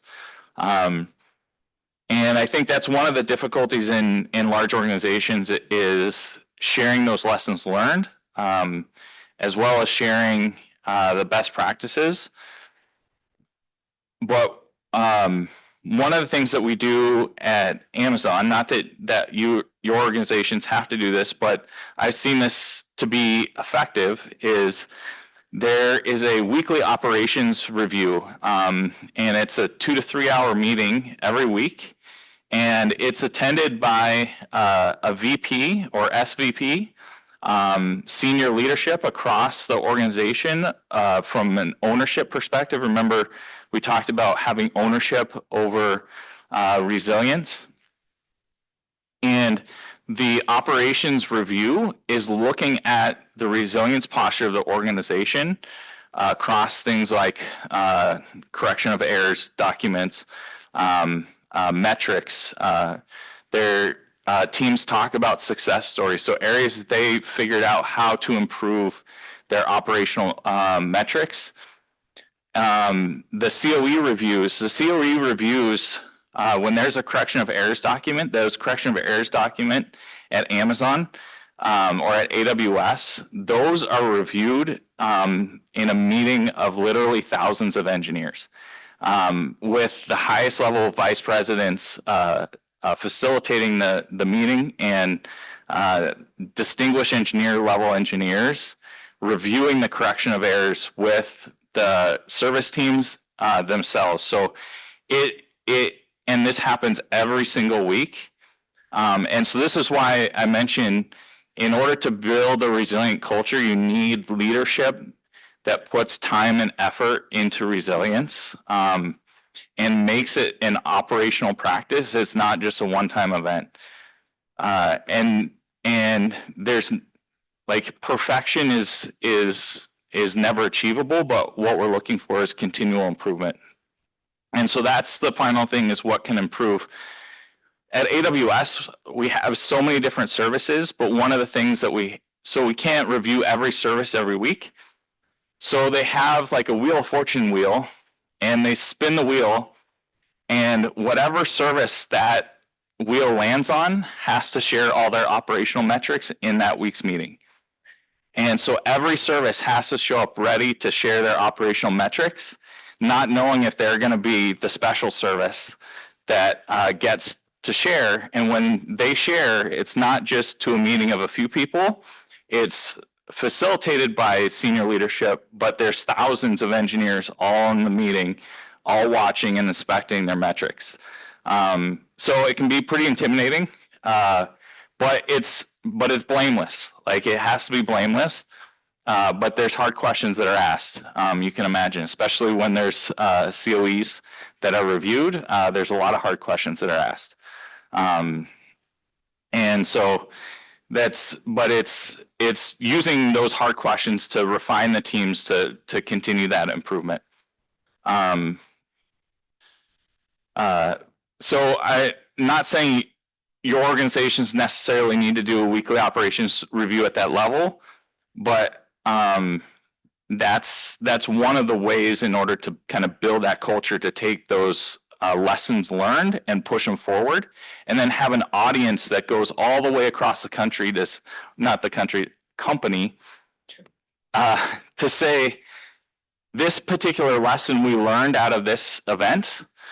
And one of the questions that then gets asked at the leadership level is, how do we apply that lesson across the organization? And you ask the leaders that are all either the leadership themselves or the representatives, how do we apply this across the organization?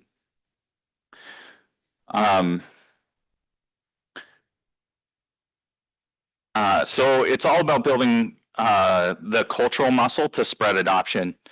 That's the hard thing. Like, there's I mentioned our CTO says everything fails all the time. The other thing he says is there's no compression algorithm for experience. And it's true. There's so much that you learn through experience, but when there's teams that aren't able to experience firsthand, the next best thing is that they can learn from your mistakes. If you're a parent, you know how sometimes difficult that is to get your kids to believe you. But hopefully in the work environment, you can learn from each other's mistakes.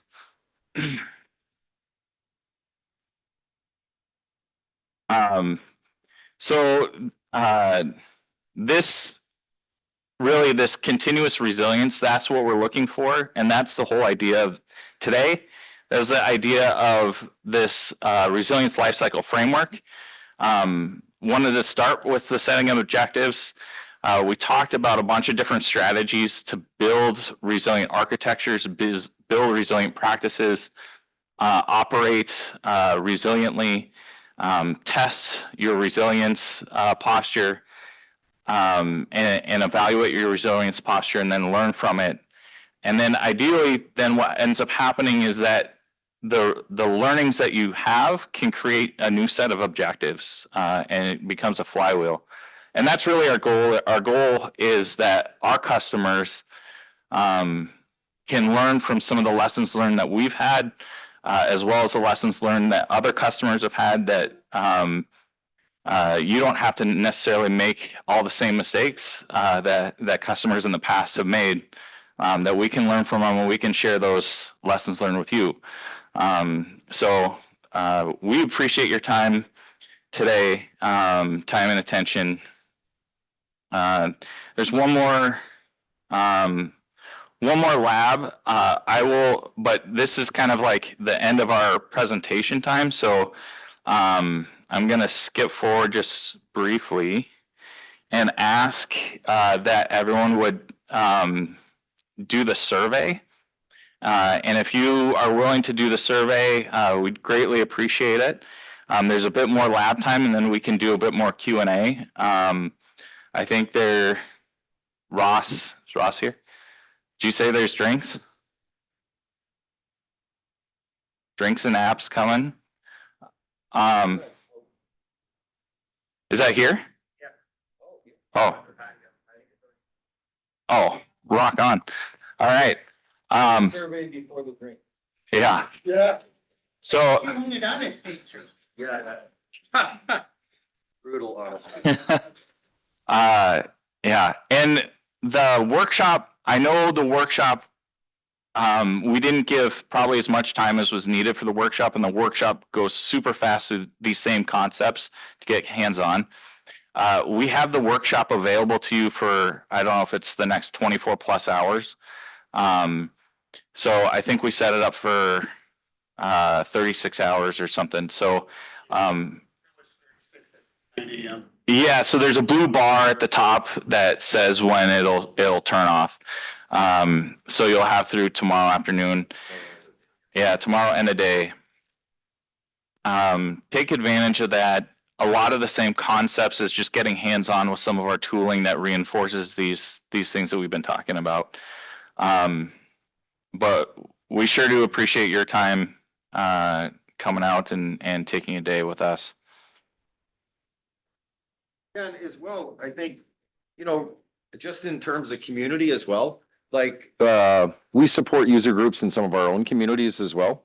At least I know I see myself at the user group in Minneapolis.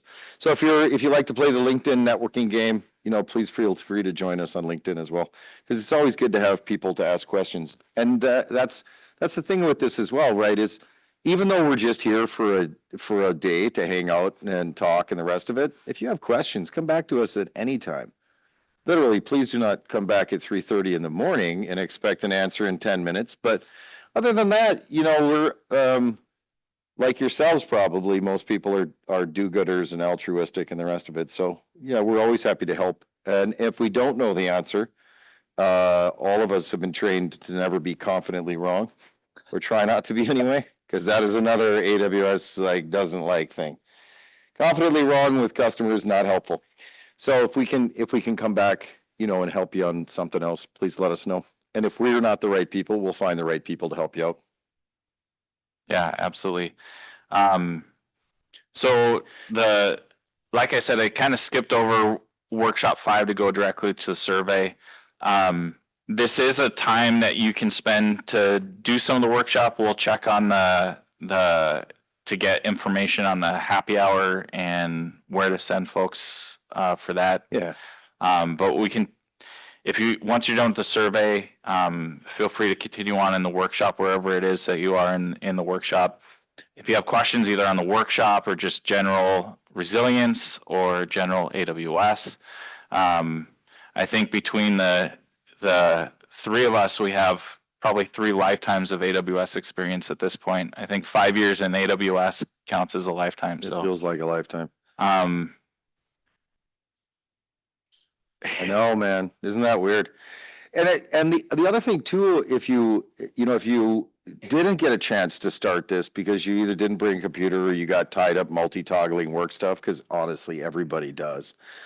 If that, you know, that happened, you could even start this thing tomorrow. I mean, if you really kind of take it easy, it should ultimately take about 4 hours. But I've seen people jam it in 2. So, you know, but the idea, of course, is to learn and play around with it and see what you got, because the tracking and validation is hard. Now, this is only going to be for AWS services. When we talk about Resilience Hub, it's funny because the way that we extend fault injection service with scripting, you could actually script multi-cloud events and even hybrid, like on-premise, your own, you know, personal company clouds through it, because you can run almost anything from that, which is not necessarily entirely recommended. It's the same thing.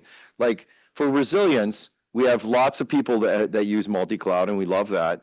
You don't run one workload across, to be honest, probably 2 clouds. You usually don't run one workload across 2 regions. You run a cell in one region and a cell in the other region. But running the thing across huge distances, it just eventually, you know, you're going to run into issues. And especially it's in the end, the apps should be running wherever the data resides. because data residency is probably the most, one of the things we see when people start striping multiple clouds and the rest of it. Even folks like Snowflake don't stripe clouds. You run in an account in one cloud in one region, and then if you want to run in a different region, you set up another account. So, Yeah.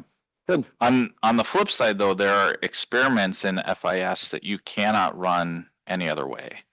So an example would be you could simulate the failure of EBS volumes that are attached to your EC2 instance. And you could pause I/O on the EBS volumes. So we've seen this happen in events. Take an availability zone, and maybe there's one data center and one availability zone, and that data center loses power. It loses its primary, and it's not able to fail over power. And the data center that lost power happens to be where your EBS volumes reside. The EC2 instance still says it's healthy, and it still says there's an EBS volume attached, but the EBS volume doesn't respond. How would your application handle that? That the storage doesn't respond to block I/O requests. And Probably not well. probably not well, but would it fail the health check, or when would it fail the health check? When is a huge. When would it fail the health check?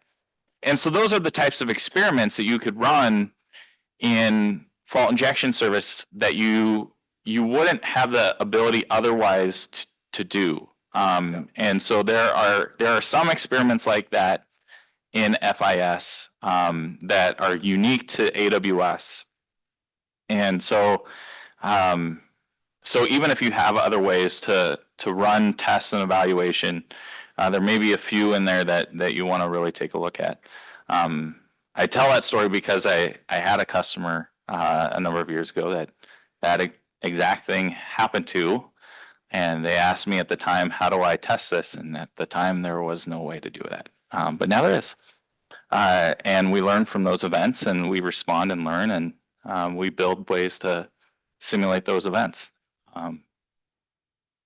Yeah, and if you're somebody who works in a customer who has an assigned SA or a TAM or something like that, you should tell them that you were here, because they may be like, wow, that's awesome. I'll send you some swag, because we didn't have the swag to bring along this time, but that's all right.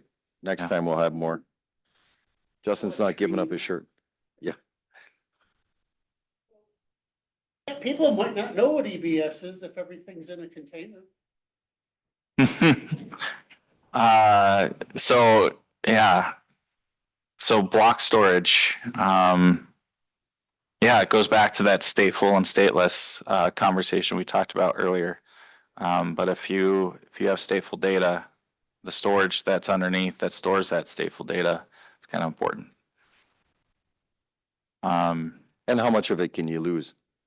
Like that's the interesting thing is that you can't technically really define most of these recovery times and recovery points. We can, with Resilience Hub, we can evaluate the metadata, which, by the way, that's all that does. That isn't going in. It has no view into customer data. It can't see nothing other than the metadata that you're feeding it. So, and that's the infrastructure as code files, right? So it's not, you typically want to run this thing in production, because after you've tried it in test, of course, for your prioritized most critical apps, because it may show you gaps that you didn't even know existed. Like that, if you didn't know that was even a possibility, that an EBS volume could slowly degrade its performance or just completely stop performing, you wouldn't even know to look for that. But that's even just looking through the list of experiments, it shows you things that you might not have even realized could possibly be impacting your workload or your app or whatever you want to call it, your piece of the pie. Yep. Yeah, it's I think one of the things that I think probably all of us have things that we've come across working at AWS and working with a lot of customers. And I think that's one of the valuable pieces of experience that each of us has gained,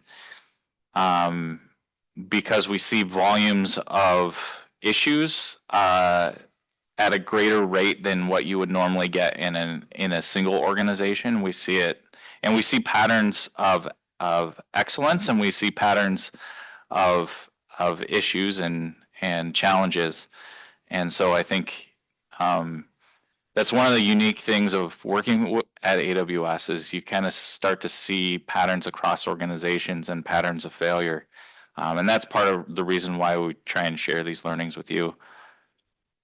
Well, and some companies have really kind of not open door on everything, but for senior leadership have open door to when you see a risk, and it's just like DevOps where you're held blameless. So if you bring forward something that seems like a risk, that it probably should be evaluated. Now, always vet it with whoever is as well your favorite peer, just to make sure that you're seeing the right data there. But having that ability to bring those kind of risks either to your leaders directly for whoever your manager is, or if you're a leader, then your directs and skips and the rest of it. Because the worst thing is, and this is something that we see in AWS as well, if somebody knows that a customer is at risk for some kind of resilience thing and they don't say anything, and then we find out about it later, man, that's never a fun meeting. That's not the donuts with HR meeting, but it's not a fun meeting either. So it's stuff to consider too, because culture, it's the culture of being open to hear about things and then making informed decisions, right? Because just because there's a risk, that doesn't mean you have to do anything.